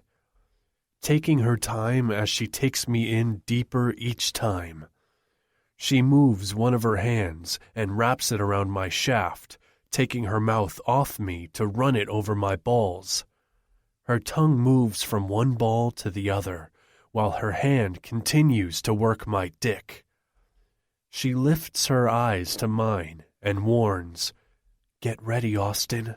I'm going to take in your whole cock, right down to your balls. It's big, bigger than I've ever had." She gives me a sexy little smirk. But I like a challenge. She runs her flattened tongue up my shaft, from root to tip, right before she slips her mouth over the crown and takes me all the way to the back of her throat. Swear to God, my knees go weak and my head falls back in ecstasy. Fuck, I hiss out. I pull one hand from her hair to brace myself against the door as I tip my head down to watch her. I hear and feel her humming while she moves up and down my cock with her mouth, hollowing out her cheeks as she goes. I see her hand on my shaft, while the other is buried in between her legs. "Where is your other hand?" I pull her hair so she takes her mouth off my cock. My cock cries in protest. "Buried in my pussy," she says with a smile as she closes her eyes to enjoy the pleasure she's giving herself. I stand here watching, still gripping her hair in one fist as she continues to stroke my cock with her other hand. Okay, playtime is over, Lauren. Open the door. I pull up my pants before I bend down to lift her to her feet. She looks a little stunned at the sudden change in plans and surprised when I pull the hand that was playing with her pussy to my mouth, sucking her fingers clean. I groan as her taste explodes on my tongue, sweet and tangy, like a ripe peach on a hot summer fucking day. One taste isn't even close to being enough. I let her open the door, but once we're through it, I slam it behind me and yank her back into my front. Her ass is still bared, and my cock is still wet from her mouth. I know if I lift her up right now, I'll slide right into her to the hilt in one smooth stroke. She must be thinking the same thing, because she pushes back, grinding her ass against my crotch. My hand wraps around her front, going straight to her pussy, her panties still moved aside as my fingers move on her clit. Wet, I tell her as I apply a bit of pressure and make tight circles. Fucking wet. And hot, I groan, easing up to a gentle tease as I switch to bigger circles. Know what's going to make this pussy wetter? I whisper into her ear while I remove my hand from her pussy with one last flick to her clit. I turn her around, almost roughly, pushing her back against the door. No lights are on in the house, but the lights from the street glow outside, streaming through the windows and softly illuminating the foyer. She is panting. Her eyes are hooded, and she looks at me in question. I smirk at her as I move to my knees in front of her. It's my turn to devour her now. I press my face against her pussy, inhaling deeply. She smells as good as she tastes, and I can't help the groan that escapes as my tongue darts out to lick her wet, slick slit from bottom to top. I use my hand to part her lips, revealing her swollen clit just waiting to be sucked. Her pussy isn't bald. It's got a neatly trimmed landing strip that runs all the way down. My tongue flutters against her clit, teasing her. Her back arches, causing her hips to jerk forward. Now, patience. I admonish her while I lick her again, slower this time, my tongue buried between her parted lips as it travels up and back down the length of her, purposely avoiding her clit. She whimpers and squirms as her pants become almost jagged. My tongue dips into her opening, in and out, mimicking what my cock will be doing shortly. I'm the one looking up now, watching her. Her head rolls against the door. One hand is at her side, resting flush against the door, while the other has found its way into my hair. Do you want to come on my tongue or my fingers? I watch her go crazy with need. Cock, she breathes, pushing my face into her pussy. I close my mouth over her clit, sucking it into my mouth while tormenting it with my tongue at the same time. Her head thrashes. The hand not in my hair is now fisted at her side, and her moans are interrupted by words as she says, "Fuck, I'm going to come." She never once lets go of my head as she works her hips against my face. So good. I continue to focus on her clit as I use my finger to fuck her, moving it in and out as I nibble and suck her clit until she begs me to make her come. Make me come, Austin. Please. I need to come. I suck harder and then bite down on her clit once before I start sucking again. My finger is moving inside her, and I hook it to find her G-spot. When I do, I make sure to pass over it with a little tap each time my finger enters her. I feel her walls tightening around my fingers and then fluttering. I let go of her clit while still massaging her G-spot and tell her roughly, "Come, Lauren. Come all over my finger. Come for me now, baby." I go back to sucking her clit, and I feel her legs start to shake as her orgasm starts to rush through her. She comes on my hand with a scream, and I continue to lick her slowly as I bring her down. My hand is now planted against her belly, holding her up as I feel her start to slump. I stand and pick her up, her body pliant, loose, and sated. Her limbs wrap around my neck and my hips. She starts kissing up my neck to my ear, where she whispers, "Please tell me we aren't finished." "Not even fucking close," I promise, as I head up the stairs to her room. Tossing her on the bed, I palm my aching cock and tell her, "We're just getting started." I look down at her, legs spread, arms raised over her head. She looks at me, looking at her, and then lets her eyes drift closed for a brief second as she gives her body a little stretch before she gets up on her elbows. "What are you waiting for?" she asks me. "You said we were just getting started." Sitting up now, she reaches behind her to take off her chunky necklace and throws it on her nightstand, where it lands with a clump. "Do you want me to undress myself, or would you like the honors?" She tilts her head to the side, her hair rumpled. She looks fucking perfect. Her bedroom has a huge picture window, and the light from the street lamps flows into the space, illuminating her with a backlit glow. "You're taking too long." She rises up onto her knees. Her skirt is still shoved up around her waist, and she reaches to her side to lower the zipper of her top. A quick shuffle of the garment, and it falls to the bed silently. The only sounds in the room are my breathing and my gasp when I finally see her tits in all their glory. Perfect round globes that are plump and topped with tight pink nipples that call out to be sucked, to be played with, to be teased. Jesus! She pulls the skirt from around her waist and brings it up and over her head, her tits bouncing with her movements. I'm staring to the point of gawking when I notice that she is about to take her panties off. No, not yet. That's for me to do.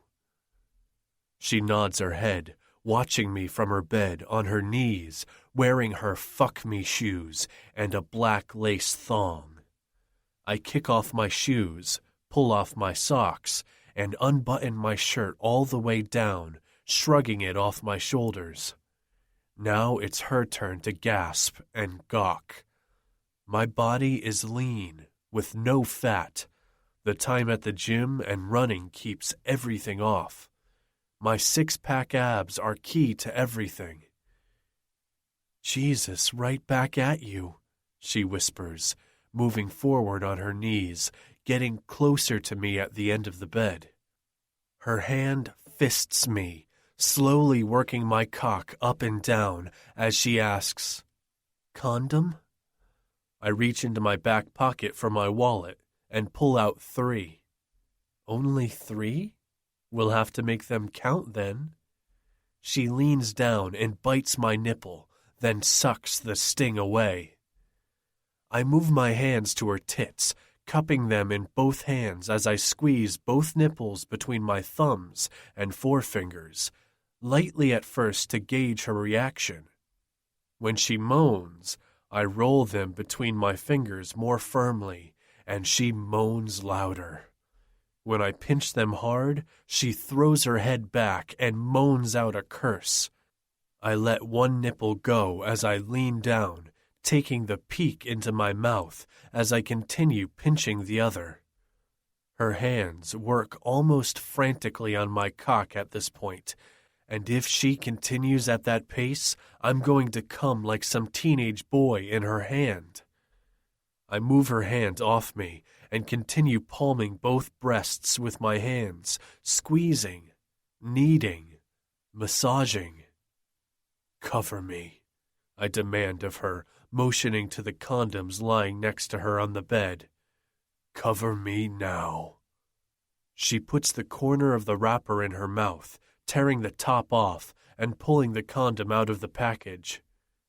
"I haven't done this in a really, really long time," she confesses as she rolls it all the way down my cock, squeezing the tip to get the air out. "Just like riding a bike," she chuckles while she starts to stroke me again. "How much do you love your panties?" I ask her, fully prepared to replace them several times over as she wants me to. "Not as much as I love the thought that you're going to rip them off me," she groans, nipping at my jaw as my hand grips one side of her panties, ripping them clean off her. "On your back, middle of the bed, legs spread wide for me." I don't have to ask her twice, because she turns right around and crawls to the middle of the bed, showing me her perfect, heart-shaped ass as she goes. She looks over her shoulder at me as she eggs me on. This is a position I look forward to later. Then she moves to her back and lies down with her head on a pillow. She cocks her knees, placing her shoes flat on the bed as she slowly spreads her legs, wide enough that they fall to the side. She's quite the sight, there in the middle of the bed, open and ready and wet for me. Just for me. I put my knee on the bed and move to her, my cock harder than it's ever been, knowing without a doubt that it's about to sink into pure heaven. I pull her knees up, pushing them back and causing her pussy to tilt. Holding her legs in place, I tell her, "Guide me in, Lauren." She takes my condom-covered cock in her hand and rubs me through her slick slit to the opening of her pussy. Slowly, she pushes the head in and removes her hand for me to take over. I watch as I sink all the way into her. Her pussy grips my cock so tight, it's being strangled in the best possible way. I hiss out a breath at the pleasure at the same time she moans. So good. Tightening my hold on her knees, I pull out and then slam back in with a little snap of my hips. Her pussy is getting impossibly tighter with each stroke. "Oh, God," she moans as one of her hands lands on her nipple, while the other slowly trails down her body to her clit. She runs her fingers through her slit and around me as I tunnel in and out of her, getting them wet, then bringing them back to her clit to circle. I plant myself all the way in her, balls deep, afraid to move for fear that I'm going to come before her. I just need a second to gain some control, but she's got other ideas. "Move, Austin, please," she begs as she squirms beneath me, tilting her hips and taking my cock deeper into her heat. I start to move in earnest, pulling out and then slamming back into her so hard the headboard bounces off the wall a few times.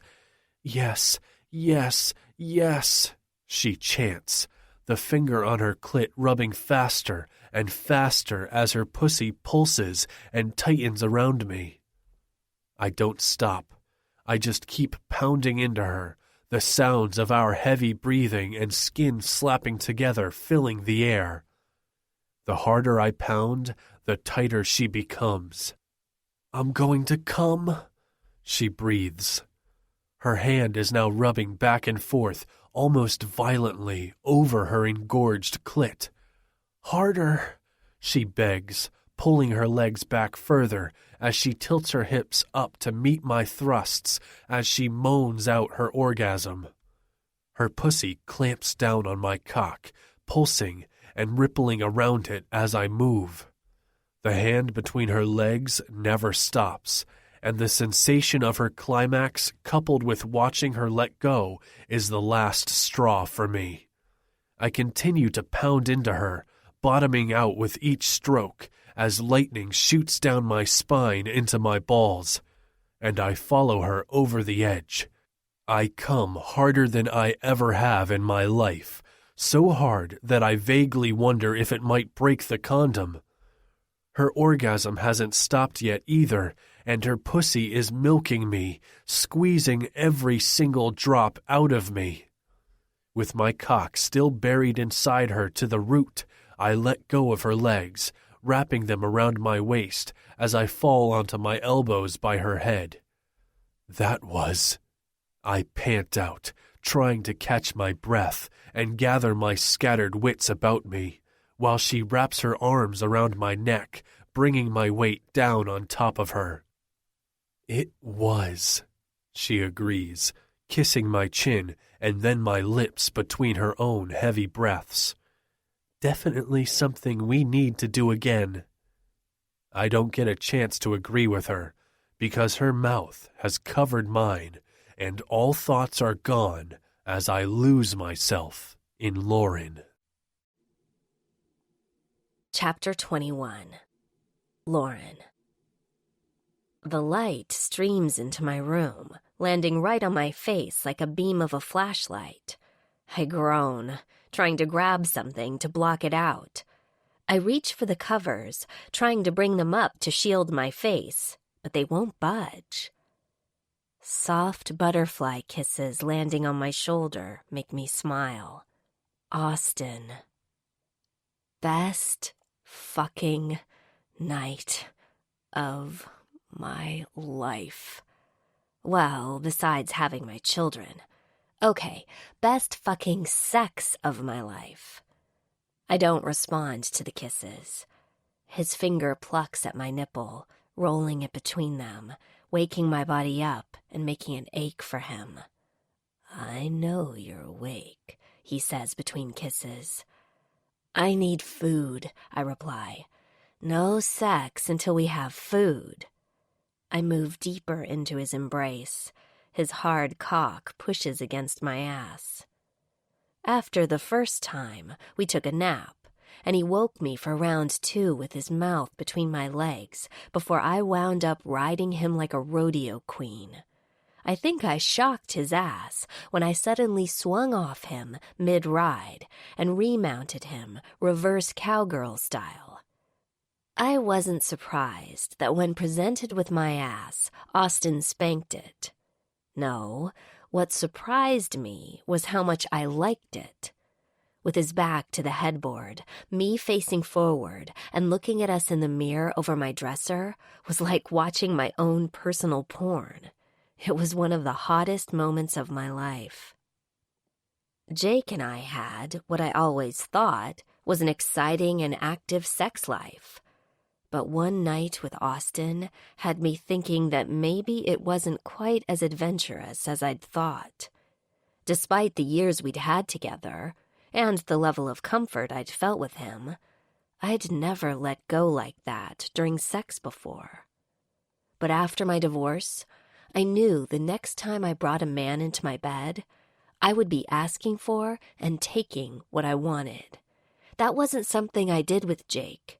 With him, I followed his lead and took what he gave.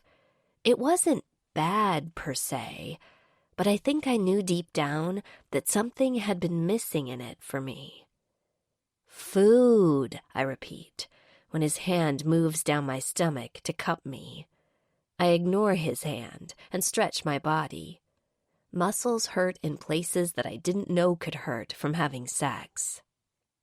Okay, I'll go start the coffee. He's still trying to play with me. I slide out of bed and head into the ensuite bathroom in my bedroom. I'm going to have fun playing with that ass later, I hear him say, right before I close the door. After using the bathroom, I look in the mirror. My makeup is still half on. The mascara isn't that bad, though a bit smeared. I take the time to remove it and wash my face. Tying my hair high up on my head in a messy bun, I brush my teeth. Once I make my way out, I immediately smell coffee. Grabbing the shirt he wore last night, I put it on. It's huge on me, but I leave the top 3 buttons undone and button the rest, leaving him plenty of room to reach in if he wants to.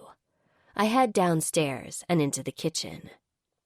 He's there, jeans on and buttoned, leaning against my counter, his feet crossed in front of him, drinking a cup of coffee. His hair is tousled from sex and sleep, and a 5 o'clock shadow has crept over his handsome face. I go straight to the coffee machine and reach up to grab a cup, but see that he has made me a cup already. "I didn't poison it," he says, the mug shielding his smirk, but not the smile in his eyes. Before I can reply, I hear the front door open. He looks at me with a surprised look. "It's probably Kaylee." I shrug and see his face start to relax. "Or my parents," I add, giggling into my coffee mug when he looks close to panicking. Kaylee comes into the kitchen, dressed in a man's dress shirt and boxers, her purse hanging off her arm while her other hand holds her shoes. "Look what the slut dragged in," I say, leaning against the counter next to Austin. "Funny, funny, ha ha. I take it the cobwebs have been cleared out?" she fires back. "Oh, there are definitely no cobwebs in there," Austin murmurs with a little smirk as he throws one arm over my shoulder. "Isn't that Noah's shirt?" he asks. "I hope you told him you were leaving, Kaylee." I look at Austin. She isn't exactly known for sticking around the morning after.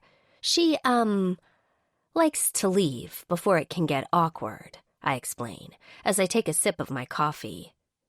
"He's going to lose his shit," Austin states.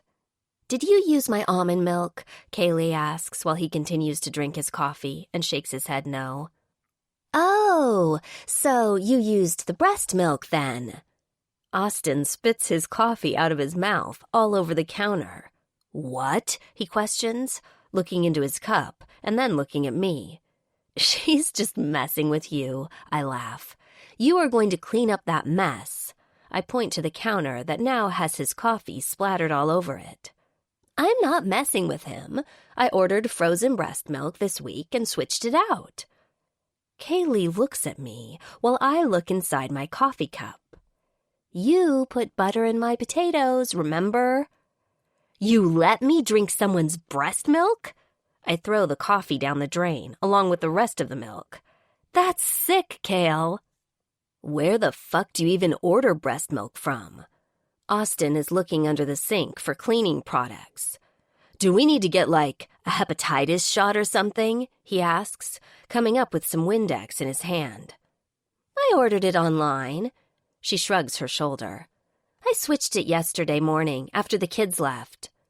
She nonchalantly studies her nails while Austin and I start to freak out. "What if the woman had a disease? Jesus, could we catch it?" Austin turns to me. "I feel a little funny." He puts his hand to his stomach, making me roll my eyes.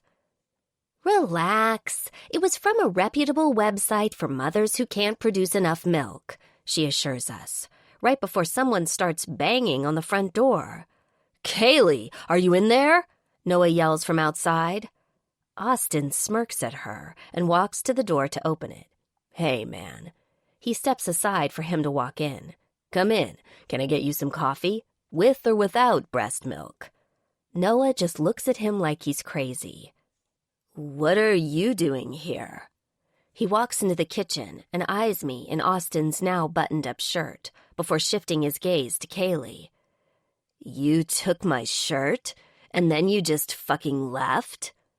She's not good with the whole morning after thing, I add helpfully, while Kaylee shoots me a glare and the middle finger. He turns her around on the stool as he cages her in between his arms, with his hands braced against the counter. I thought we said we were doing yoga this morning. He leans into her. Austin laughs from beside me, where he stands after closing the front door. You couldn't do yoga if you tried. He continues laughing while Noah glares at him. Plus, you said we could do the down dog thing, he whispers to her. What's the down dog? Austin asks me in a whisper that is not at all quiet. I shrug my shoulders as I shush him and continue to watch the scene in front of me. Don't you two have to be somewhere? Kaylee looks back at us. Nope. Austin and I answer at the same time, and then look at each other and smile. His smile melts me, so I wrap my arms around his waist as he throws his arm over my shoulders, bringing me closer to him. Come back home with me, Noah asks her, leaning in and tracing her jaw with the tip of his nose. Please? Okay, she replies, and I gasp at her in surprise. She never lets her guard down with men, ever. Besides, I think Austin is going to kill me for making him drink breast milk. She tries to make it seem like this isn't a big deal, but I know better. Noah looks at Austin as he stands back, making room for Kaylee to get up and gather her stuff. You drank breast milk, dude? Can you die from that? He slips his hands in his pockets. Austin stills next to me. No, you can't. Now go away before he goes nuts, I order, before turning to Austin. You can't die from drinking breast milk, I reassure him.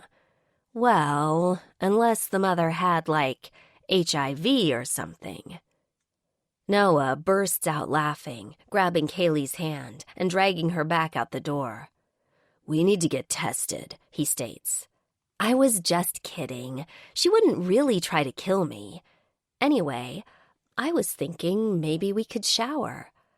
I'm feeling very, very dirty, I whisper to him. He grabs me around the waist, my body molding to his like it was made for him. We walk upstairs, where we make good use of our hands and mouths and that third condom. When nighttime comes, he gets dressed to go home. I'm a little down. We haven't talked about where this is going, but I'm not stupid enough to think that it's going anywhere. So I tuck it down, bury it, and try to just live in the moment. Later that night, he texts me, missing you. I'm not sure what to say to him, so I send a casual reply. Me too, smiley face. I don't hear from him the rest of the evening, and then the next day, I make my way to work. I messaged Barbara last night, telling her I would give it another chance. She was very excited. I dressed in a tight black pencil skirt that I paired with a white-fitted button-down shirt with 3/4 length sleeves that has a faux rolled cuff, making it appear as if the sleeves are rolled up to my elbows. I finished the outfit off with a smoking hot pair of Ferragamo patent leather pointy-toe stiletto pumps. I walk in and see Carmen at the reception desk. Her reaction to seeing me is less than friendly. I don't bother questioning her on it. I just walk back to my desk. I put my purse on the desk as I look into Austin's office and notice he isn't in yet. I walk to Barbara's office to tell her I'm here, but she isn't in yet either. Looking at my watch, I see it's almost 8, so they both should be in soon. Walking back to my desk, I come face to face with a furious Austin, who is just walking out of his office. "What are you doing here?" he asks with his hands on his hips, and my heart sinks a bit at his reaction. "I work here. Barbara asked me to come back, and I agreed." I put my hands on my hips now, too. He grabs my arm, bringing me into his office and slamming the door. "You can't work here. I don't sleep with women I work with. I look at him in confusion. What? I ask, not sure I understand. I don't sleep with women I work with. I think it's pretty straightforward, he barks. So, you're saying that you won't be with me if I work for you? I ask him, now folding my arms over my chest. I'm telling you that you aren't working here, so we can continue sleeping with each other. Well then, that settles it. We won't sleep with each other, I bait him. He drove me out once, he won't do it again. When we slept together, I hadn't agreed to start working for you again, so that doesn't count, I tell him, right before there is a knock at the door. Go away, Austin yells, but the door opens anyway, with Barbara peeking in. Oh, good, you're here. I see you found out that Lauren decided to come back. You're welcome. She takes in the tension in the room and looks at her watch. It's been 2 minutes. How can you guys be fighting already? It's nothing, Austin says, as I stare him down. He's trying to fire me because apparently he doesn't work with women he has slept with. I look over at Barbara, who closes the door behind her. Then I look at Austin, who throws his hands in the air. Why did you tell her? He asks. Oh, please, she changed your diapers. I look at Barbara and then back to him. Besides, if she hasn't already, Kaylee would have told her. He looks at the ceiling in his office, pinching his nose. How did this happen? Well, you had sex with Lauren, that's how, Barbara cuts in. Which isn't that bad, Austin. I might have to change the employee handbook back now that it appears that fraternizing with a coworker is okay, she teases. No, it's not okay, Austin snaps. I don't shit where I eat. He looks at me. Not now, not ever. Fine, no big deal. We forget it happened and move forward, since it won't be happening again. I shrug my shoulders in an attempt to make light of it, while in truth, my heart is breaking. It wasn't that great anyway. Liar, he snaps as I turn to walk out. Now, if you guys will excuse me, I have work to catch up on. I turn and walk out before I break down. I close the door behind me as Austin calls my name. I ignore the desire to go to him, ignore my aching heart and hurt feelings, and ignore the thoughts that we could have been starting something amazing. Chapter 22. Austin. I had the best sex of my life. I was walking on cloud 9. I was smiling at nothing. Then I walked in, saw her in the office, and I snapped. I promised myself that I would never let my dick get involved with my work. Then there she was, in a tight skirt and a white shirt, and all I thought about was making those buttons scatter as I ripped that shirt off and fucked her tits. My cock saw her and immediately stood up to salute her. Then she said the words I dreaded. I work here. Now here I am, 3 days later, sulking in my office, while she comes in smiling every day like nothing happened. I see her bend down and have to stifle a groan. I see her chewing on her pen and think about her sucking my cock. I can't think straight.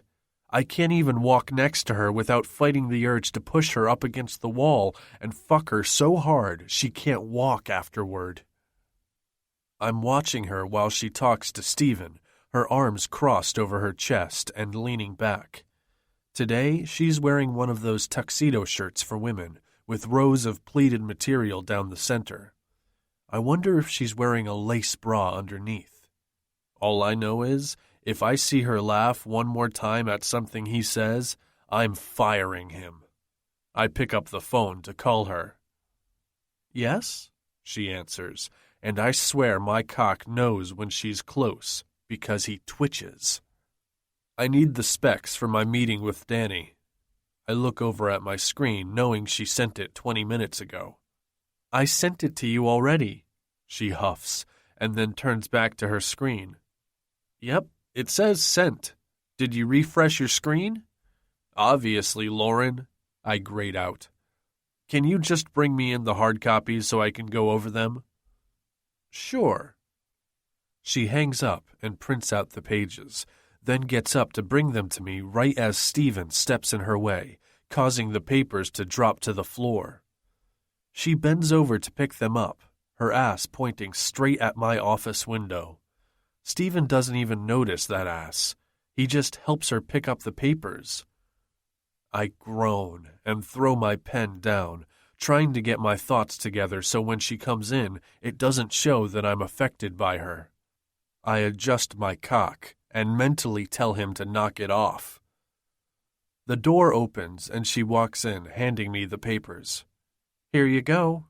Do you need me to attend the meeting? She asks, and I can't say anything. Today she has her hair tied up in a ponytail, and I want nothing more than to untie it so I can run my fingers through it. I just nod, pretending to review the plans. Fine, I'll meet you in there. I'm going to get myself a coffee. Would you like one? She asks me over her shoulder as she walks out of my office. Sure. No laxatives or breast milk, please. I watch as she rolls her eyes. I continue to watch her as she walks past my office, a little swing in her hips and a small smile playing across her beautiful face. Like me, I know she's thinking of that morning, that incredible morning. It feels like it was ages ago, but it's been only 4 days. Every night on my way home, I go out of my way to pass by her house just to see if she is there, hoping to catch another glimpse of her.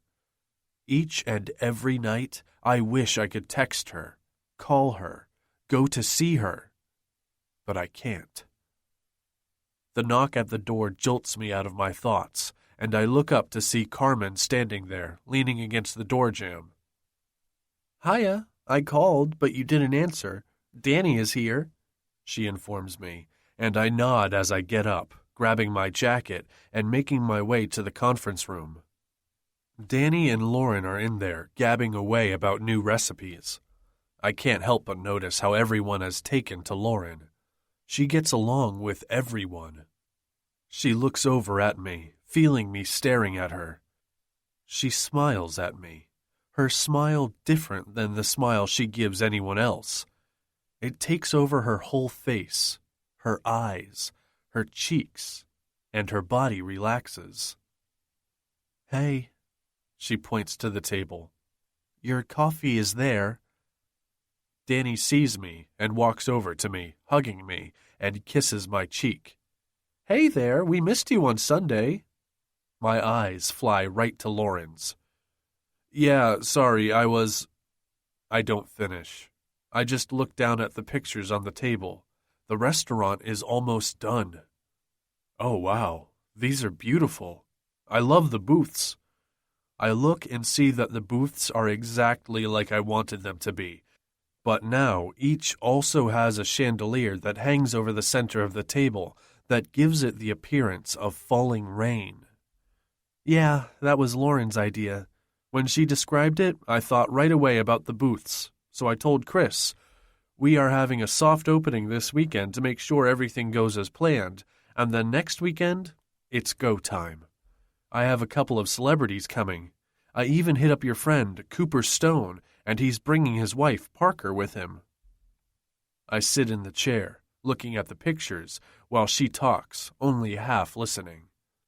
So, do you have a date for this or not? I can set you up with this girl I go to Pilates with. She is very detail-oriented, and she just wants a good time.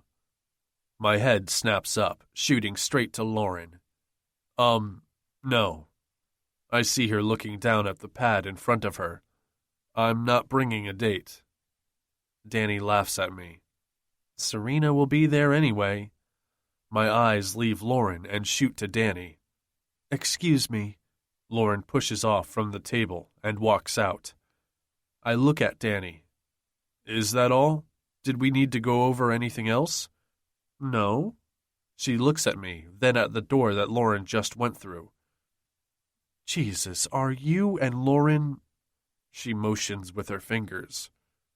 She works for me, so that answers your question. Right. She gathers all her papers. I'm going to hit up John before I leave. I'll see you Sunday. Every Sunday, we all get together for dinner. I'm not sure, I reply, because I'm hoping that Lauren quits tonight. I walk back to my office, expecting Lauren to be there, but her computer is shut off. I check my watch and see it's only 2:30. I pick up my phone and call her on her cell. She picks up after the first ring. Sorry, I'm so sorry I had to leave, she says, almost frantically, without even greeting me. Is everything okay? I'm ready to run out if she needs me. Yes, she sighs. Well, not really. I might have to call in sick tomorrow. Kaylee has strep throat. She has a fever and she's at my parents' house now because the last thing I need is for anyone else to get sick. What? I'm trying to follow her, but she is rambling. Kaylee had a fever, so she went to the doctor. She has a throat infection. She is the one who watches my kids after school while I'm at work. Except tomorrow is a staff development day, and she's sick, so I have no other backup. Okay, don't worry about it. I go to my computer and check my calendar, seeing that there's nothing on my schedule till Monday. What are you going to do with the kids tomorrow? I ask her. Not exactly sure why, but I do it anyway. I have no clue. Hopefully keep them from killing each other. Listen, I'm just getting home, so I need to go. Sorry about just taking off like that. She apologizes softly. It's fine. I'll call you later to check in, I tell her, and then hang up. I block out my day tomorrow, sending a message to Barbara that I'm going to be working from home. I have no idea what the fuck I'm doing, but the next morning at 9 a.m., I'm standing on Lauren's porch, hoping she doesn't turn me away. I hear the door locks turning and hold my breath. Rachel opens the door, still in her pajamas. I squat down to talk to her, asking, Hey there, is Mommy home? She smiles at me, showing me a missing tooth, her lips shiny with what I'm assuming is syrup. Mommy, she yells loudly, Asshat is at the door. I put my head down, laughing at the nickname. What? I hear her voice from somewhere inside the house as she makes her way to the door. She is wearing a short pink cotton robe, loosely tied at the waist, the front a bit open on top so you can see her camisole. Her hair piled up on her head, she places her hands on Rachel's shoulders. What are you doing here? She looks down at me. I rise up from the squat position. I came to see if you and the kids would like to go ice skating, I ask her, and not waiting for her to invite me, I walk past her, kissing her on the head. I shrug off my jacket, throwing it on the pile next to the door with the other jackets. Then I turn and look at her. Is that bacon I smell? Real bacon, Rachel says, turning to run back into the kitchen. I look at Lauren questioningly. Kaylee makes them eat vegan bacon, but I picked up the real deal yesterday, so it's like Christmas morning. She laughs as she pulls her robe together at the top of her neck. Austin, what are you doing here? She asks me again, and before I have a chance to answer her, Gabe runs into the room. Are we really going skating? His eyes are wide with anticipation. Mom, can I bring my stick so we can shoot some pucks? He then turns to me. Is it okay if I bring my stick? You play hockey? I ask him. Yeah, I want to, but Mom says I have to choose one sport, so I chose soccer. Gabe looks at his mom. I used to play college hockey with Cooper Stone. Have you heard of him? He's retired now, but he was a big deal when he was playing. You used to play with Cooper Stone? Matthew Grant is my favorite player of all time. He's still a rookie, but he's awesome. I smile at him.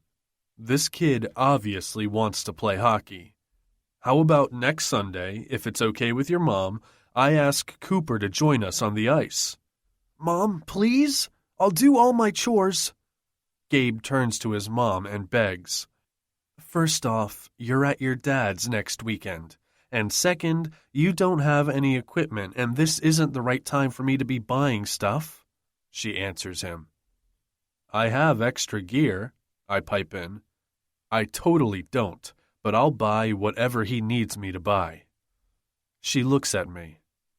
How about we go do the skating thing and see how you like it? You've never really been on skates, Gabe, she proposes gently, and he must see it as a win in his favor, because he jumps up and hugs her, repeating thank you over and over again. Rachel, we're going skating, Gabe yells, running out of the room. You look cute, I tell her, because she does look cute. But it's more than that. We aren't dating, Austin. You can't talk to me like that. She shakes her head. Please don't make this harder for me. She keeps her voice low, and I advance on her, but she quickly brushes past me and heads into the kitchen, picking up the kids' breakfast plates on her way to the sink. What do we call you if we can't call you asshat? Rachel turns to me on her way up the stairs. His name is Austin, so no more of that language, young lady. Now go get dressed, her mother instructs from the kitchen. Gabe grabs her hand to hurry her upstairs to get dressed. I head into the kitchen, finding Lauren bent over, loading the breakfast dishes in the dishwasher. Her ass taunts me, and my cock is hard and ready to slide into her. Looking over my shoulder to make sure we're alone, I walk over to her, placing my hands on her hips. Her body stills and then stiffens once my hands land on her. I press my hips forward so she can feel me. The warmth of her body penetrates right through me.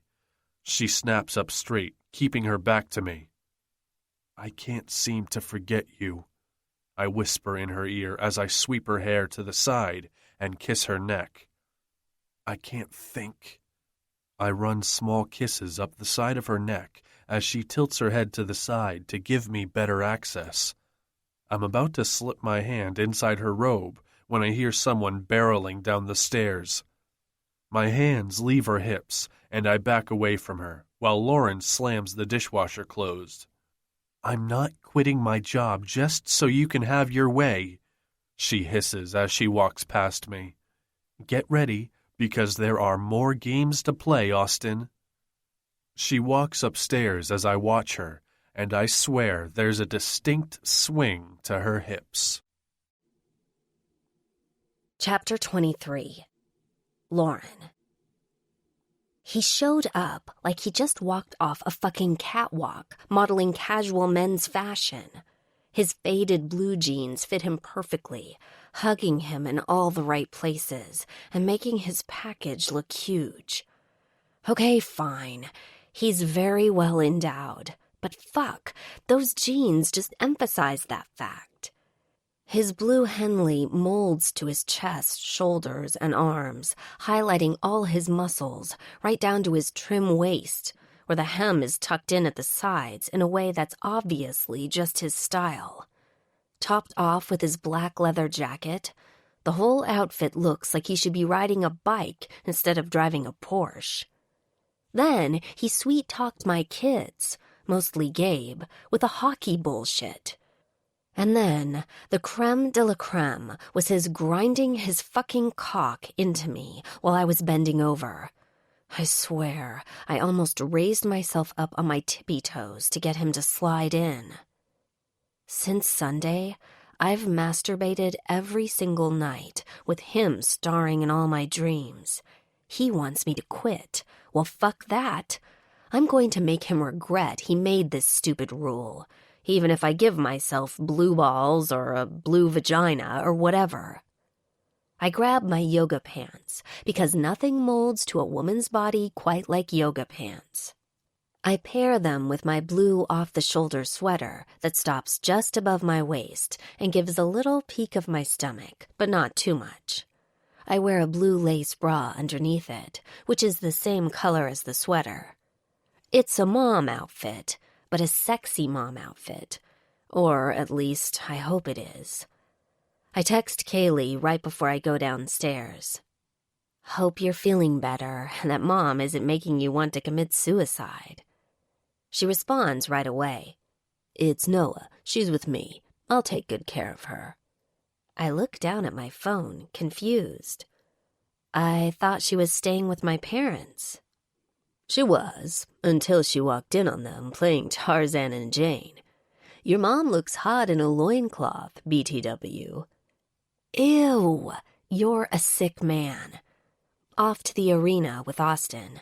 Tell her to text me later. He finally got over that don't shit where you eat bullshit? No, I answer him right away, and then throw out, know anyone hiring? You can come work for me. I definitely won't want to have sex with you. Funny guy. Okay, well, if you have a real suggestion, let me know. I'm serious. I need a PA to keep my shit in order, and I heard you're the best. Think about it. Let me know. That way, Austin's balls won't get swollen again. BTW, I will never ask you to get me coffee or food. Mom, come on, let's go, Gabe yells from the bottom of the stairs. I take in my appearance. Yup, sexy yet still conservative. Coming, I shout as I start walking down the stairs. I see Austin taking me in from my feet to my shoulders, his eyes lingering on the lacy bra strap. Okay, are we all ready to go? I smile big at him while he tries to adjust himself discreetly. Score one for me.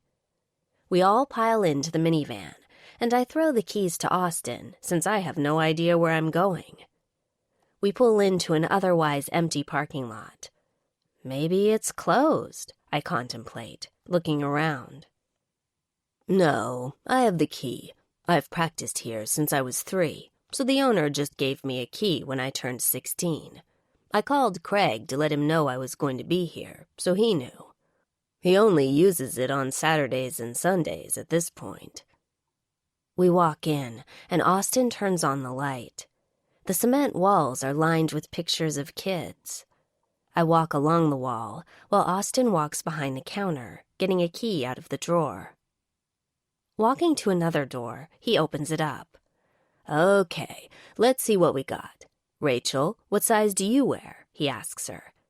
28, she replies, having no idea and just throwing any number out. He comes out of the room and looks down at her with a grin and his hands on his hips. She's a 3, Gabe is a 5, and I'm a 6.5, I tell him. He comes back with 3 pairs of skates, handing Gabe his first, then me mine, and then Rachel hers. There are no girl skates, sorry kiddo, he apologizes to Rachel as she sits down and he starts to tie her skates. I'm surprised when I see that Gabe has already tied his skates. I'm ready, he informs us. Austin looks at him. Go into that room. There are some helmets and gloves. He motions over his shoulder to the room he just came out of. Gabe goes in and comes back out with helmets for him and Rachel. Can I get on the ice? Gabe asks, and Austin nods his head while he finishes tying Rachel's skates and then calls me over. I think I can tie my own skates, Austin.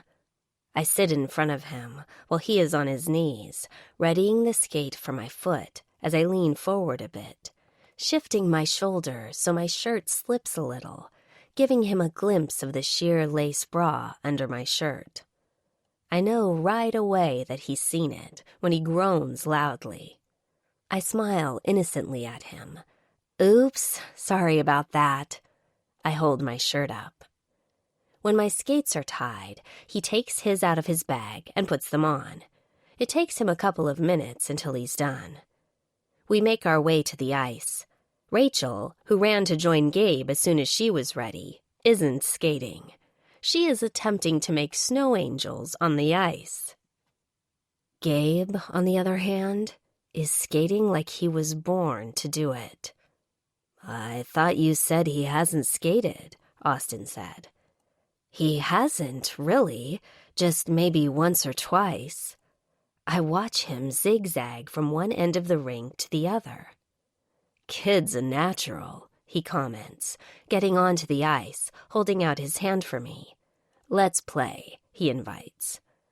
I grab his hand, put one foot on the ice, and slip right away.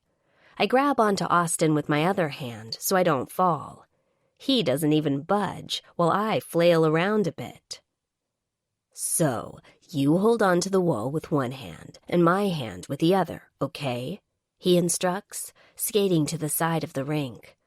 I'm holding onto the wall for dear life while I've got my other hand around Austin's in a death grip.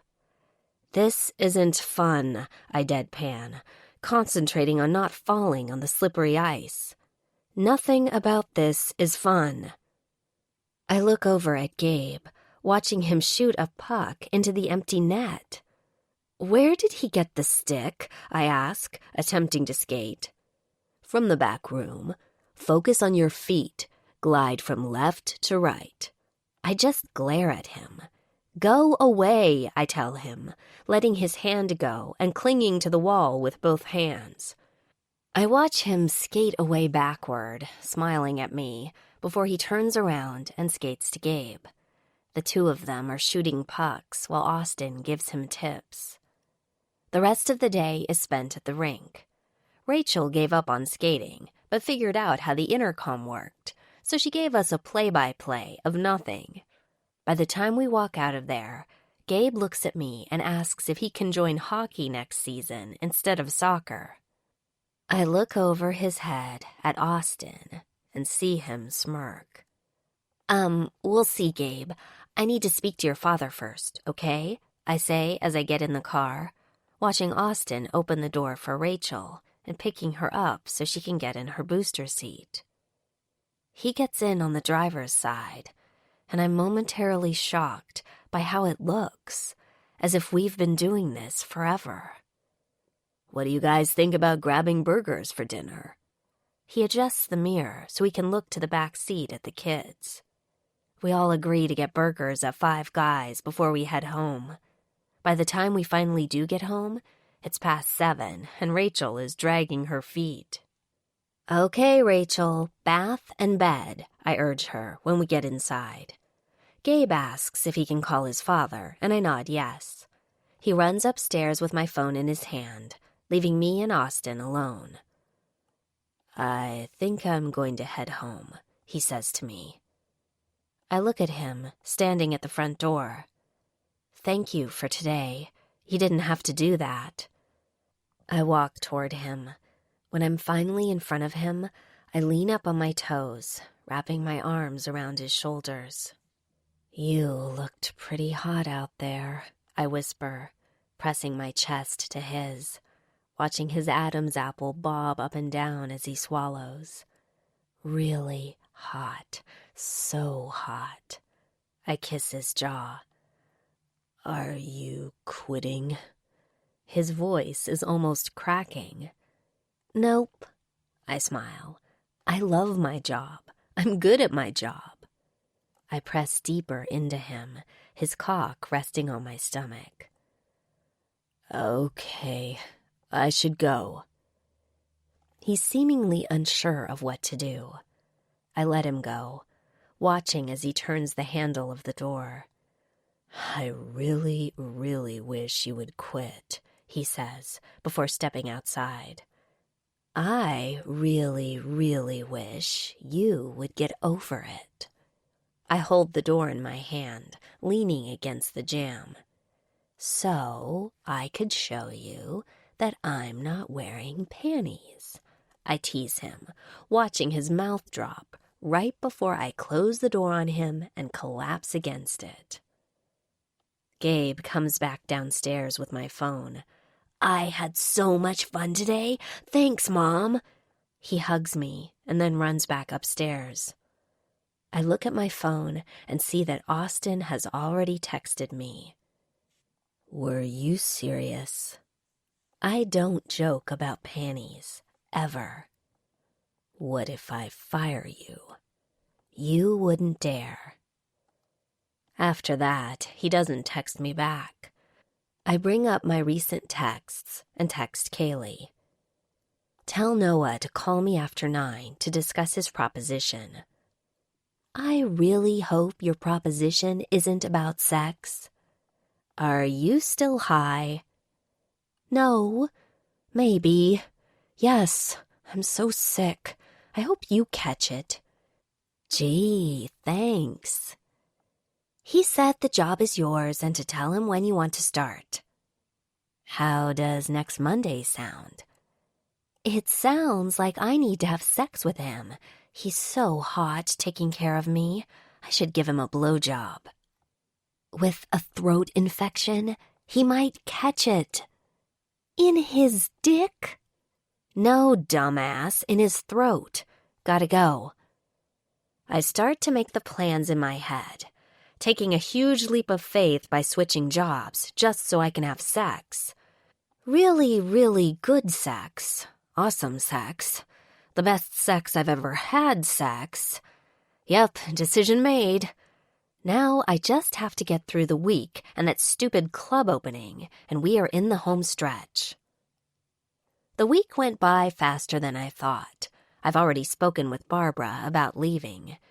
She is sad to see me go, but excited that Austin will finally be in a better mood. It seems blue balls don't suit him. I also didn't help matters by coming in all week wearing tight clothing. One day at lunch, I left my panties in his drawer. I watched him open the drawer and take them out while looking at me. I smiled at him and waved. He got up and slammed the door and then closed his blinds. I can only imagine what he did, but I don't think I'll ever get the panties back.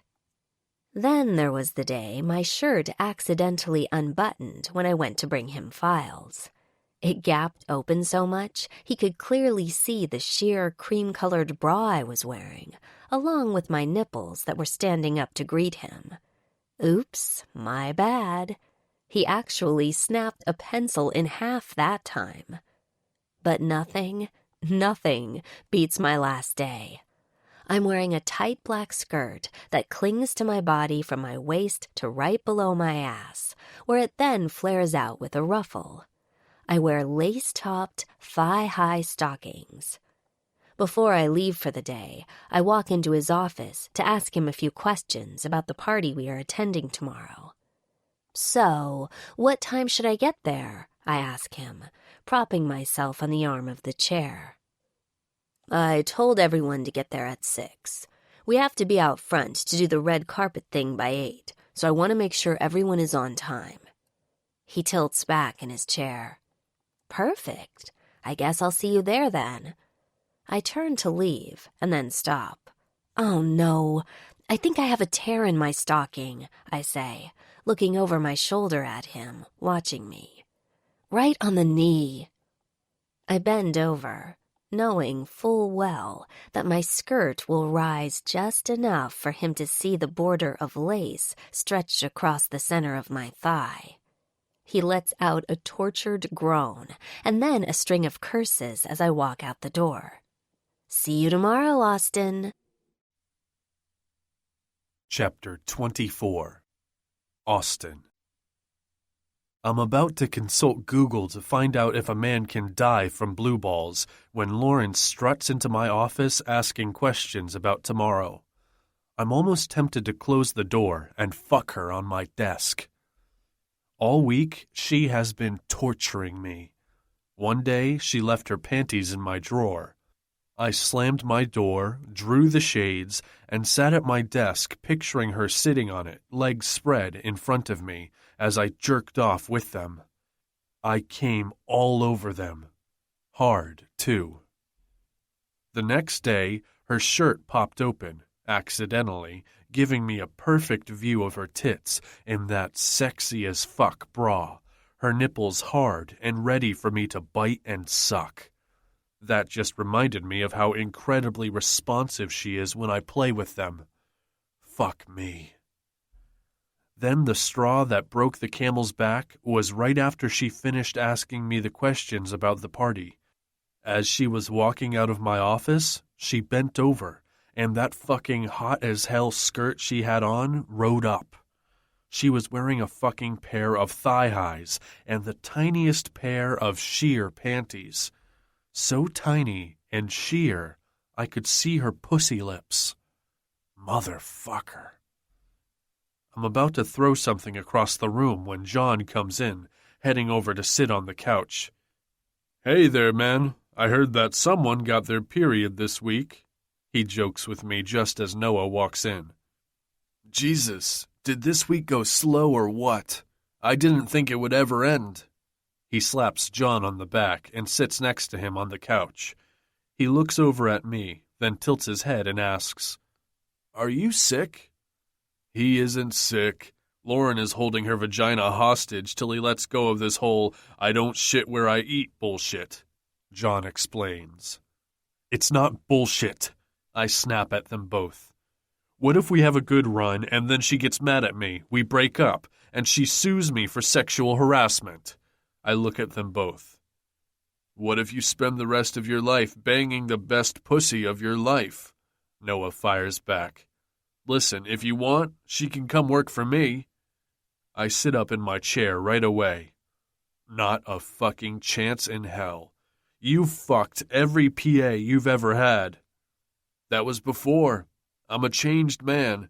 I went to the strip club yesterday to meet a client, and my dick didn't even twitch.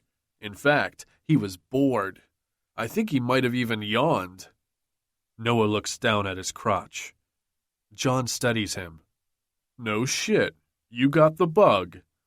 Noah just shakes his head. "I did. By the way, I'm bringing her tomorrow." He leans back. "She's so fucking hot. She can put her legs behind her head, man." "I don't want to know that shit," I yell. "That's Lauren's sister." "She's not your sister." Noah turns to look back at John. "And she can hold them there."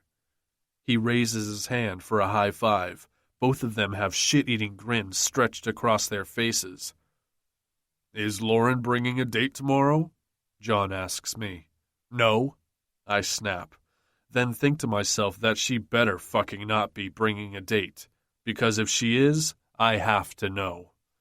I pick up my phone and text her. "Are you coming alone tomorrow?" "I'm hoping I'll be coming with you, but I'm not sure." I throw my phone down. Jesus, she's making my life impossible. Poor baby. Just fucking get over it. Have sex with her, work with her, and then I'll have a lot fewer complaints in my email. John gets up. "Now, if you bozos will excuse me, I'm going home to have sex with my wife. On the couch, because we can." "You liar," Noah says. "Married people only fuck in a bed. Google it." He winks at John as he walks out. "Let's go to the gym. You can work out your frustration there." Noah gets up. I do the same and follow him out. I spend the next 3 hours beating the shit out of a punching bag and working my body to near exhaustion. Now I'm in the car on the way to the party. I get there right before 6, leaving my car at the valet. Walking the red carpet, I see the media setting up and wave at a couple of reporters I know. Opening the door, I walk in, and I'm speechless. I see Scarlett, the event planner, walking up to me. "So, what do you think?" she asks as I take in the room. There are dimly lit chandeliers everywhere, casting the room in a sexy glow. White roses are placed around the entire space in mirrored vases. All the tables have a little lamp that looks like a martini glass is filled with little fake diamonds that are the lights. Once the overhead lights are turned off, they'll give an almost intimate lighting effect. It's really sexy. I watch the waitstaff getting into their position. Chris walks over to me, wearing a suit without a tie. "Didn't Scarlett do good?" he asks. She did. I look at the door and see John coming in. He's wearing a custom-made black suit with a black tie. Danny walks in wearing a black dress, followed by Barbara and Stephen, who are both dressed to the nines. "It's so beautiful," Barbara says. "This is my favorite one yet." I look around, taking in the booths. There are buckets set up at each one for bottle service. "You guys go reserve a booth now so we don't go crazy later." When I turn back around, my heart skips a beat as I see Lauren walking in. She looks breathtaking. She is wearing a coral-colored jumpsuit. It dips down dangerously low in the front and comes up to wrap around her neck, leaving her shoulders exposed. I'm watching her look around when I see the valet guy running back in, calling her name, and she turns around to greet him. With her hair tied up on top of her head, I can see that her back is bare all the way down to her waist. And if that isn't sexy enough, there is a slit on the side of each leg running up from her ankles to the tops of her thighs, giving a good view of her toned legs. She's got a sexy as fuck pair of gold stilettos with fake diamonds on them that I would kill to have digging into my back later. A simple pair of diamond earrings finishes her look. When she walks over to us, I can see her pant legs swish around her with each step, giving me a peek of her legs. "Sorry I'm late. I took an Uber," she explains, and I rake my eyes over all of that exposed, silky skin. I just stand here, taking her in. The need to grab her hand and claim her as mine is a war I'm internally waging with myself. "Holy shit, Lauren, you look amazing," Danny exclaims when she comes back over to us after reserving a booth.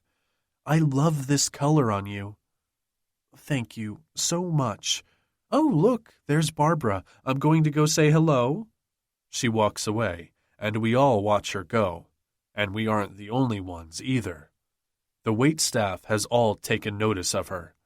The bartender spots her saying hello to Barbara, and he makes a beeline over there, giving her a fake smile and talking to her. She tosses her head back and laughs at whatever he said, and my blood boils. I make my way over to her side just in time to hear her order herself a lemon drop martini. "I'll have a whiskey on ice," I tell him right before he walks away. "Can I have a word, please, Lauren?" I ask her. "Sure, but I didn't get my drink yet.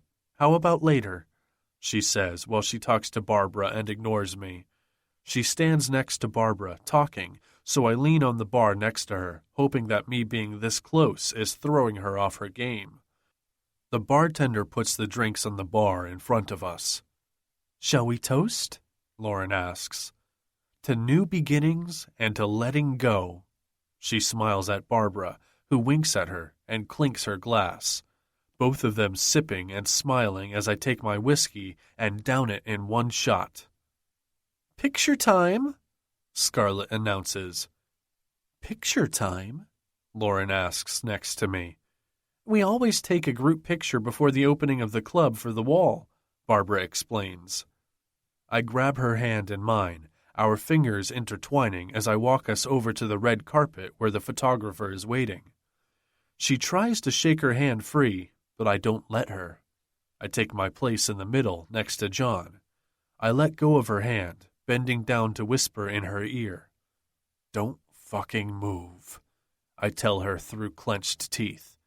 "Not 1 fucking inch. Don't test me." She rolls her eyes at me. We spend the next 40 minutes snapping pictures. Finally done, we walk back inside and each grab a champagne glass with which we toast our hard work. I drink my glass, watching Lauren watching me. I smile at her, watching her eyes dilate, knowing she wants me just as bad as I want her. I walk over to her. "You look beautiful." I rub her cheek with my thumb. "Come home with me." Her eyes on me are smiling. She steps closer to me, then her eyes go over my shoulder and she stills. Her face changes. Her smile is gone. Her spine is straight. Jake? Chapter 25. Lauren. I knew showing up tonight dressed like this was going to cut him at his knees. I've never felt as sexy as I do in this outfit. But I'm not the only one dressed to kill. Austin is in a custom-tailored navy blue suit and a crisp, stark white dress shirt with the top 2 buttons undone and no tie. Silver cufflinks rest at his wrists, next to where his name is monogrammed, and his silver Patek Philippe watch peeks out. Polished brown Ferragamos. What can I say? I'm a shoe girl. Complete the whole package, and what a package he is. I tried not to watch him from my spot at the bar, but I saw him heading my way out of the corner of my eye. When he grabbed my hand, intertwining our fingers, I knew I would be going home with him. Well, that, and when he told me not to fucking move. I was almost tempted to move, just to see what he would do. Looking at him while we toasted, I was so proud of everything he did. I watch as he walks over to me. "You look beautiful," he tells me, while he rubs my cheek with his thumb. "Come home with me." I step closer to him, ready to tell him I'd go anywhere with him, smiling at him. I glance over his shoulder for 1 second, and that 1 second changes my night. My smile fades, and my spine stiffens as anger rushes through me. "Jake!" Jake, walking in with Camilla on his arm, brings me back a bit. I didn't attend many of his functions when we were married, because there was always something going on at home. Austin turns to see what I'm staring at, watching as Jake and Camilla walk toward us, his hand holding hers. "What the fuck?" he says under his breath. I don't have a chance to tell him everything I need to. "Hey, Lauren, what are you doing here?" Jake asks when they stop in front of me. The words stay lodged in my throat. "She helped make tonight happen," Austin answers for me, putting his hand on the exposed skin at my lower back. "Austin Mackenzie." He offers his hand to shake Jake's. "Jake Watson, Lauren's husband." He shakes Austin's hand. "Ex," I say, gulping down the rest of my champagne. "Ex-husband." I look to Jake and then to Camilla. "Gabe's former teacher. Lots of exes in the room." I laugh nervously. "Oh, wait." Jake snaps his fingers. "Are you the Austin who took the kids skating?" Austin grabs champagne from a passing waiter and hands it to me before he places my empty glass back on the tray. "That would be me. We took the kids out last Friday. They had no school."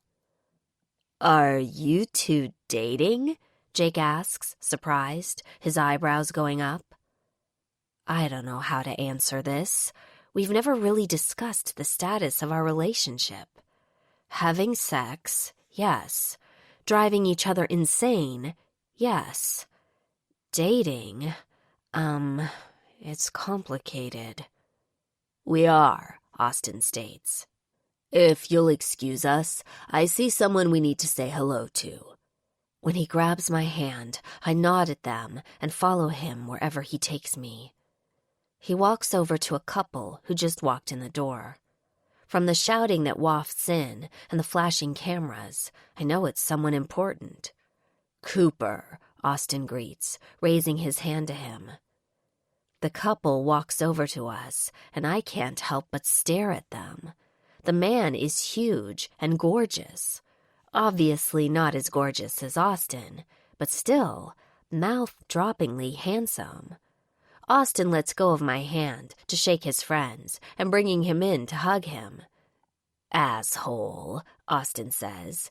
"Good to see you," Cooper replies with an easy smile at him.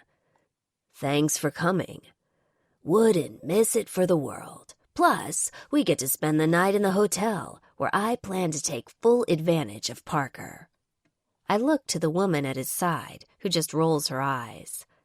"Please, he's all talk. Lately, he falls asleep before the twins." She laughs at her husband. "I'll show you falling asleep," he tells her, then turns to look at me. "This man has no manners. Cooper Stone." He reaches out for my hand. "This is my wife, Parker Stone." Austin laughs at him. "This is the guy I used to play with in college. He's now retired and playing Mr. Mom. And loving every fucking second of it." He leans down to kiss Parker's lips. "So, how did you two meet?" Parker looks at me. "I'm his PA." I take another sip from the champagne. "Are you the one who turned his testicles the size of boulders?" she asks me, laughing. "I saw the picture." I grab the glass with both my hands, laughing as well. How is it everyone saw this picture but me? "Oh, I can send it to you. I think it's Cooper's screensaver." She laughs at Austin, who is groaning next to me. "I'm going to fucking kill Noah." He puts his hands in his pockets. I don't get a chance to say anything else, because there is more yelling coming from outside, and the camera flashes are going crazy again. "I guess Matthew has arrived," Parker says to the group. And we don't have to wait long before the door opens and in comes Matthew. He's got black hair that is parted on the side, a bit longer on top and shorter on the sides. His slim-cut black suit is cut perfectly for his frame. His dark gray shirt is paired with a shiny black tie. With the way his jacket hangs open, showing off his muscular chest, it's plain to see that he spends a fair amount of time in the gym. "Matthew!" Parker shouts, waving him over. He looks over and sees Parker waving. He gives her a big smile and turns to guide himself and the woman who is by his side over to us. They start to head this way, zigzagging through the crowd, which has grown, and occasionally stopping to say hello to people on the way. "Hey, Mom, Coop." He greets them both with a hug and kiss for Parker. "Where is Carrie?" He looks around for whom I assume is the woman he walked in with. The blonde woman is talking to a man who is kissing her hand and laughing with her. She looks amazing in her figure-skimming white dress. The top is off the shoulders with sexy little sleeves that cling to her biceps, and the dress hugs her in all the right places as it tapers down her thighs to stop just above her knees. Her thick hair hangs loose around her bare shoulders. Matthew spots her and walks right up to her, grabbing her hand, completely unfazed that the other guy is still holding her other hand. Right before they get to us, she pulls him to a stop and says something to him. He leans down and kisses her on the mouth, and it's not just a peck either. No, that's a kiss one gives their lover, the kind of kiss that you feel all the way down to your soul. When he finally lets her go, he takes her hand and closes the distance to us. "Well, that settles that," Cooper murmurs as he sips the beer that the waiter just delivered to him. When they make it to us, Parker smiles at the girl and greets her. "Carrie, you look beautiful." Cooper looks her up and down and smiles at Matthew. "Good luck, son." Matthew glares at him. "Austin, this is my girlfriend, Carrie." Matthew pulls her into his side with a hand around her waist. "I'm not his girlfriend. I'm his chaperone." She holds out a hand to Austin and then to me. Austin and Cooper both bust out laughing at Matthew's glare at her. "I'll show you a chaperone." Matthew stares at her, and she glares back at him. Good luck finding me, she quips. I don't have to be with you until next week. She tries to pry his fingers off her hip. With that, he laughs and grabs a beer off the tray from the waiter who is walking past us. Try to run. I dare you, he challenges her. Remember the last time you tried that? He takes a pull of his beer. The memory must be something, because her cheeks turn pink.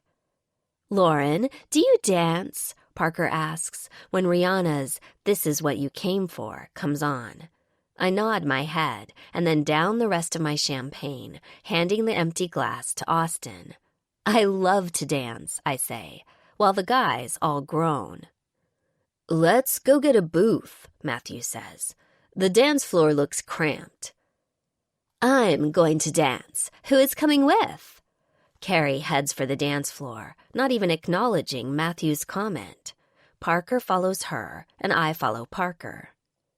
The three of us find a spot on the dance floor, where we are joined by Danny. The four of us are moving to the beat of the music, hands in the air, hips shaking, singing along with the music as it changes from one song to another. I don't know how long we are out here, but I can't help but notice that a group of guys has circled us and are trying to cut into our group. The lights dim, with the glow of the chandeliers softly lighting the room. I look around to see where Austin is, and I don't have to look far. He's standing at the railing, looking down at us with Cooper on his left and a woman hanging on his right side. She is wearing a red, one-sleeved lace dress that is very tight and very short. Her hands are wrapped around his arm while she whispers in his ear. I'm going to get something to drink, I inform the girls, and then head over to the bar. I stand at the side of the bar, trying to get the bartender's attention, but there are so many people. What do you think you're doing? I hear from my side. I turn to see Jake there, alone. I look left to right and try to find Camilla. I'm getting myself a drink. I lean one arm on the bar to take the weight off my shoes. I meant, what do you think you're doing with that guy? His hands go to his pockets, and it's then I see that he's gained weight around his stomach. I really don't understand your question, which is none of your business for that matter. The bartender finally comes over. What can I get you? He asks. 2 shots of tequila. I look to Jake. What are you having? He shakes his head no to the bartender. You can't possibly be serious about this guy. He has player written all over him, Jake chides, while the bartender puts the shots down in front of me. I down a shot, pressing my lips together as the liquid burns all the way down. I look back at Jake. You can't judge a book by its cover, Jake. After all, you didn't look like a cheater, yet that is what you are. His mouth tightens into an angry, grim line. I take the next shot and tell him, You don't get a say about who I date. Not now, not ever. I look back at the railing and see that Austin isn't there anymore, and neither is the woman who was hanging all over him. My heart sinks, and my stomach is burning with devastation. Camilla chooses that moment to find him. I couldn't find you anywhere. She leans into him and kisses him, putting her hand on his face. The big round diamond can't be missed. I look at them both, while the bartender places another shot in front of me. I quickly down that one before looking back at them. Congratulations on the engagement. I point to her hand. Excuse me, I say, trying to walk past them, but Jake stops me by grabbing my arm. I raise a brow in question as my eyes look from his hand on my arm to his face. I don't get a chance to say anything further before we hear a roar from behind me. Get your fucking hand off her before I break every single bone in it. I look over my shoulder to see Austin's angry face glaring at Jake. Jake loosens his grip on my arm, and I snatch it back. Good luck, Camilla. You know what they say, once a cheater, always a cheater. And with that parting shot, I walk away from the three of them to make my way to the bathroom.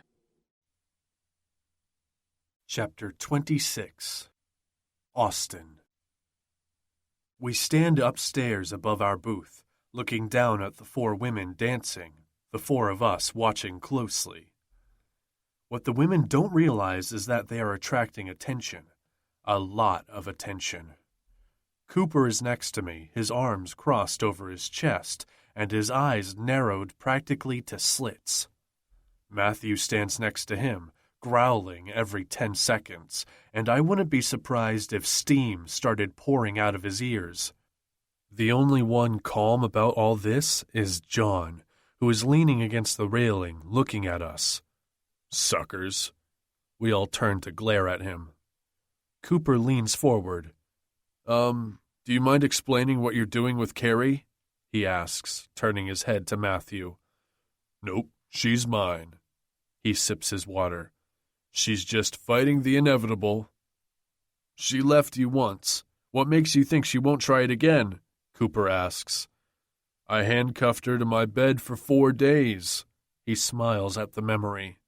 I dare her to try it again. You know that's kidnapping, right? Cooper grins. Would you let Mom leave? He asks him, knowing full well that he wouldn't even let Parker leave for 4 hours. Just get on a plane and take off for God knows where? I hope you used comfortable cuffs. Cooper laughs as he looks back down at his woman. Exactly, Matthew states. Now I'm going back down there, because I've given her enough space. He walks down the stairs and onto the dance floor, going straight to her. He moves in right behind her, his hands landing on her hips as he brings her closer to him. She doesn't move until he whispers something in her ear, then her arms move up his chest and around his neck. Austin? I look to the right and see Serena coming up the stairs. I've been looking everywhere for you. She kisses me on the cheek and holds onto my arm. I've been here all night. I look down at the dance floor. The girls are still going at it, but Matthew has taken off with Carrie. Isn't it fabulous? We did it. We've got another hit. She digs her claws into my arm while I try to shake them loose. We could rule the world in and out of bed, she purrs. Don't you think? I shake my head at her audacity and huff out an annoyed laugh as I firmly peel her hand from my arm. Serena, that's never going to happen. Ever. I look down and see that Lauren is heading to the bar. I walk away from Serena and down the stairs. I head in the direction of the bar, talking to different people on the way down, thanking those who have showed up. I see Noah and Kaylee walking in. This place is insane. Noah looks around. Congrats, man. He shakes my hand. Your shirt isn't even buttoned properly, I point out to him. Kaylee shrugs her shoulders. I can't help it if he dresses like a guy on GQ. Where is Lauren? She looks over my head. Oh, shit. Is that Jake in the homewrecker? She looks toward the bar. I don't even wait to hear what she says next. I turn to make my way over to Jake and Lauren when I see her try to walk away as he stops her by grabbing her arm. My blood boils. My hands clench into fists at my sides. Get your fucking hand off her before I break every single bone in it. I growl at him, my voice loud and angry, causing the people around us to turn and look. Lauren jerks her arm away from him. She looks at Camilla and says, Good luck, Camilla. You know what they say, once a cheater, always a cheater. Then she turns and moves through the crowd toward the bathroom. I know you're just playing around with her, Jake states as he steps in front of me. I knew you were stupid. I just didn't think you were a fucking idiot, too. I look from him to his girlfriend, who holds his one hand in both of hers. You not only downgraded, but you got the cheapest knockoff on the shelf. I turn to Camilla. I was waiting to see if you remembered me, Camilla. I wasn't sure if you would, but I'm sure you remember Max. Her face pales the minute I mention my good friend's name. He's doing well, you know, after you fucked him out of house and home, made him lose everything. And for what? I snarl at her, and then look back to Jake. If you think you're the first student's father she's fucked, think again. You're just this year's model. I glance at her in disgust. I bet she's already fucking someone else right now. After all, the game is over for her. You gave up everything. The thrill is gone. I scan the room, my eyes going to the last place I saw Lauren. She hides a second cell phone. Max found it in her tampon box. I leave the fool with that tidbit and head to the bathroom. I wait outside the bathroom for 2 minutes, or maybe it's 2 seconds, before I knock on the door. Coming in, I shout, walking in and nodding hello at the girl handing out paper towels. Lauren is at the sink washing her hands. We need to talk, I tell her while she looks at me in the mirror, her mouth hanging open. She shakes the water off her hands and then grabs the towel from the attendant. I'm not really in the mood to talk right now. She wipes her hands, throws the towels away, and then walks out. She gets out the door and I snap into action. I grab her hand and drag her the other way toward the office. Austin, really? She says as I hear her heels clicking against the floor behind me. I open the door to the office I have used in the past to discuss the floor plans, then close the door behind us and lock it. She walks into the room and to the window that overlooks the whole club. I'm really not in the mood right now, Austin. I stare at her. I honestly just want to go home. I walk over to the window, standing next to her while she looks out. I spot Jake and Camilla fighting right where I left them. She is called Camilla the Cunt in my circle of friends. One of my best friends, Max, married to a great woman, a father of 3. She taught their oldest son.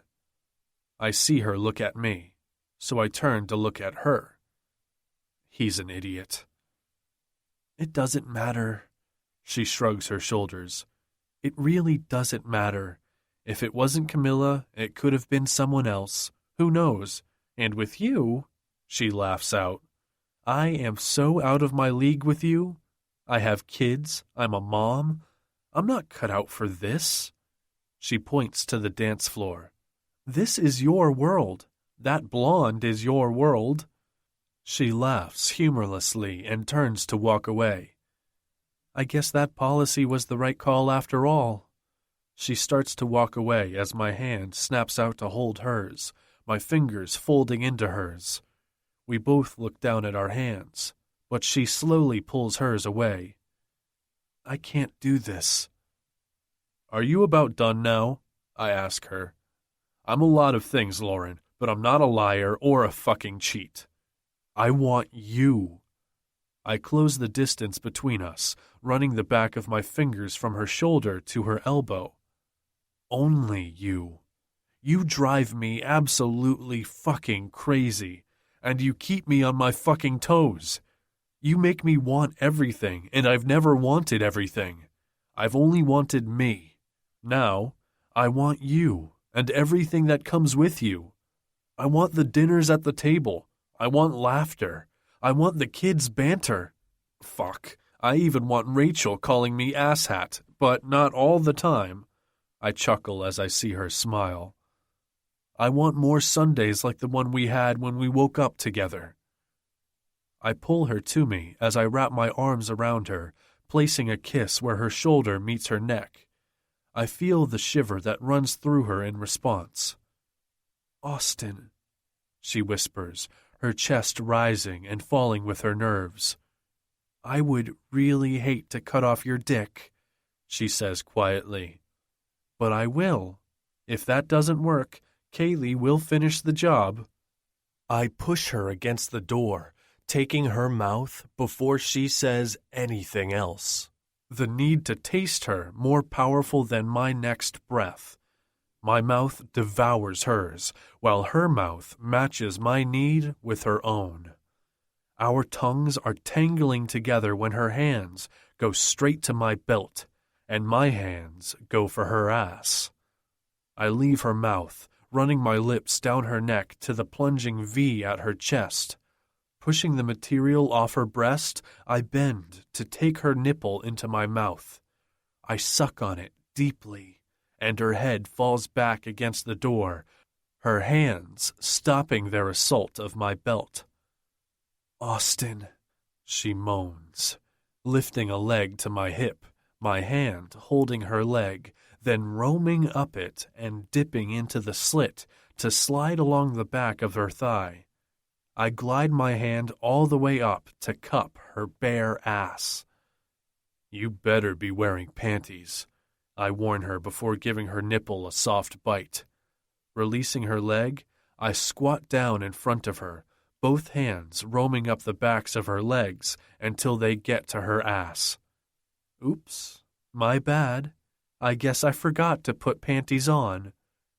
Her breathing turns a little deeper as my hands squeeze her ass.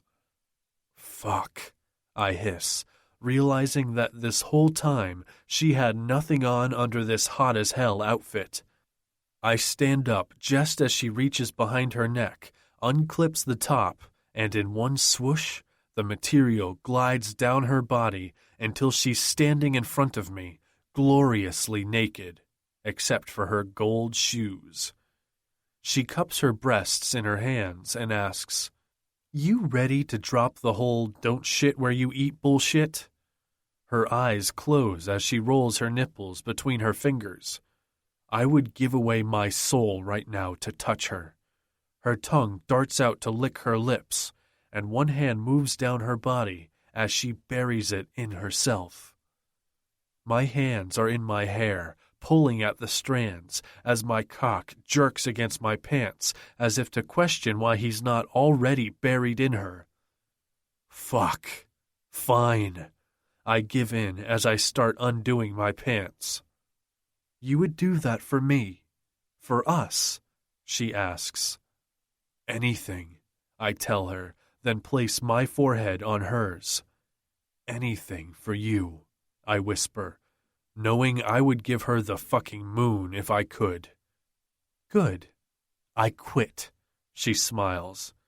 Now, how about you show me how much you've missed me? I pull my pants down to my thighs, reaching into my pocket to grab my wallet and a condom. I cover myself quickly, but it still takes longer than I want it to. I pick her up. Really sorry, but this is going to be fast. I promise you I'll make it up to you. I tell her as I plunge my cock into her and fuck her, hard and fast, against the door. No talking is necessary as our bodies, heaving with our need for each other, do the talking for us. I pound into her over and over again until her pussy finally clamps down on me and she yells out my name. I stroke into her roughly before I plant myself all the way in her and follow her over the edge into orgasm. She's wrapped around me with her arms around my neck and her legs around my waist. My head is resting on her shoulder as I catch my breath. Tell me you'll come home with me? She giggles. Can I say no? Try it. I dare you. I challenge her right before there is a knocking at the door. Austin, are you in there? The whiny voice calls from the other side. Fucking Serena, I mumble. I place Lauren down on her feet, where she picks up her outfit, sliding herself into it, and fastens it at the neck. I take care of the condom and buckle up. I drop a kiss on her lips right before the door swings open and Serena stands there. Hey, the door must have been stuck. Serena, this is my girlfriend, Lauren. I grab her and bring her close to me. Lauren, this is the owner of this place, Serena. Chapter 27. Lauren. The door swings open, and the brunette from earlier comes in. Hey, the door must have been stuck. Serena, this is my girlfriend, Lauren. Austin introduces, curling an arm around me and bringing me in closer to him. Lauren, this is the owner of this place, Serena. I smile at her. It's a pleasure to meet you. She looks me up and down, the disdain obvious in her expression. Likewise. She turns her attention to Austin. We haven't chatted or taken pictures yet. Sorry, Serena, but we have to go. We took pictures earlier, and I'll make sure that Scarlett sends them to you, Austin says, as he takes my hand and leads us out. We make our way back to the booth that was reserved for us. Cooper is sitting there with Parker on his lap. John and Danny are sitting next to each other on one side, and Noah and Kaylee are seated opposite them on the other side of the booth. Hey! Kaylee greets when she sees me. Where have you been? She asks, leaning over Noah to look at me. They slide over in the booth, giving us space to sit down.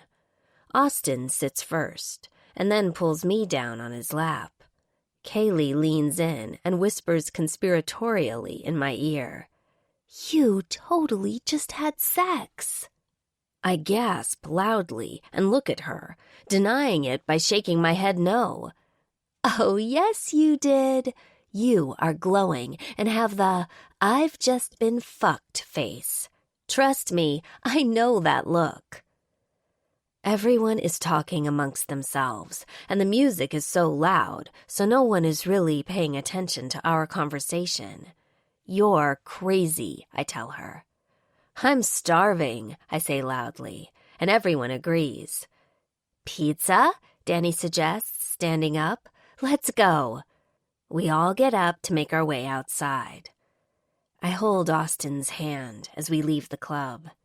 Some fans have spotted Cooper, and he goes over to them to take some pictures. While he's doing that, the rest of us climb into a huge black party bus that Scarlett has ordered for guests who drink and don't want to drive home. I can't wait to take off these shoes, Parker whines, propping her feet up in Cooper's lap. You can wear flip-flops tomorrow when we go skating with Austin, he tells her. Skating? I ask. Oh, yeah. I was telling them about Gabe, and since Matthew is in town and wants to run drills with Cooper, we are all meeting at the rink at noon. Oh, that sounds like fun. Can I come? John asks from his side of the bus. Can you skate? Austin asks.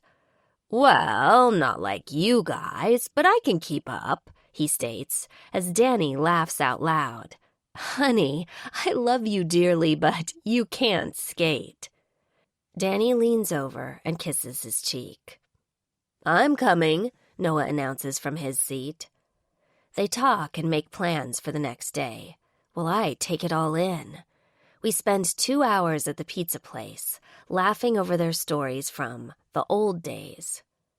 Austin asks me, your place or mine?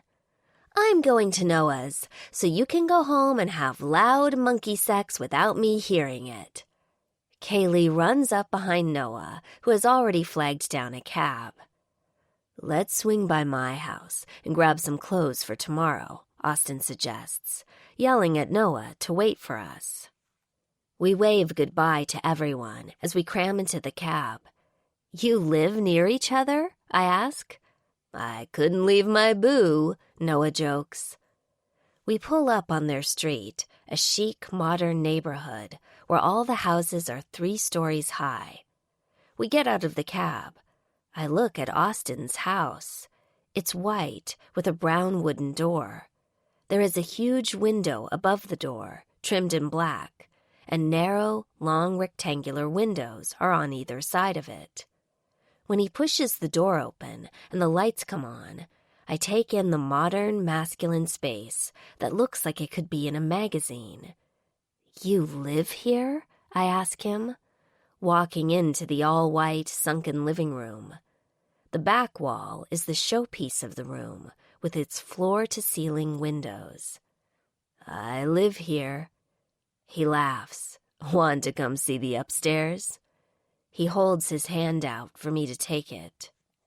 We head up the stairs, which are black and look like they are held together with wire. "Should I take off my shoes?" I ask him when we make it to his room and I see the plush white carpet. His bed sits in the middle of the room, overlooking a wall of windows. He walks in, touching something on the wall so that the lights turn on. Walking further into the room, he opens the door to his walk-in closet, except it's the size of a bedroom. Jesus, how many suits can one person own? "Should I ask about your shoe collection now?" He turns to me while grabbing his bag from the shelf, throwing in a couple of pairs of pants, then going to the wall that has drawers, where he opens a couple and pulls out socks and shirts. "Should I pack boxers?" he asks with a smirk. "I don't know. Should I go to work on Monday without panties?" I smile back at him and yawn. "You know, we could stay here and then go back to your place tomorrow." He shrugs off his jacket and kicks off his shoes, pulling his shirt out of his pants and unbuttoning it from top to bottom before shrugging the shirt off and throwing it in the basket in the corner. His pants are next to go. "Sleep with me in my bed."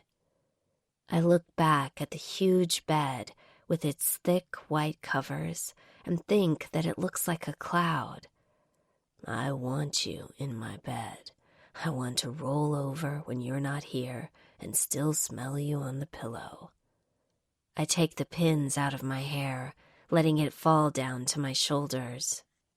"Are you going to do dirty, dirty things to me?" I ask him, unclipping my outfit so it falls to the floor.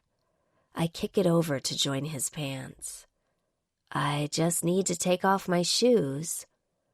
I walk out of the closet to the bed, bending down at the waist to unclip my shoes, when I hear him groan behind me. "Like the view?" Change of plans. He picks me up and throws me on the bed. "I want to feel those heels digging into my back when I fuck you hard." "Well, since you asked so nicely," I spread my legs wide. "Let's put those marks on you." By the time we finish, I think I see the sun coming up. My body is well used, aching in places that I will feel all day. My shoes are gone, long ago thrown somewhere in the room. I turn to look out the window, Austin curling around me, where we both fall into a deep sleep. The alarm next to his bed wakes us up, both of us snuggled under his blankets that really do feel like a cloud. "We need to get to your house." Austin kisses my neck while he cups my breast. "I need to call Jake and ask him to bring Gabe early." I yawn, blinking my eyes to stay awake. I get up from the bed to call Jake, who sounds as tired as I am, and he doesn't argue with me about dropping the kids off early. I borrow a pair of his basketball shorts that are so big they go down to the middle of my calf, even rolled at the waist, and a blue Hugo Boss t-shirt. My shoes dangle in my hands as I make my way from his car to my front door. Thinking that this is what they call the walk of shame, I look over my shoulder at Austin. He is dressed in blue jeans, a tight t-shirt, and his aviator glasses. He didn't shave this morning, so his face is covered in light stubble. The thought that there is nothing shameful about spending the night with him crosses my mind. "Remember the last time we were at this door?" Austin asks while gripping my hips. I, of course, move fast before my neighbors get the chance to experience a replay. I unlock the door, walking straight up the stairs to my room. I need a shower so bad. I dump the clothes in my hands on the bed. Austin is already without his shirt by the time I turn around. "What are you doing?" "Conserving energy," he answers, while he picks me up and tosses me over his shoulder. The shower lasts until the water coming out feels like ice pellets hitting our skin. My legs are limp, and I need a nap. Having awesome sex is freaking exhausting. We are both now dressed and downstairs having coffee together. He sits at my table reading the Sunday paper while I flip through the living section. Every now and again, he takes my hand and kisses it. It's almost as if we have been doing this forever. The doorbell rings, and I get up to answer it. "I think the kids are home," I tell him, getting up to answer the door. Opening the door, I'm tackled by Gabe and Rachel, who run to me. "Mom, is it true we are skating with the Cooper Stone and his son Matthew?" Gabe rushes out without taking a breath. "It is. Austin is friends with him." I ruffle his hair and kiss him. "He's in the kitchen. You can go say thank you." "Sweet!" He runs into the kitchen, yelling. Rachel has her head on my stomach and her hand around my hips. "I need a nap," she says. I look up at Jake, who looks like death. He's wearing a baseball hat, and his face is a greenish pale and unshaven. He looks ragged. "Why are you so tired?" I ask her. "The babysitter put her to bed at 1 a.m. Jake takes off his hat to scratch his head, then puts it back on. "Okay." I look over at him, standing there. "Go put your things away while I talk to Dad." I watch as she heads into the kitchen, and then hear her greet Austin in her special way. "Hey, asshat, you're here." I laugh quietly when I hear giggling come from Rachel, and then Austin telling her he's going to tickle her till she gets his name right. I look back at Jake, who, I'm assuming, has heard that Austin is here. "You okay?" I ask him, my hand on the doorknob as I lean on it. "Camilla and I have ended our engagement." He looks at me and then to the side. I don't say anything because what can I say at this point? "I'm so sorry, Lauren, for everything. I ruined it." He looks back at me. "I ruined everything. And for what? For a woman who collects fathers." I don't know what you want me to tell you, Jake.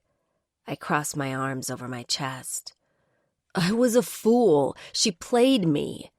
He takes his hat off again to scratch his head. "You wouldn't be the first," Austin says from behind me. "Sorry to interrupt." He puts his hand around the back of my neck and kisses my temple.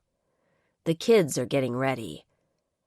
"I should go," Jake says. "Tell the kids to call me later."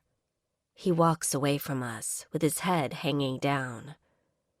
I wrap my hands around Austin's waist while he uses his foot to close the door. "Do I have anything to worry about?" he asks while hugging me. My face rests against his chest, listening to his heart beating faster than normal. "Not in this lifetime," I tell him honestly. "No matter what happens between us, Jake and I are over." "Okay." He squeezes me. "Asshat, can I do snow angels again?" Rachel yells from upstairs, her voice coming closer. I hide my face so she doesn't see me laughing. Then I turn around. Rachel, it's Austin. I know that, Mom. She's coming down the stairs chanting, Aston, Aston, Aston. I continue laughing, and so does Austin. Well, it's better than asshat.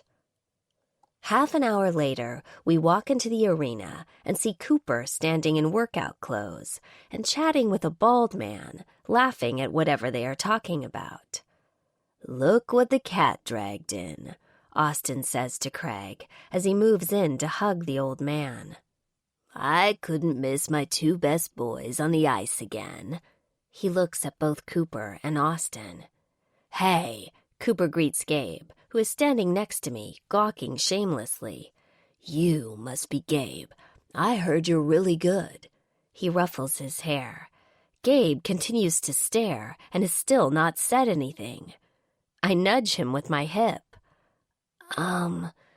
You're Cooper Stone, he whispers, and everyone laughs. Cooper laughs too, and is about to reply when he looks over at Rachel. Do you skate too, or are you just a princess? I'm a princess, and I only skate if I can make snow angels, Rachel smiles. Parker walks in with Matthew and Carrie following her. Hey, guys, she greets us as she goes to Cooper's side. Who are these guys? She asks me. These are my children, I say, smiling at her. This is Gabe, who, believe it or not, never stops talking. I hug him sideways. And this is my girl, Rachel. She's a beauty. Parker smiles at me in return. Rachel leaves my side to go tap Matthew's leg. He stops talking to Carrie and smiles at her before squatting down in front of her. Hey there, princess. Will you be my boyfriend? Rachel asks, while I gasp out loud and Austin groans beside me. Matthew mumbles.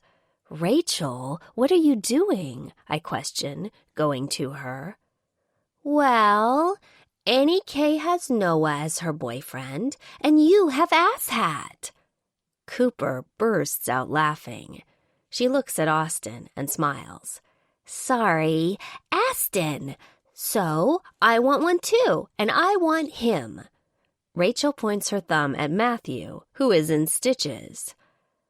I would really, really like to be your boyfriend, but Carrie is my girlfriend, and it wouldn't be fair to her. Oh, that's totally okay. I give him to you, Carrie says to Rachel. No take-backs either. Cooper and Parker are now laughing even harder. Matthew stands up and glares at Carrie. I'll show you no take-backs later. His tone is fierce, but Carrie looks at him and then down at her nails. Can't. I'm busy. You're busy, huh? He mocks. Really? With no phone, no car, no purse, no wallet? He smiles at her. Matthew, Parker whispers, you didn't.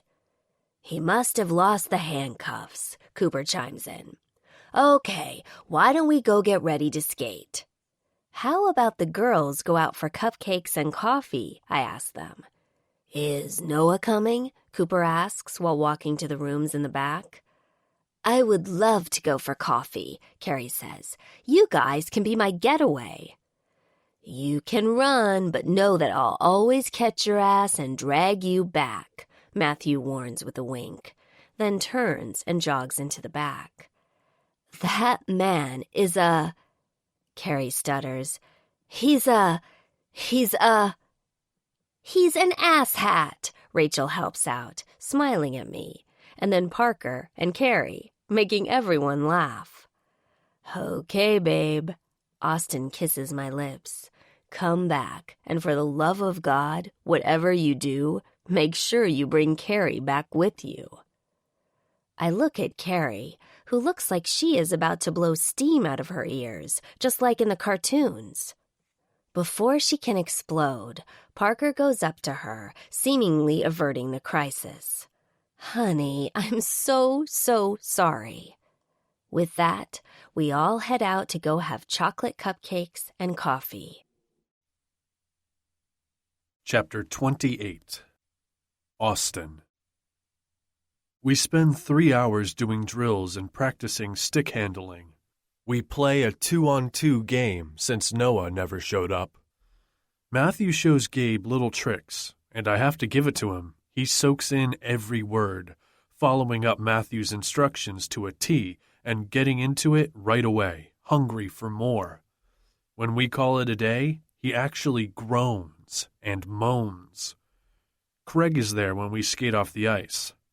"That boy, with a little bit of coaching, could be out of this world. He's a natural." He looks at Gabe.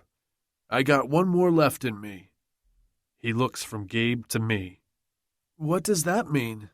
Gabe asks, taking off his helmet and spitting out his mouthguard. "He coached Cooper and me. Now he wants to get his hands on you." I watch his face turn from confusion to awe. "Can I?" he asks me. "You think you can talk to Mom?" "I think we could talk to her about it," I say to him while I whip my jersey off, throwing it into the bag that holds all my equipment. Gabe finishes before us and goes back to help Craig clean the ice on the Zamboni. "Kid has the itch," Cooper says, unwrapping the tape from his legs. "Where is the father in all this?" Cooper knows all about being a stepfather. "He's around," I shrug. "He cheated on her with the kid's teacher, found out she's Camilla the cunt." I unwrap my legs also. "Holy shit, no way!" Cooper shouts. "You think you're ready for this?" He knows I don't have any experience with kids. I know that with her come them. They're a package deal. The kids are easy. It's the ex I'm not sure I can deal with. I finally voice my fear. He broke up with Camilla, so now he's free. What's to say he won't try to get her back? They don't just have a past, they have kids. Can I even compete with that? Cooper throws his ball of tape in the garbage. "Oh, I know what you mean. When I met Parker, her ex was always away. The minute he spotted us together, all of a sudden he had second thoughts." He looks at Matthew to see if he is listening. Matthew is listening, and he just nods his head and agrees with him. "But I knew that the minute I found out she had kids, I didn't give a shit. I wanted her. All of her." "How do you compete, though?" "You don't. You be you," Matthew adds from his side. "As long as Gabe sees that you treat his mom well, you make her laugh, and she isn't sad anymore, well, that's all you really need to do." He smiles at Cooper. I nod my head and think about everything while I get undressed and check my phone, seeing Noah texted me. "Sorry I missed today. 2 words, my mother and Kaylee." Oh, Jesus. Is everyone okay? Let's just say no more naked yoga in the living room. I don't even know what to say to that. There's nothing to say. We get dressed, each of us grabbing our bags to head out. "Okay, buddy, let's go," I tell Gabe as he walks out in front of me. "Shit," Matthew says. "They took the car." "It's okay. I have Lauren's, and I can drive you guys back to the hotel." I open the trunk. It really is a bus. I wink at Gabe, and he just smiles and drinks the chocolate milk he got from Craig. The minute I turn on the ignition, the sounds of "Let It Go" fill the car, and Cooper and Matthew both groan. I take it you guys know this song. "Why is it playing?" Matthew yells from the back, putting his hands over his ears. "Because it's jammed inside the player, and Mom didn't have it checked out yet," Gabe explains, his head moving to the beat of the music. "Dad used to do all that." I look at Cooper, who raises his eyebrows at me. My eyes go from him to the road, letting everything sink in. We drop Matthew and Cooper off at their hotel, and a couple of fans notice them and come up to ask them to take pictures. We say goodbye with a promise to see each other soon. Once I turn onto the street and pull into the driveway, I jump out, grabbing my bag, while Gabe grabs his. I dump my bag into my truck and then inside the house. Music and the smells of something delicious cooking flow through the house, greeting us as we walk in. Pink's song, So What, is playing, and whatever is cooking smells amazing. I walk into the kitchen and see that Rachel is at the table doing some sort of homework, while Lauren is at the stove cooking. "Hey," I greet, coming up behind her and wrapping my arms around her waist. "Hey there. How is hockey?" she asks, stirring the tomato sauce she is making. "Good. Great, actually. Craig wants to coach him," I tell her while she tastes it and lowers the temperature to let it simmer. "Really?" She turns to drape her arms around my neck. "That's exciting," she says as she kisses my chin. "Mom, I need help with math," Rachel groans. "Coming," she answers. "I have to do homework. Are you going to stay for dinner?" She smiles. I think back to the bag I packed this morning and left on my bed. "No," I smile. "I'm pretty beat." Her smile slowly falls, but she replaces it right away with a forced one. "Oh, yeah, of course." She lets go of me and moves to the table, my body missing her touch instantly. I watch her at the table, sitting down, explaining the math to Rachel. I watch her and think to myself, can I do this? "Okay, I'm going to head out," I say to her. She nods her head, getting up to walk me to the door. "Are you okay?" I sense that her demeanor has changed. "Yeah, I'm good. Just busy. It's Sunday, so we have to finish homework and stuff. Nothing you would know." Her last comment hits me straight in the gut. I lean down, kissing her on the lips. A soft kiss, a fast one, totally different than I wanted. "Mom, I got it!" Rachel yells again. "I have to get back to her." She opens the door, and I walk out. I get in the car and pull out, looking back at the door, hoping to see her there, but instead finding it closed. I don't know why that pisses me off so much. I take the long way home, trying to clear my mind. I see that Noah's car isn't there, so I go straight to my door, opening it and letting myself in. There is nothing there to greet me. No noise, no music, nothing but silence. It was something I used to crave. Now, I don't know what the fuck it is. I throw my keys on the table by the door, taking off my shoes and walking to the fridge. It's empty. I slam it shut and grab the takeout menus from the drawer. I go through them, wondering what I want to eat. I know what I want to eat. I want to eat pasta at the table with Lauren and her kids. Throwing the menus back into the drawer, I open the freezer and take out a frozen pizza, throwing it into the oven. I walk over to the couch, grabbing the remote and turning the television on for some background noise. This is my life. The empty, the quiet. This is what I wanted, right? I never had ties because I didn't want them. But 2 days with her and her kids, and it's something I'm rethinking. The oven beeps, letting me know my pizza is ready. Getting up, I walk into the kitchen, my breathing and the low noise of the television the only sounds in the house. I eat the pizza alone, in the kitchen, leaning against the counter by myself.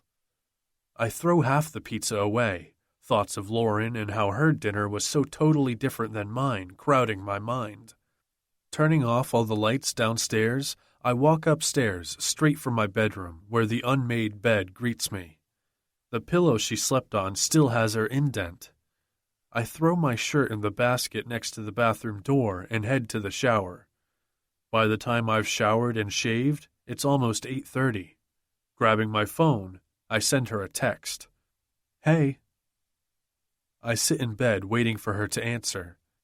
Laying my head on the pillow next to hers, I hold it close to me. Her smell surrounds me, the memories of last night playing in my head. After 10 minutes of waiting, I text her again. I miss you.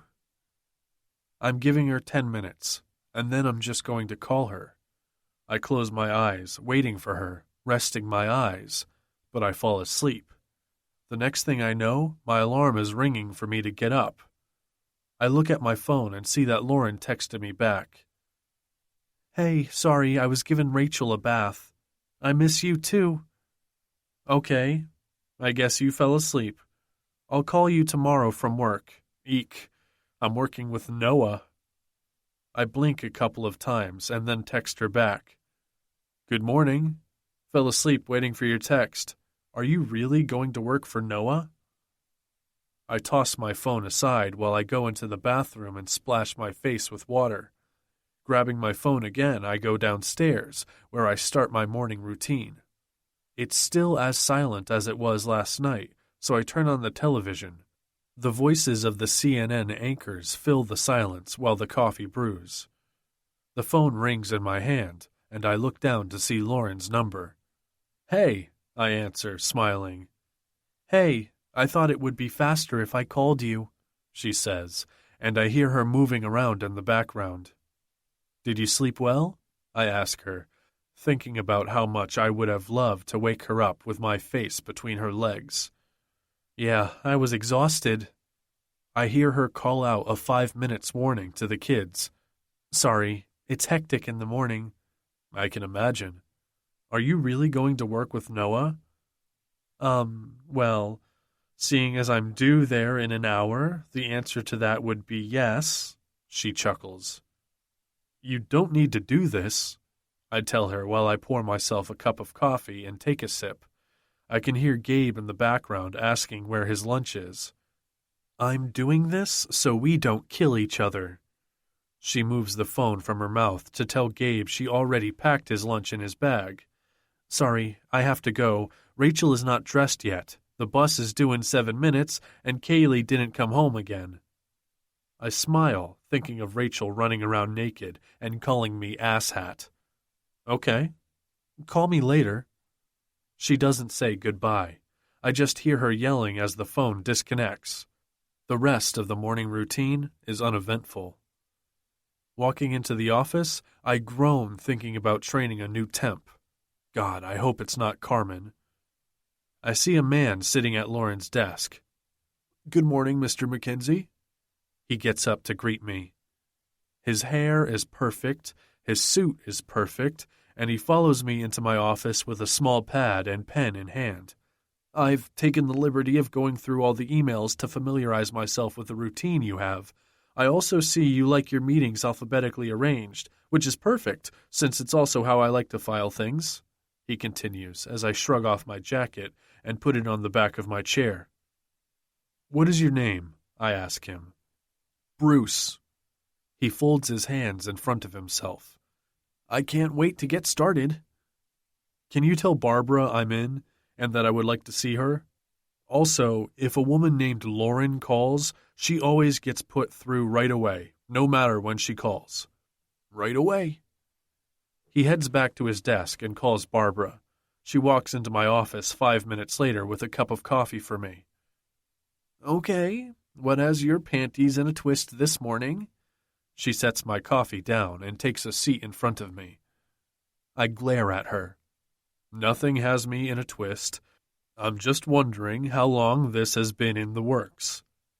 Since the second day, maybe, when she knew that you wouldn't cave and she couldn't fight her feelings for you anymore. I smile, thinking over the last month and all the shit we went through. Is he the best they got? I motion to Bruce. The best they've got is Lauren. He's the second best, she replies, getting up to leave. Now, I have lots to do. You let me know if you need anything, she says as she walks out. Looking over my emails and schedule, I get lost in my work. There is a new space I've had my eye on that I'm itching to get into. Dennis just sent me the plans. It looks like a lot of work, but it will be amazing if we can get everything done. My phone buzzes on my desk with a text from Noah and a picture. I swipe across it, opening up his text. My PA is better than yours. Under the message is a picture of Lauren with 4 guys around her desk as she smiles at the screen. Fuck off, is my only reply, but I go back and zoom in on the picture. She's wearing a peach-colored sweater today. Dude, she is the shit. These chumps are eating her up. I squeeze my cell phone in my hands and call out to Bruce. Yes, sir? He sticks his head in. I need you to send 24 roses to Lauren at Noah's law firm. The address is in my box. I turned down to see another text came in. All jokes aside, she just cleared my schedule in 10 minutes. I pick up my desk phone, calling Noah's office, knowing she'll answer, and when she does, I smile. Hey there, beautiful. How's your day? Hey, I hear her say, hoping she's smiling too. It's going well. I haven't had to poison him yet, so I call that a success. She laughs. What time is lunch? I ask her. I have to meet with HR at lunch today and tomorrow. Really? What about dinner? It's Monday, which means gymnastics for Rachel and a soccer game for Gabe. Rain check? She asks. The kids are with Jake on Wednesday. How about I make dinner and we can eat in bed? She whispers, and my cock springs to attention. That sounds like a plan. I'll bring dessert. Is that what you're calling it now? She giggles. Okay, I've got to go. I just got called into the conference room. Talk to you later, I say, and hang up. Why didn't she ask if I wanted to go with her? For that matter, why didn't I offer to meet her? The rest of the day flies by, and by the time I finish my meeting with Dennis, it's almost 6:30. There is a text from Lauren and one from Noah. I read Lauren's first. Thank you for the flowers. They are beautiful. She also sent me a picture of her smelling the roses with a sly smile. I smile at her face, missing her like crazy. The next is from Noah. Way to piss on her leg. We get it. She's taken. Thank God you didn't send a barbershop quartet to serenade her. I laugh at him and answer with the middle finger emoji. Closing up my computer, I head down to my car, wondering what field they're at and thinking about going to join them. I call her cell phone, but there is no answer, so I go home where I grab my stuff and go for a run. I run for 6 miles, getting home soaking wet.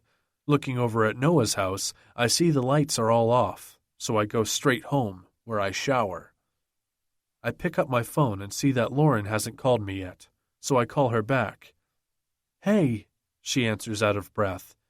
Sorry, I missed your call before. We were at the park. I hear moving around on her end. Yeah, I know. I was going to meet you. I slam the door of the fridge that is still fucking empty. Oh, really? She sounds sad. I didn't know. I forgot about Rachel's play date with Emma, so they met us at the park.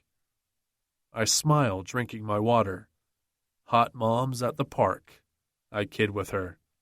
It was actually Emma's dad with us. Mom left them last year, she explains, while I hear things slamming from her end.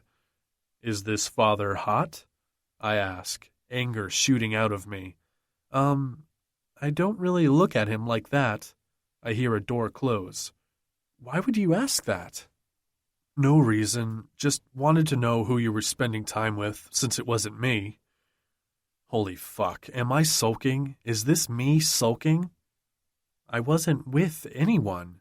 I was with Rachel, who was playing with a friend. I didn't go there on a date with him. What is this really about? Nothing. I breathe out my frustration. I just missed you today. I missed you too. A lot, she whispers. Like to the moon and back. I hear a smile in her voice. We continue talking till we drift off to sleep. I haven't done this since high school, but smile when she sends me a text before I wake up. Have a great day. Kisses in special areas. I laugh to myself while I get ready and start another day that flies by. I won't say that Bruce is better than Lauren, but he is filling her shoes better than anyone else. I try calling Lauren during the day, but the conversations are all short. Then, after she gets home to the kids, it's almost impossible to get through to her. I sit in my living room that night, holding my phone, wondering what she's doing, wondering if Rachel brought home more math homework, wondering if Gabe is thinking hockey or soccer. I even wonder if Kaylee is driving them crazy with tofu. By the time she gets back to me, she's yawning and on her way to bed. I toss and turn all night as sleep evades me. My mind plays through different scenarios in my head. What if I'm not good enough? What if she doesn't want me in her life with her kids? What if I fuck up and we fight about it? The questions are endless, the answers never coming. I'm about to throw my phone out the window when Noah comes waltzing into my office. "Hey there, stranger." He goes to my couch, unbuttoning his jacket and sitting down. I look at him, looking at Bruce. "Well, at least you won't try to bang your new PA, right?" He laughs, brushing his hands into his hair. I notice that he has pink nail polish on. "That really isn't your color." I point to his hand. "Rachel painted my nails yesterday." He inspects his nails. "You should see what she did to my feet." I throw my pen down and sit up straighter. "You saw Rachel yesterday?" "Well, we had to babysit Rachel and Gabe so Lauren could bring her car in to get the radio fixed." He says it as if it is no big deal, and I'm suddenly pissed off. "What?" I yell. A CD of Frozen was jammed into her player and was stuck on repeat, so it played it all the time. "You know this." He reminds me as if I'm dumb. "I know what you mean. What I don't understand is why you were babysitting." "She needed help," he says with a pointed look at me. "Why didn't she ask me?" "I don't know. Maybe because you hightailed it right out of there the minute family shit started happening on Sunday night?" He stands up. "Fuck off!" I yell back at him. Bruce sits up in his chair a little straighter. "She was busy, so I left." He glares at me. "You left or you took off. It's the same thing." Is that what she said? I look at him, waiting for the answers. Did she think I didn't want to be around her kids? She didn't say anything. I just found it weird that she would ask us and not you. Kaylee said to drop it, so I figured you didn't want to. I wasn't asked. I hold out my hands to the side. I didn't even know. I grab my jacket, ready to run out of the office, when Noah grabs my arm. Where the fuck do you think you're going? I'm going to tell her that I'm not scared of her kids. Think about what you're doing. You are planning to go barge into her workplace to profess this to her. Dude. He shakes his head. He grabs his phone and dials someone. Baby Cakes, are you home? He smiles and nods his head. Okay. Austin needs to come over and do something. Can you go to my place? Pack a bag, or better yet, just bring everything with you. He smiles and then hangs up. Okay. Kaylee is leaving the door open for you. Go woo your girl. Woo? I ask him. A meal, rose petals, champagne, lingerie, vibrators, cuffs, you know, romance. This I can do. I make a list of everything I need to get. I'm going to woo the fuck out of her. I rush out of the office, the sound of Noah's laughter trailing behind me as the elevator doors close. Chapter 29. Lauren. It's been a long 2 days, made even more hectic because I was on edge. Ever since Austin hightailed it out of my house like his pants were on fire, I've been a mess. Does he want to be with me? Does he just want a casual relationship? To be with me when I don't have the kids? Can I even be in that type of relationship? I'm not sure. I have my kids all the time. To top it all off, I can't seem to get in touch with him about tonight. I huff out a breath as I get out of my car and walk up to my front door. Opening the door, I'm hit with thick white smoke and the fire alarm going off. What the fuck, Kaylee? I storm into the kitchen and come to a complete stop. Austin is in my kitchen, wearing white Calvin Klein boxers and an apron. My mouth waters right away, but then I see the fire coming from the pot on the stove and notice that he is using the sprayer from the sink to douse the flame with water. What in the world? I run to the back of the house, opening the door so the smoke will clear out of the kitchen. I grab what I think is a kitchen towel that is sitting on the table. I pick it up and see what is underneath. I gasp out in shock because under the cloth is a mini sex store. I'm talking cuffs, a whip, butt plugs, balls, nipple clamps, bullets, cock rings, 4 different vibrators. He looks over at me. Oh, that is for dessert. I run to the smoke detector and start waving the cloth under it, trying to get it to turn off. What is going on here? I look at him and ask, "Why are you burning down my house?" He looks at me, the water spraying across my whole kitchen when he turns around. "I'm trying to woo you." He turns back around and finally puts out the fire. "I'm cooking for you. Flambéed steak. But I guess I put too much alcohol in the pan. It poofed up too fast and got a little bit out of control." He reaches for a small rag to wipe up the water. The alarm finally stops ringing, and I run up the stairs to get towels.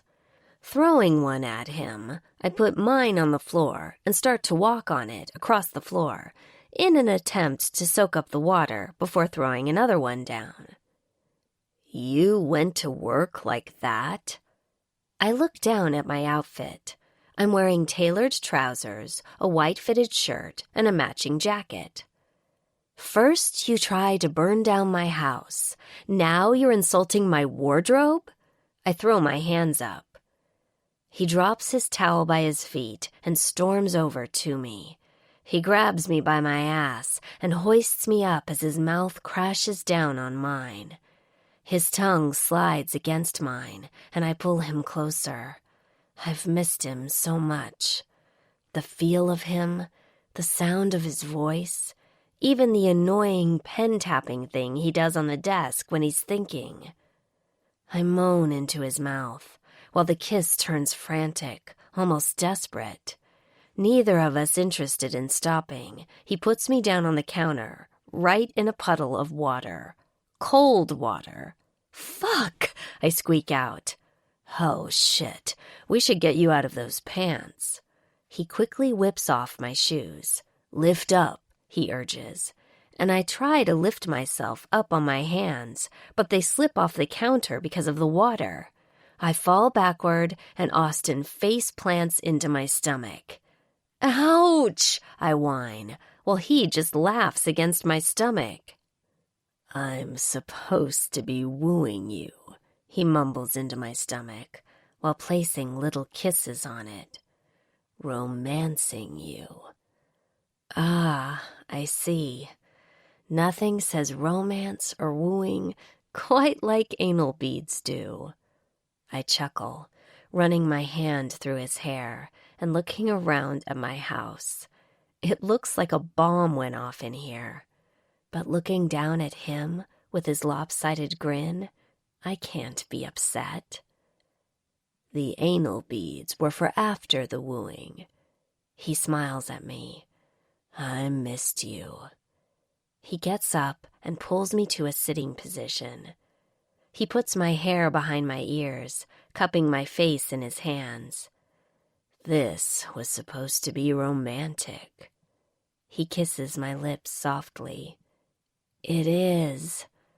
I smile as I stroke my thumb across his cheek. "No one has ever tried to romance me."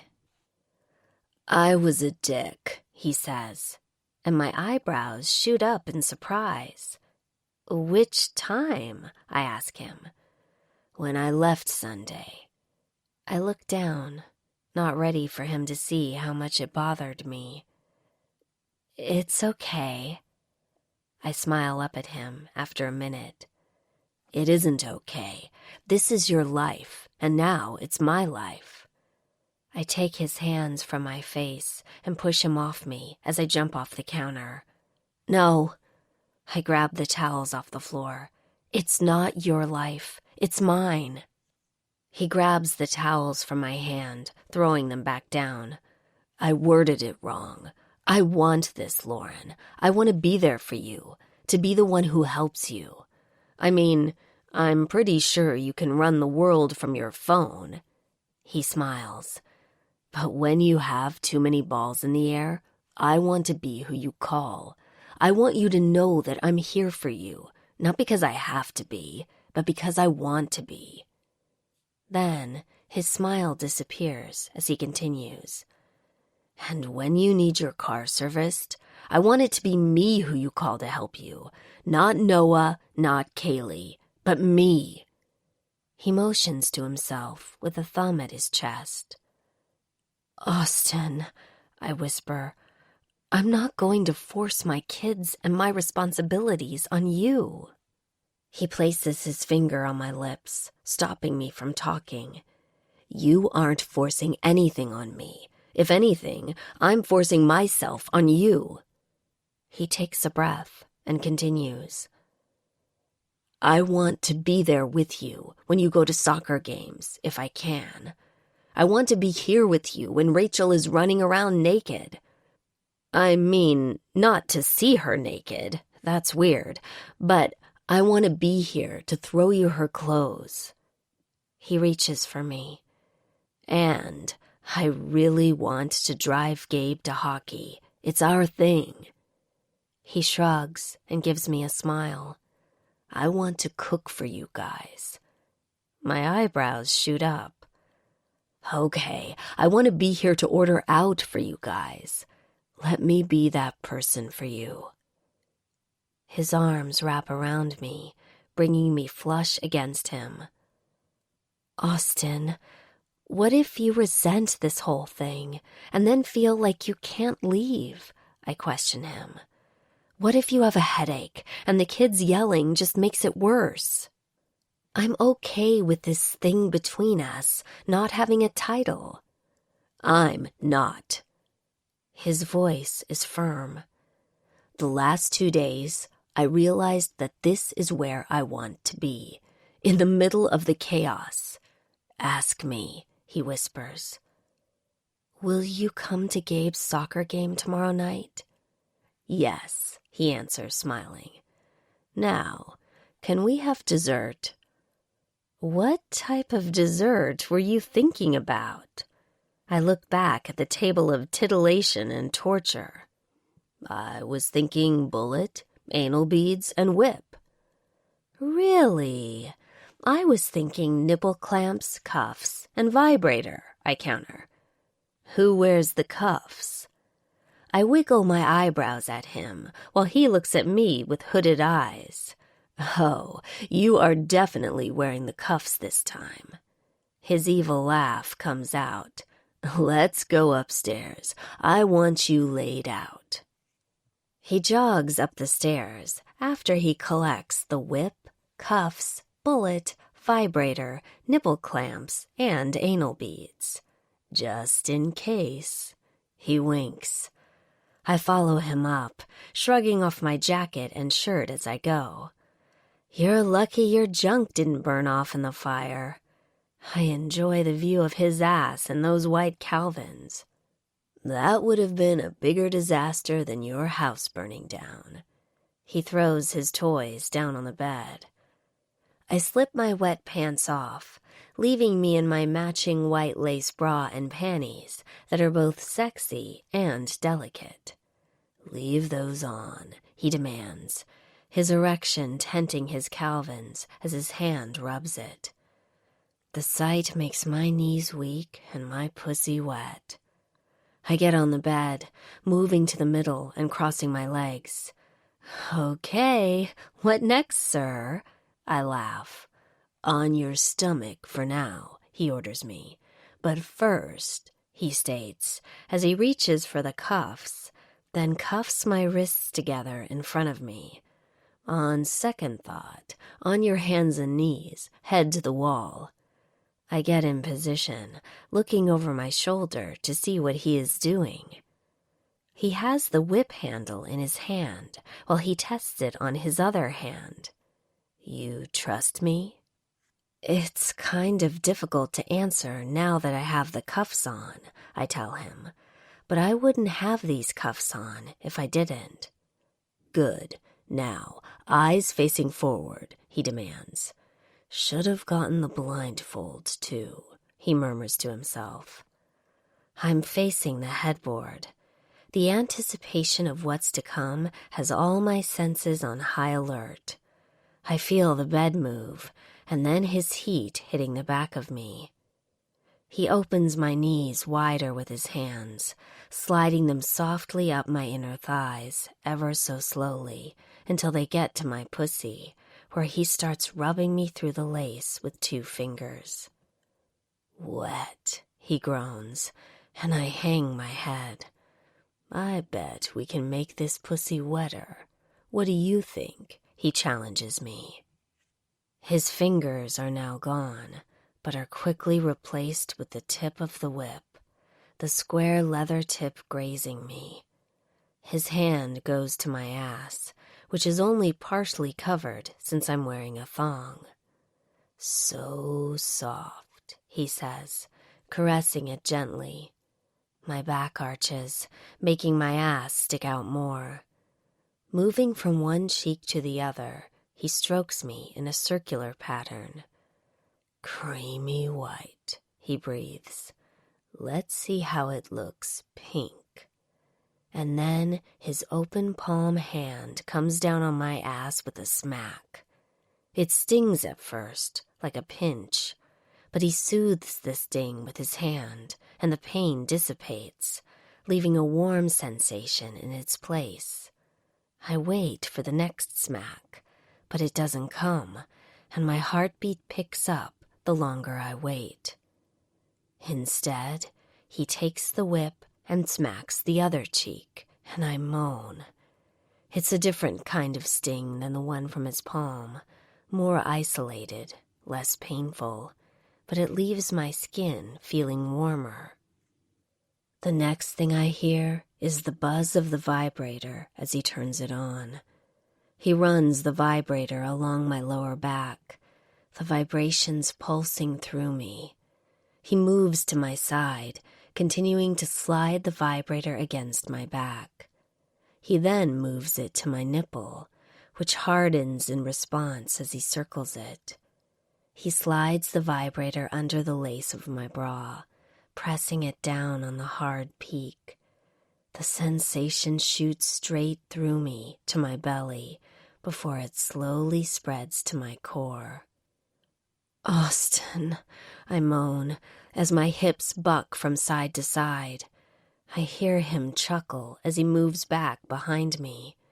He reaches between my legs with the vibrator, landing it straight on my throbbing clit. Please, I beg. For what? I'm not even sure. Not yet, he says, and I pull at my hands, the need to take care of myself great. He moves my panties to the side, slipping the vibrator in between my lips and coating it with my wetness. My hips move on their own, and he smacks my ass to make me stop. Not yet, Lauren. He smooths his hand over the spot he smacked. If I stuck my cock into you now, would you be wet for me? Yes, I groan, closing my eyes to focus on the way the vibrator is rubbing up and down through my slit, the tip hitting my clit with each pass. What do you want? He asks me, teasing me further by pushing just the tip inside my waiting cunt. To come, I tell him, exhaling slowly. So much. My arms begin to wobble in their efforts to hold me up. Please, Austin. He pushes the vibrator all the way in, filling me up. My ass pushes back against him, the whip coming down on my ass, delivering a sting that runs straight to my clit. He leaves the vibrator all the way inside of me, but turns up the speed, and my eyes roll back, my lids fluttering closed. I feel him moving around my body to position himself in front of my face. With his boxers riding low on his hips, he taps my cheek and says, "Open." I immediately comply and take him inside my mouth, twirling my tongue around his head as the salty taste of his pre-cum floods my tongue. I take his head fully inside and bob my head, taking him deeper each time until the base of his cock is in my mouth and the head hits the back of my throat. He drops the whip and uses both hands to pinch my nipples hard enough for the pain to turn to pleasure as it shoots straight to my clit. He fucks my face while the vibrator buzzes inside me. I rotate my hips to get something moving, but he stops me with a smack to my ass. He moves one hand to hold my head in place by my hair at the back of my head, while the other hand holds the whip he brings down on my ass twice with a smack to each cheek. My hands fight against the cuffs now, the need to come so overwhelming I can barely breathe. I attack his cock with a vengeance, as the need to make him come so he can make me come drives me. I could fuck your face all night long. He groans as he brings the whip down on my ass a little harder this time. Come down your throat, he moans as his hips thrust forward, over and over again. The vibrator continues working its magic on me, making me wetter than I've ever been as my juices run down my thighs. He pulls his cock out of my mouth, and my arms give out as I fall to my elbows, my ass still in the air. He moves behind me, removing the vibrator from my pussy as it clenches to keep it in place. I hear crinkling coming from behind me, right before the wet vibrator moves from my pussy to my clit, where he uses it to apply pressure to my aching clit. My hips jerk in response, and he smacks my ass again. Fuck, I whimper into my hands. Please. The vibrations stop as he strokes into me in one long, smooth thrust. We both moan loudly as his cock stretches me, my wetness easing the way for him to plant it in me all the way to the root. Harder! I push back against him, and he gives me what I ask for and fucks me harder. The sounds of our skin slapping together echoes throughout the room. My orgasm hovers right there, sparking beneath the surface, on the cusp of breaking free. My hands ball into fists around my sheet as I try not to move forward every time he thrusts himself roughly into me. So fucking tight, so fucking wet, so fucking hot. He grits out as he pounds into me even harder and faster. Finally, as I'm right about to come, he smacks my ass, the sting exploding across my skin as the burn lights me up and I come all over his cock. He pumps into me twice more before he follows me and comes with a roar. Chapter 30. Austin. Our bodies press together as our chests heave for a minute while we both try to catch our breath. I lean over and grab the key from the side table to unlock the cuffs. Once they are unlocked, I see little red marks where she must have pulled the cuffs. I rub the marks with my thumbs, looking up at her. Fuck. I didn't think this would hurt. It didn't. She smiles and closes her eyes. Relax, Austin. You didn't go all Christian Grey on me. I'm fine. She laughs while I continue to rub the marks. Next time, though, it's my turn to torture you. Did you buy a ball gag by any chance? Her body shakes with her laughter. She turns herself around and lies down in her bed. I laugh as I get off the bed and go into the bathroom to dispose of the condom. Washing my hands, I return with a warm washcloth. Gently opening her legs, I'm about to wipe her when she snatches it from my hand. What the hell are you doing? I was going to clean you up. I look at her in confusion. What's the big deal? She starts and then stops. It's weird, she stutters, and I snatch the washcloth back from her and open her legs again. You know, I've already been intimately acquainted with it. My fingers have felt it, my mouth has tasted it, and my cock has fucked it, I say as I gently clean her. Okay, then, when you put it that way, please proceed. She gives in a little shyly. Is this going to be an everyday thing?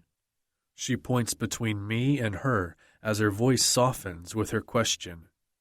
You mean us having hot sex? That would be a yes. I would do that daily. I throw myself down on the bed next to her. And, we won't be doing this with, anyone else? She asks a little nervously. Fuck no. I don't plan on fucking anyone else, and I sure as hell hope you don't plan on it either, I answer firmly. Okay, then. Well, I'm on the shot, she informs me. And I haven't been with anyone since Jake left. I'm clean. I don't know the protocol of this whole sex without a condom thing or how it works. She tries to sound casual, but the slight tremor in her voice betrays her nerves. That, and she closes her eyes to avoid my stare. I've never gone without one, I say honestly. I'm never with anyone long enough for it to get that serious. I'm clean, but I got tested recently. You remember, it was during that time you made my balls swell up to the size of an elephant's? I try to alleviate her nerves by lightening up the moment with a reminder of our not-so-distant past shenanigans. It works, and she snorts at the memory. So, maybe? She gets closer to me and throws her leg over my hip. We should try it without one to see if it works. If what works? My cock? I grip her hip with my hand before I slide it up her back to find the hooks of her bra. It's in the front. She unclips the bra so her tits spring free. Her pink pebbled nipples are begging to be sucked, so I do just that and take one into my mouth. Her head pushes back further into the pillow as her neck arches. My cock is hard and ready for round 2. She lifts her hips, pushing me to my back with her thighs as she follows me over and climbs on top of me. On her knees, bent over my torso, hands planted in the bed at either side of my head, she positions herself on top of my cock, and slowly, so fucking slowly, she lowers herself onto me. I know in that moment that this woman was made for me. Holy fuck, the way her pussy grips me, I feel everything so much more intensely being in her bare. She's hotter, wetter, and so much softer than I imagined. I moan at how good it feels. We are doing this again, at least twice more before tomorrow. I thrust up hard as she meets me with a downward thrust of her own. And that is exactly what we do.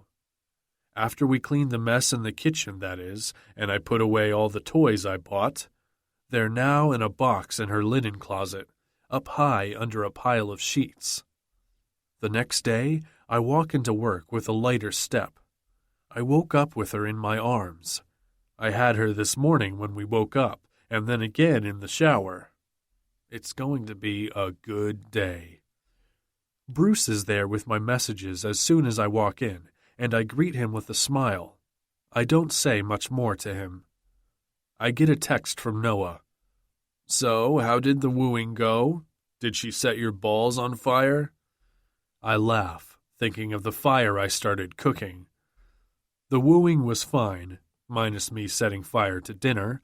My balls were not involved. Next time, it's pizza.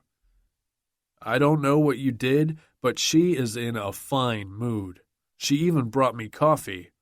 I won't drink it, because there is the chance that she may have poisoned it after I told her she had that just freshly fucked face. How have you not been sued for sexual harassment yet? Your guess is as good as mine. I laugh at that last text, and by the time I look up again, it's almost 6:30. I stand up and stretch as my phone rings, and I see that it's Noah. What is it? I say in place of a greeting. I'm not making this phone call right now, he whispers into the phone. But I thought you should know that Jake the Snake has showed up to talk to Lauren, and she asked Kaylee and me to take the kids to the park. What park? I ask, grabbing my jacket and keys, rushing out. The park at the corner by her house. Why are you whispering? I'm playing hide and seek. Fucking hurry. He disconnects the phone call. I run out to my car, not knowing whether I should head straight to Lauren's or go to the park. My mind says go to the park, so that is where I head first. I see Rachel running around with Noah chasing after her like a monkey. Parking the car, I head over toward them. Gabe sees me and starts running to me. Austin, my mom says I can play hockey. He holds his hands up for a high five. I high five him, then pull him in to hug him, happy that I was able to make this happen for him. Aston, you came to play? Rachel asks as she runs to me with Noah and Kaylee following behind her, holding hands and looking at each other. I came to see if you guys wanted to go out for ice cream. I suggest the first thing that comes to mind. How about we go see if Mom wants to come with us? Ice cream? Rachel jumps into my arms and surprises me so much I almost drop her. Let's go get Mom. I walk to my truck, an upgrade from the Porsche I had last week. I pull into her driveway and see that Jake the Snake's car is still there. So, I make the kids walk in first and then follow them in. Mommy, Aston came to have ice cream, Rachel shouts as soon as she gets into the house. We find them in the kitchen, sitting at the table. Lauren sees me, and her eyes light up with a smile to match. Hey, you, she says as I walk to her and lean down to kiss her softly. Hey, I thought I would surprise you and the kids. I look at Jake and nod. But if you're busy, I stop talking because she holds up her hands. No, that sounds like a great idea. Jake was just leaving anyway. She looks at him, giving him a smile that he has to realize is fake.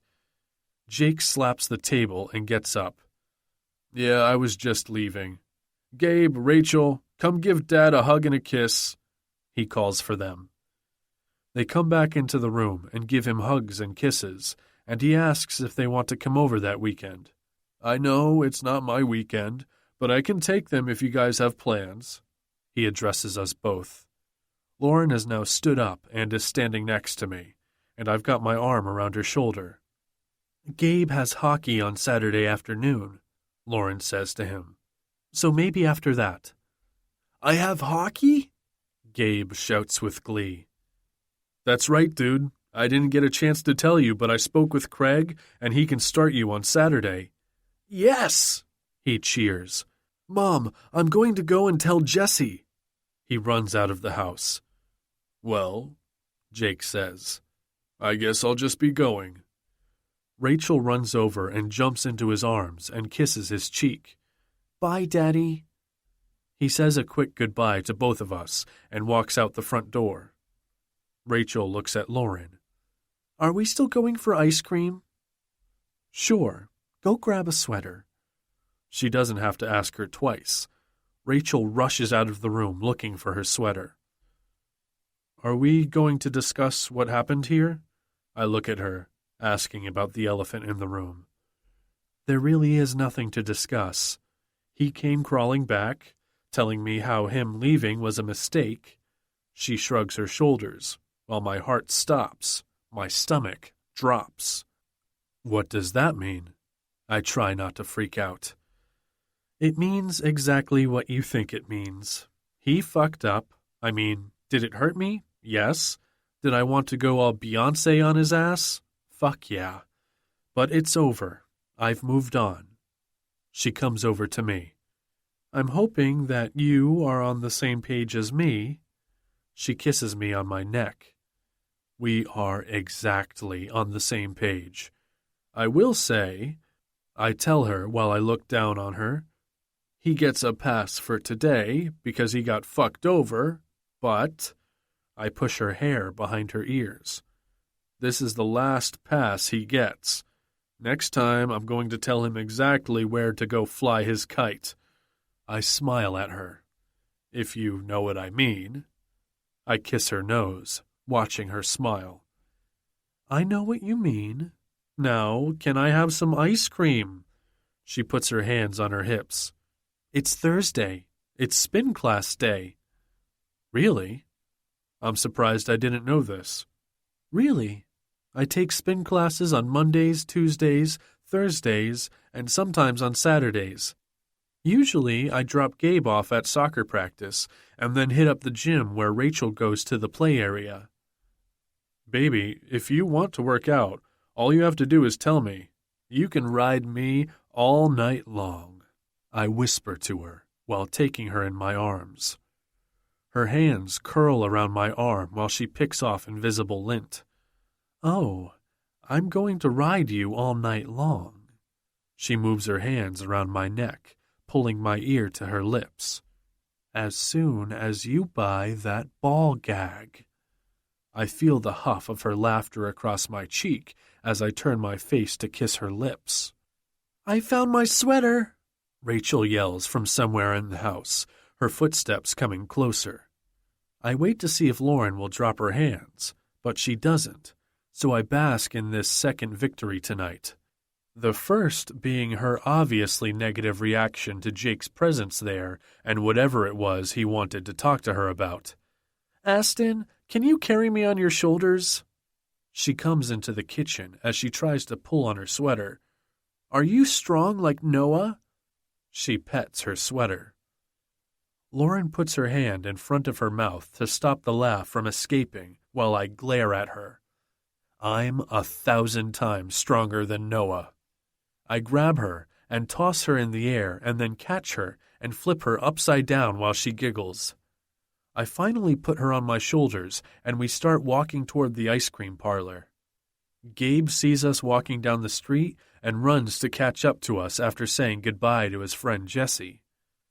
The four of us walk down the street, me holding Lauren's hand, while Rachel sits on my shoulders, her feet tucked under my arms, and Gabe holds Lauren's other hand as he talks non-stop about hockey. We eat the ice cream and then make our way back home almost the same way we came, except now Rachel is telling us all about how she needs a cat because everyone has a cat. Everyone. When we walk back into the house, Lauren starts issuing orders for bath and homework. They both go to their respective rooms, while Lauren looks over at me and says, I have to do the dishes. Come sit and talk to me. She walks to the kitchen, rolling up her sleeves as she starts cleaning the dinner dishes and putting them in the dishwasher. I don't sit on that stool. Instead, I get up and move to stand next to her. When I lean my hip against the counter, we start talking about our days. I undo the top button of my dress shirt. I need to bring over clothes for when I come here after work. Her hands stop moving in the water. Is that what you want? Her eyes avoid me, and I grab her chin with my fingers to bring them to mine.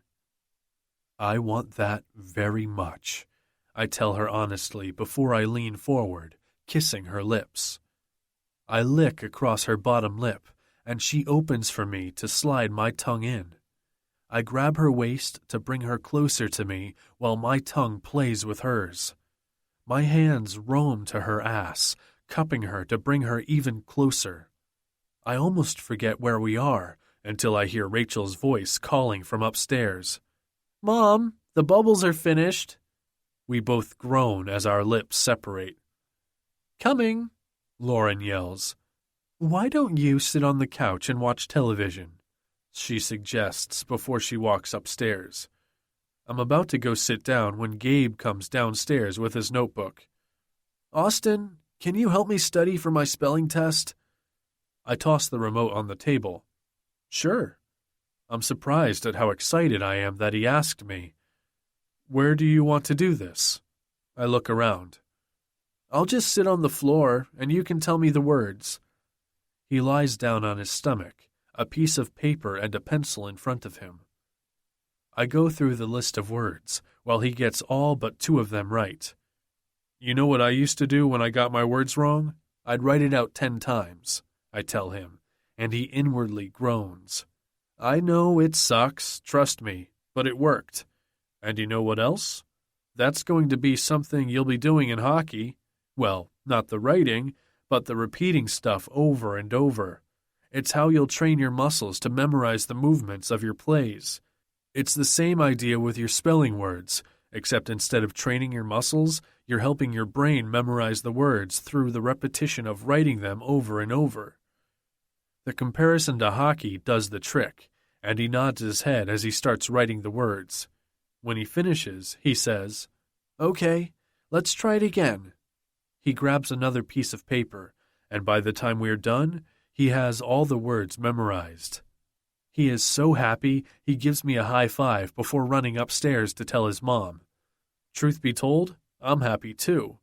It felt good that he asked for my help, and it felt even better when I saw how my efforts actually did help him. I finally turn the television on and see that it's almost 9 p.m. I stretch out on the couch, waiting for Lauren to come down. When I hear her footsteps, I look up, and what I see has me sitting straight up. She is walking to me wearing a short, pink satin robe, which falls to just over her ass. Tied loosely at the waist, the middle gapes open, showing me that she isn't wearing anything under it. She doesn't say a word, just comes right to me, pushes me back against the couch cushions, and straddles me before she crushes her lips on mine. She slides her tongue into my mouth, her taste filling it. She slowly starts to rock herself on me. My cock sprung to attention the minute she sat down and is now starting to throb. She finally peels her lips from mine. "You know what really turns me on?" She starts to unbutton my shirt. I'm looking inside her robe, which has fallen open further, showing me her bare breasts. My hand reaches in to cup one of her plump breasts as my thumb grazes over the peaked nipple. No fucking clue. But whatever I did, I'm going to do it again, I say, leaning down, taking her other nipple in my mouth as she grinds down hard on my cock. "You? Doing homework with Gabe? Carrying Rachel on your shoulders? It was so hot, my pussy got wet just watching you." She leans down to bite my nipple as a hiss comes out of my mouth. I don't have a chance to do anything else before she is off me, grabbing my hand and leading me upstairs to her room. I'm barely through the door when she closes and then locks it. She brings me to the bed, positioning me in front of it. Kneeling in front of me, she quickly undoes my belt and works my pants and boxers down as my rock-hard cock slaps up against my belly. She gives my hips a little push so that I sit down and spread my legs as she moves in between them. The whole time, all I could think about was your cock in my mouth and taking it to the back of my throat. I'm not sure you know this about me, Austin, but I love giving head. I'm panting as her hand wraps around my cock, giving it a few quick strokes.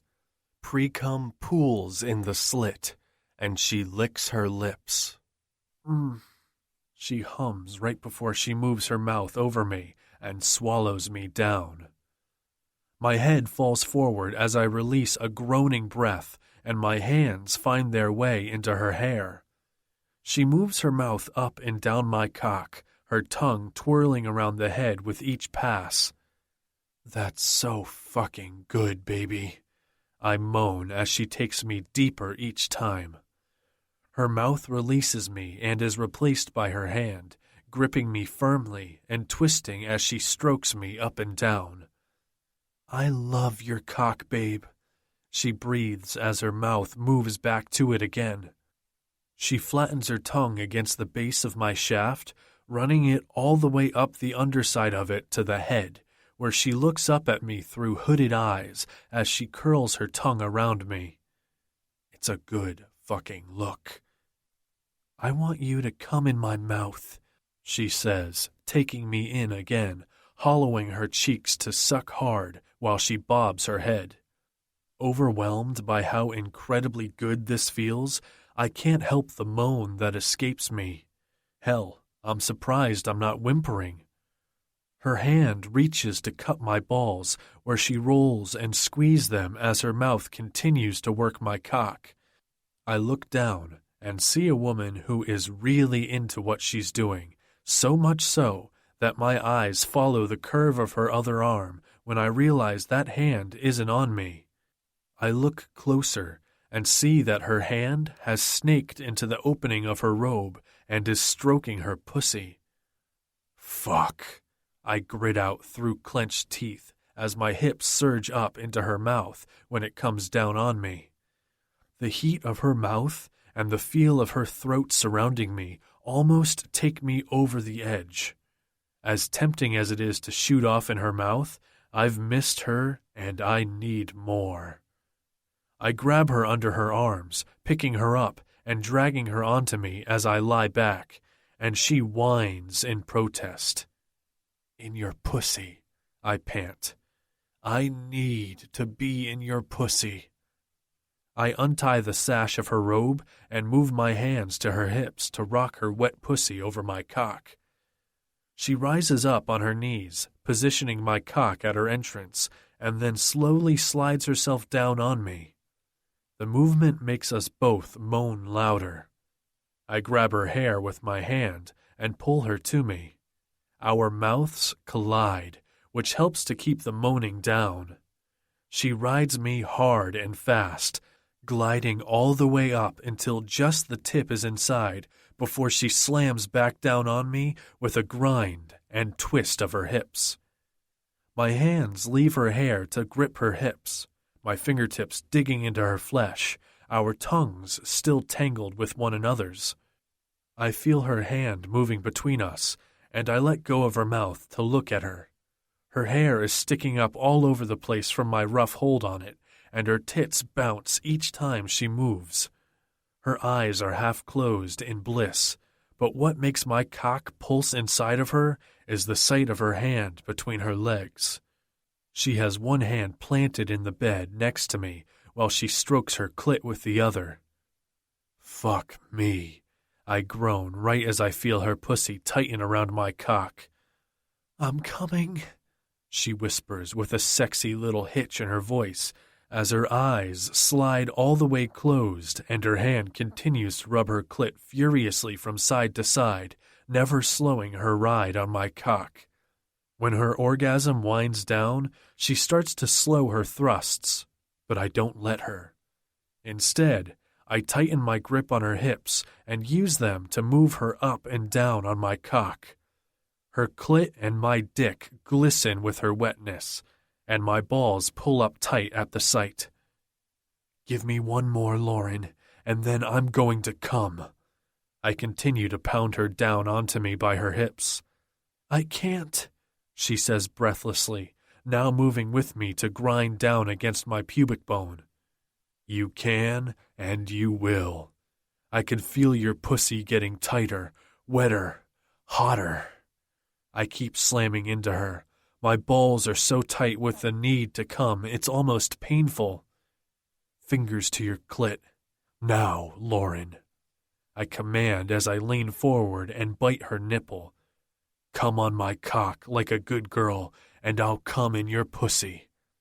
It seems that my woman likes a bossy, dirty mouth, because she whimpers at my words, and her pussy clamps down even tighter on my cock. I thrust up a few more times until she comes again, this time biting her lips to keep from screaming. It's the last straw for me. I pull her all the way down onto me and explode inside her. I see stars. Hell, I may even black out a little as I come harder than I ever have in my life. Chapter 31. Lauren. The alarm starts to buzz, waking me up. I go to stretch, but I'm wrapped up tight in Austin's arms. Every morning, we set the alarm for 5 a.m. so he can leave before the kids get up. It's been over 2 weeks since he made his declaration. In those 2 weeks, he's been here every single time I went to spin class to watch the kids. Proving how much he meant what he said, he sticks to our routine, following it to a T. It's crazy how well he just fits in. It's like he was always meant to be here. We end every night by starting out on the couch before slowly making our way upstairs. Every single night, I fall asleep with a smile on my face, and every single morning, I wake up feeling happy. I'm happy. He's about to get up and out of bed when Rachel comes running into the room and jumps onto the bed. "Mama, there's a monster under the bed," she whispers as she crawls in between Austin and me. My eyes are wide open as I take them in, trying to gauge both of their reactions to this surprise development. I know the kids are used to having Austin around now. It's just that we haven't done the whole sleepover thing yet. "Aston, you the man. Go kill it." Rachel gets under the covers with us. Thank God we got dressed last night after we finished. When Austin doesn't move, Rachel looks back at him. "Are you scared too? Mama, call Noah," she whispers, and it's then that Austin snaps. "I'm going to go get that monster and kick him out." He walks out of the room, his basketball shorts hanging on his hips. Just one look at him, and my mouth waters. Another thing that has changed is that he has changes of clothes here. When he comes in after work, he changes into something more comfortable, and always leaves those clothes here. I hear some banging coming from Rachel's room, and then a swoosh of something. Rachel curls up tightly into me, and I pull her into my arms to hold her. "Honey, there is nothing to be scared of." "All gone." Austin comes back into the room, scratching his side. Rachel pulls the covers from her face, watching Austin. "Are you sure?" she asks, while he nods yes. She gets up and starts jumping on the bed till she jumps into his arms. "You killed the monster? For me?" "Anything for you, princess," he replies, with a kiss to her head. "I love you, Aston," she says, and my mouth just opens and closes as I stumble to formulate a response. But Austin doesn't skip a beat. "Well, that's good, because I love you too." He climbs back into bed with her, held close to his chest. "Are you going to do sleepovers like Ms. Camilla does with Dad?" Austin looks over at me, as if to ask for the right words to say. When I just shrug my shoulders, he once again proves his words from 2 weeks ago, when he does his own thing and tells her, "I would like that a lot, and maybe sometime we could have a sleepover at my house. Would you like that?" Are there monsters at your house? She asks him with all the seriousness of a scared 6-year-old little girl. Nope. I think Noah has some at his house, though. He smiles over her head at me. We are never sleeping at Noah's house, Mommy. She turns to me. But maybe we could try sleeping at Aston's? Yes, baby. I kiss her head. Maybe we can. I return his smile over her head. Do you love my mommy, Aston? Her question has my breath stopping in my chest. My heart is beating so fast and loud in my ears, I'm pretty sure that people on the moon can hear it. So obviously, the 2 other people in this bed with me surely can too. Rachel, honey, how about we make some pancakes? I try to get out of bed in an attempt to forget the question, trying to bail Austin out from having been put on the spot. As I whip the covers off me and Rachel to get us out of bed, Austin's arm reaches out and latches around mine to halt my movements. I look at his hand on my arm, but I'm too afraid to look up at him. I don't know if I want to know the answer. I mean, I do want to know, but I don't know if this is the way I want to learn it. What if he is feeling forced into telling me? What if he just doesn't want to say it? I love your mom more than you know, he answers her, and me as well. His words bring tears to my eyes. There's a softness, almost a reverence to his voice, as if he's talking to me, only me, as if we were alone. I've never loved anyone the way I love your mom. One tear slips out, landing on my arm and rolling onto his hand that grips me.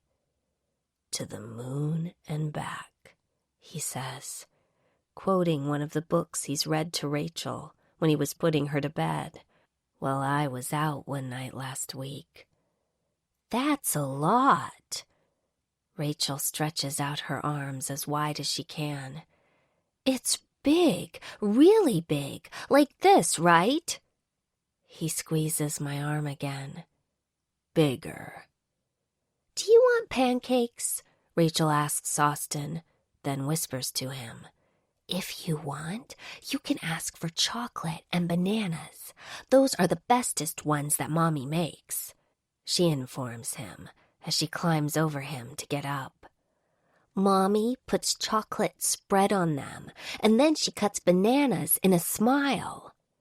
She nods her head to convince him, as if it is something unbelievable. Ask her. Will you make me pancakes, Lauren? He's almost whispering. I nod my head, the lump in my throat threatening to dislodge and let loose the sob it's holding back. I need the washroom, I say, rushing into the bathroom and locking the door behind me.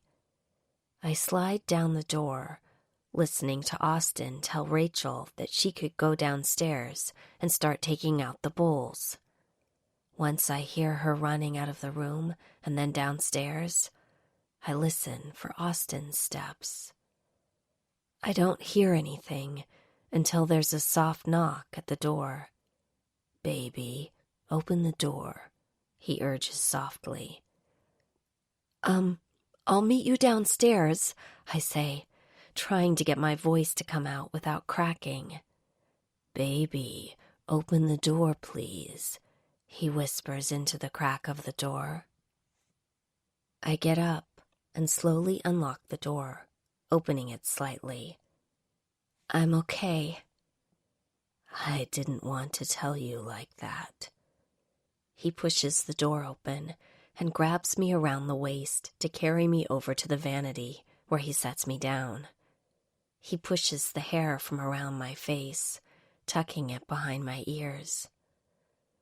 I wanted to tell you in some romantic way. He opens my legs, stepping in between them, while I put my hands on his waist. But this is our normal now. He smirks at me, and I wouldn't have it any other way. I love you. I love how much you love your children. I love how much you put up with from your sister, who is crazy, by the way.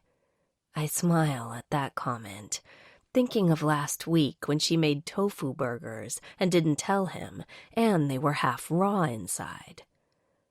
I love how selfless you are, always putting everyone before yourself. He kisses my lips softly, his lips lingering on mine. I love you, I whisper. I love how much you love my kids. I love how you took us all on. I love that you don't actually kill Kaylee every day, even though I'm sure you want to. I smile. But most of all, I love how you love me. I love how safe you make me feel. How you make me feel so sexy and, most of all, so loved that it's overwhelming. I give him a smile that I'm sure lights my eyes because my heart is soaring and I feel like the happiest person in the world. Now, wasn't that romantic? He whispers to me, and I can feel him smiling while he kisses my lips. Very, much better than when you tried to woo me. I nip his lip.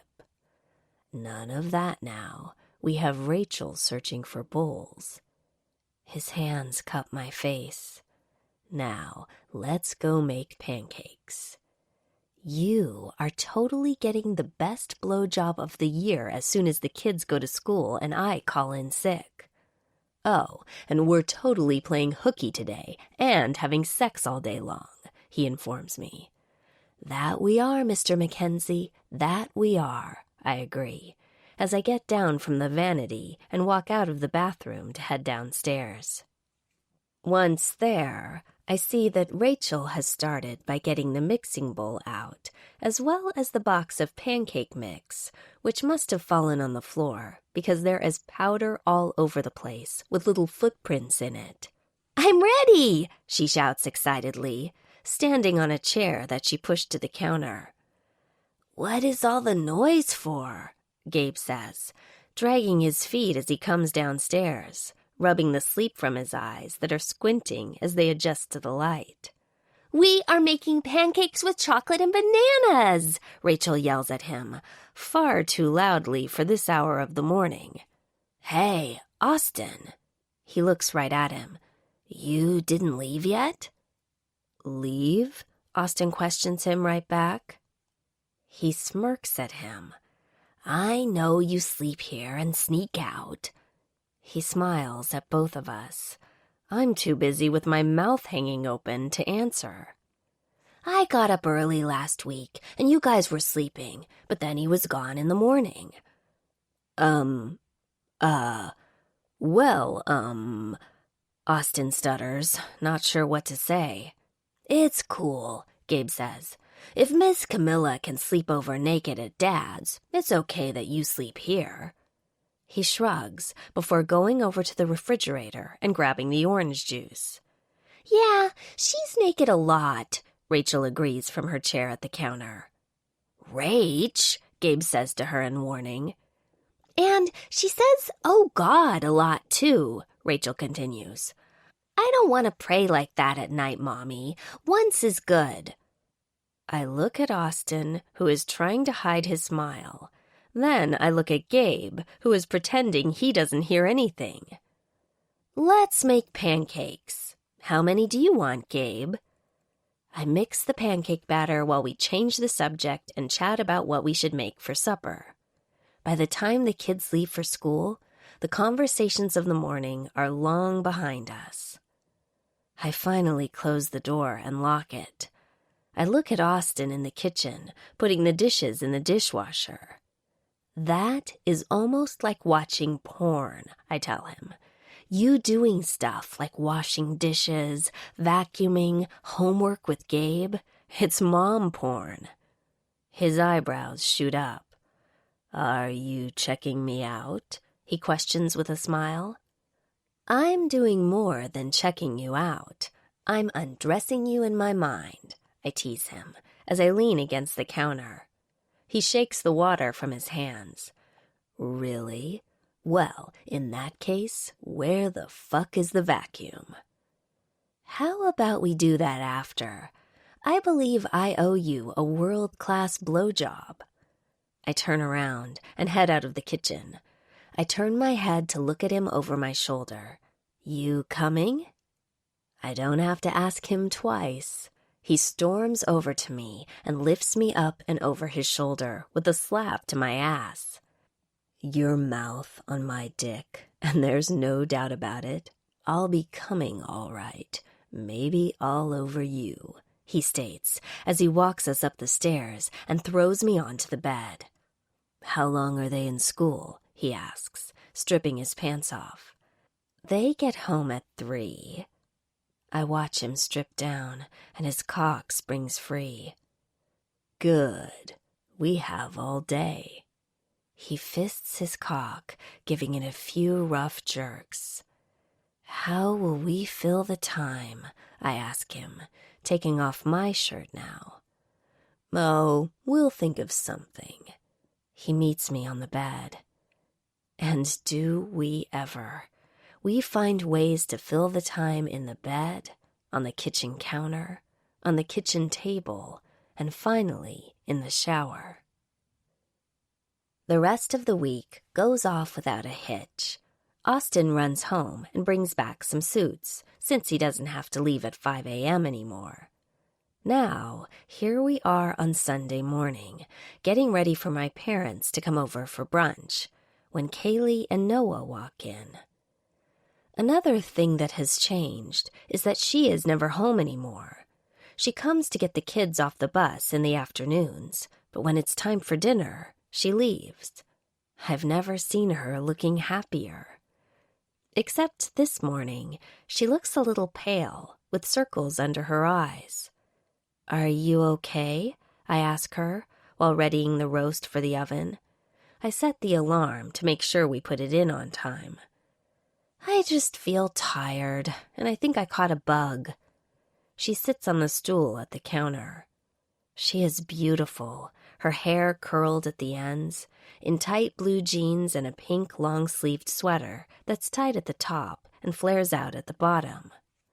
"She was up all night barfing. You know it's love when you get someone water while they are yakking," Noah says, grabbing a coffee cup and filling it up. "That is really nice of you, pal," Austin comments from his side of the counter while he looks at them. Both Austin and Noah are dressed down in jeans and button-down shirts. "I can do a lot of things. I just can't do the whole vomit thing. But I was proud of myself." He reaches over and rubs Kaylee's head. We don't have a chance to say anything before we hear my mother. "Knock, knock, knock," she calls out before walking into the house. "Mom, it defeats the purpose if you just walk in," Kaylee says. "What if we were all naked?" My mother gasps. "It's noon. Why would you be naked at noon?" "Oh, dear God," I say under my breath. The kids come barreling downstairs, yelling for Grandma and Grandpa. "Hey, Austin," my father greets him, hitting him on the back. "How are you, son? Should we be expecting any penises today?" He laughs as he goes to Kaylee to give her a side hug. "Kaylee, you look like death," my mother remarks, while she comes to hug her, and then me. "Austin, it's good to see you, without... you know." She motions her hands into the shape of a penis in the air. "That was a fun time," Noah says into his cup, smiling, while Austin and I just glare at him. "I don't feel good." Kaylee gets up to go to the bathroom. "What can I do to help?" My mother comes into the kitchen and opens the oven to check out the roast. "That looks delish." "I made it," Noah pops up, winking at my mom while she blushes. "Yeah, right," Austin says. "Come on and help me set the table," he orders Noah as he grabs the tablecloth and shows him where the plates are. When they are out of the room, my mother and father both look at me, but it's my mother who speaks first. "He really knows his way around the house." Yeah, he usually stays for dinner." I don't make eye contact while I move around the kitchen, looking for nothing in particular. "Does he do this every night?" my father asks, sitting down. "Most nights, yes." I put the cloth that I have in my hands down. "I like him a lot." He nods his head while my mother clasps her hands together. "You love him?" Yes, I do," I finally admit. "I'm happy, like really happy. So please, let's just drop the third degree." My lips are sealed. She pretends to zip her lips shut. "Is he good in bed?" "Mom," I exclaim, at the same time my dad warns, "Dee Dee." She looks at both of us. "Oh, please, she is in the peak of her life. She should be having sex daily." She shrugs. "I read it in Cosmo." "Oh, dear God," I say again, just louder. "There is a quiz you can take to show you what kind of lover Austin will be." "What?" I ask, the same time Austin and Noah come back into the kitchen. "It asks you questions." She looks at Austin. "Are you a selfish lover?" Noah snickers behind Austin, while Austin's face turns from white to red. Don't answer that," I tell him. "Do you wait for her to go first, or do you just think of yourself?" my mother continues, actually trying to recall the questions in the survey. Austin just stands there like a deer caught in headlights. Well, that isn't good if you have to think about it. I'll send you the quiz too. You can both take it and see." "Can you send it to me too?" Noah asks, grabbing a grape from the fruit bowl. "Frank, did you take this quiz?" He turns to my father. "Don't need to. I'm a bull in the sack," my father deadpans, fist pumping in the air. "Gross. I think I'm going to be sick." I put my hand on my stomach. "Maybe you caught Kaylee's bug." My mother is not catching on. "I think lunch is ready." Austin heads to the stove, at the same time Kaylee comes back into the room. "Kaylee, we made you some tofu stuff that Lauren found in the freezer. I made sure to put it in another pan." "Aw, so you forgive me for tricking you into drinking breast milk?" she asks him with a smile. I grab the side dishes that have been warming in the oven with the roast, while Austin grabs the roast. My father grabs drinks from the fridge, and my mother calls the kids. Noah walks over to the wine fridge, grabbing 2 bottles. We make our way to the dining room. Gabe runs in, while Austin puts the roast down. Rachel comes into the room, banging 2 white things together. "Tap, tap, tap," she shouts. "Click, click, click." What is that?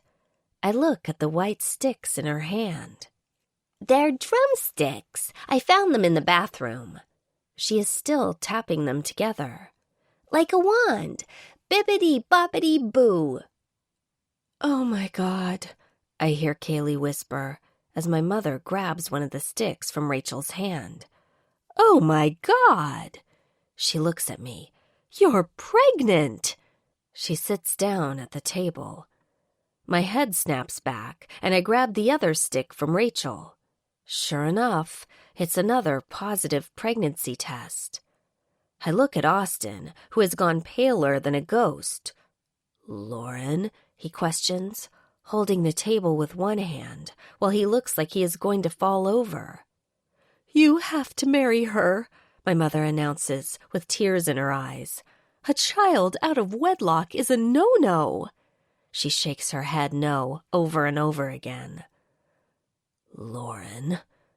I hear Austin again, this time his voice quivering. I look around the faces at the table, my heart beating fast in my ears, my throat going dry, my palms getting sweaty. It's mine, I hear from Kaylee, who then looks at Noah. I'm pregnant. Noah places the bottles of wine on the table. What do you mean? I mean, I'm pregnant, Kaylee repeats, throwing her hands in the air. But,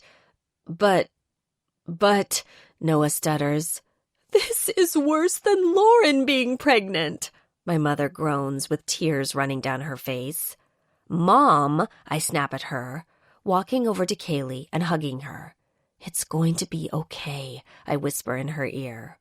Holy shit, Austin breathes, finally sitting down. Noah walks over to us, grabbing Kaylee's face in both his hands. I love you so much, more than I love me. He smiles at her and rubs away the tears that are rolling down her cheeks. Marry me? Be my wife? Are you sure? Kaylee asks him while she puts her hands on his. More sure than anything I've ever done in my whole life. He pulls her close to him. Yes, she agrees, right before her hands leave his and she throws them around his neck, kissing him. This is wonderful, my mother squeals. Frank, we are planning a wedding. Great. My father looks at Austin. Open that wine. I'm getting married, Kaylee shouts. Noah murmurs, as we all turn to look at him. I just need to get divorced first. Epilogue. Lauren. My heels click on the cement pavement as I walk down the street. I'm going to meet Austin at his new adventure, as he calls it. Kaylee was supposed to come with me, but the baby is throwing up, so she opted out of it. It's been over a year since he smashed into my car. 1 year of pure happiness, really. Well, minus that week I kicked him out after he bought both kids a drum set that they played together. We also made the decision that we should keep it at his house for when we go there. The cream peep-toe slingback shoes I'm wearing are starting to pinch my feet, but they were the only shoes I had that go with this outfit. I'm wearing a baby pink high-waisted pencil skirt that stops at the knee and a long-sleeved lace turtleneck crop top to match. My hair is pinned up in a bun at the base of my neck. To show off the lace back, a gold zipper is holding it together. I make my way up the stairs to the address he gave me. I check my phone and make sure I'm in the right place. Once I confirm that I am, I pull open the huge mahogany door.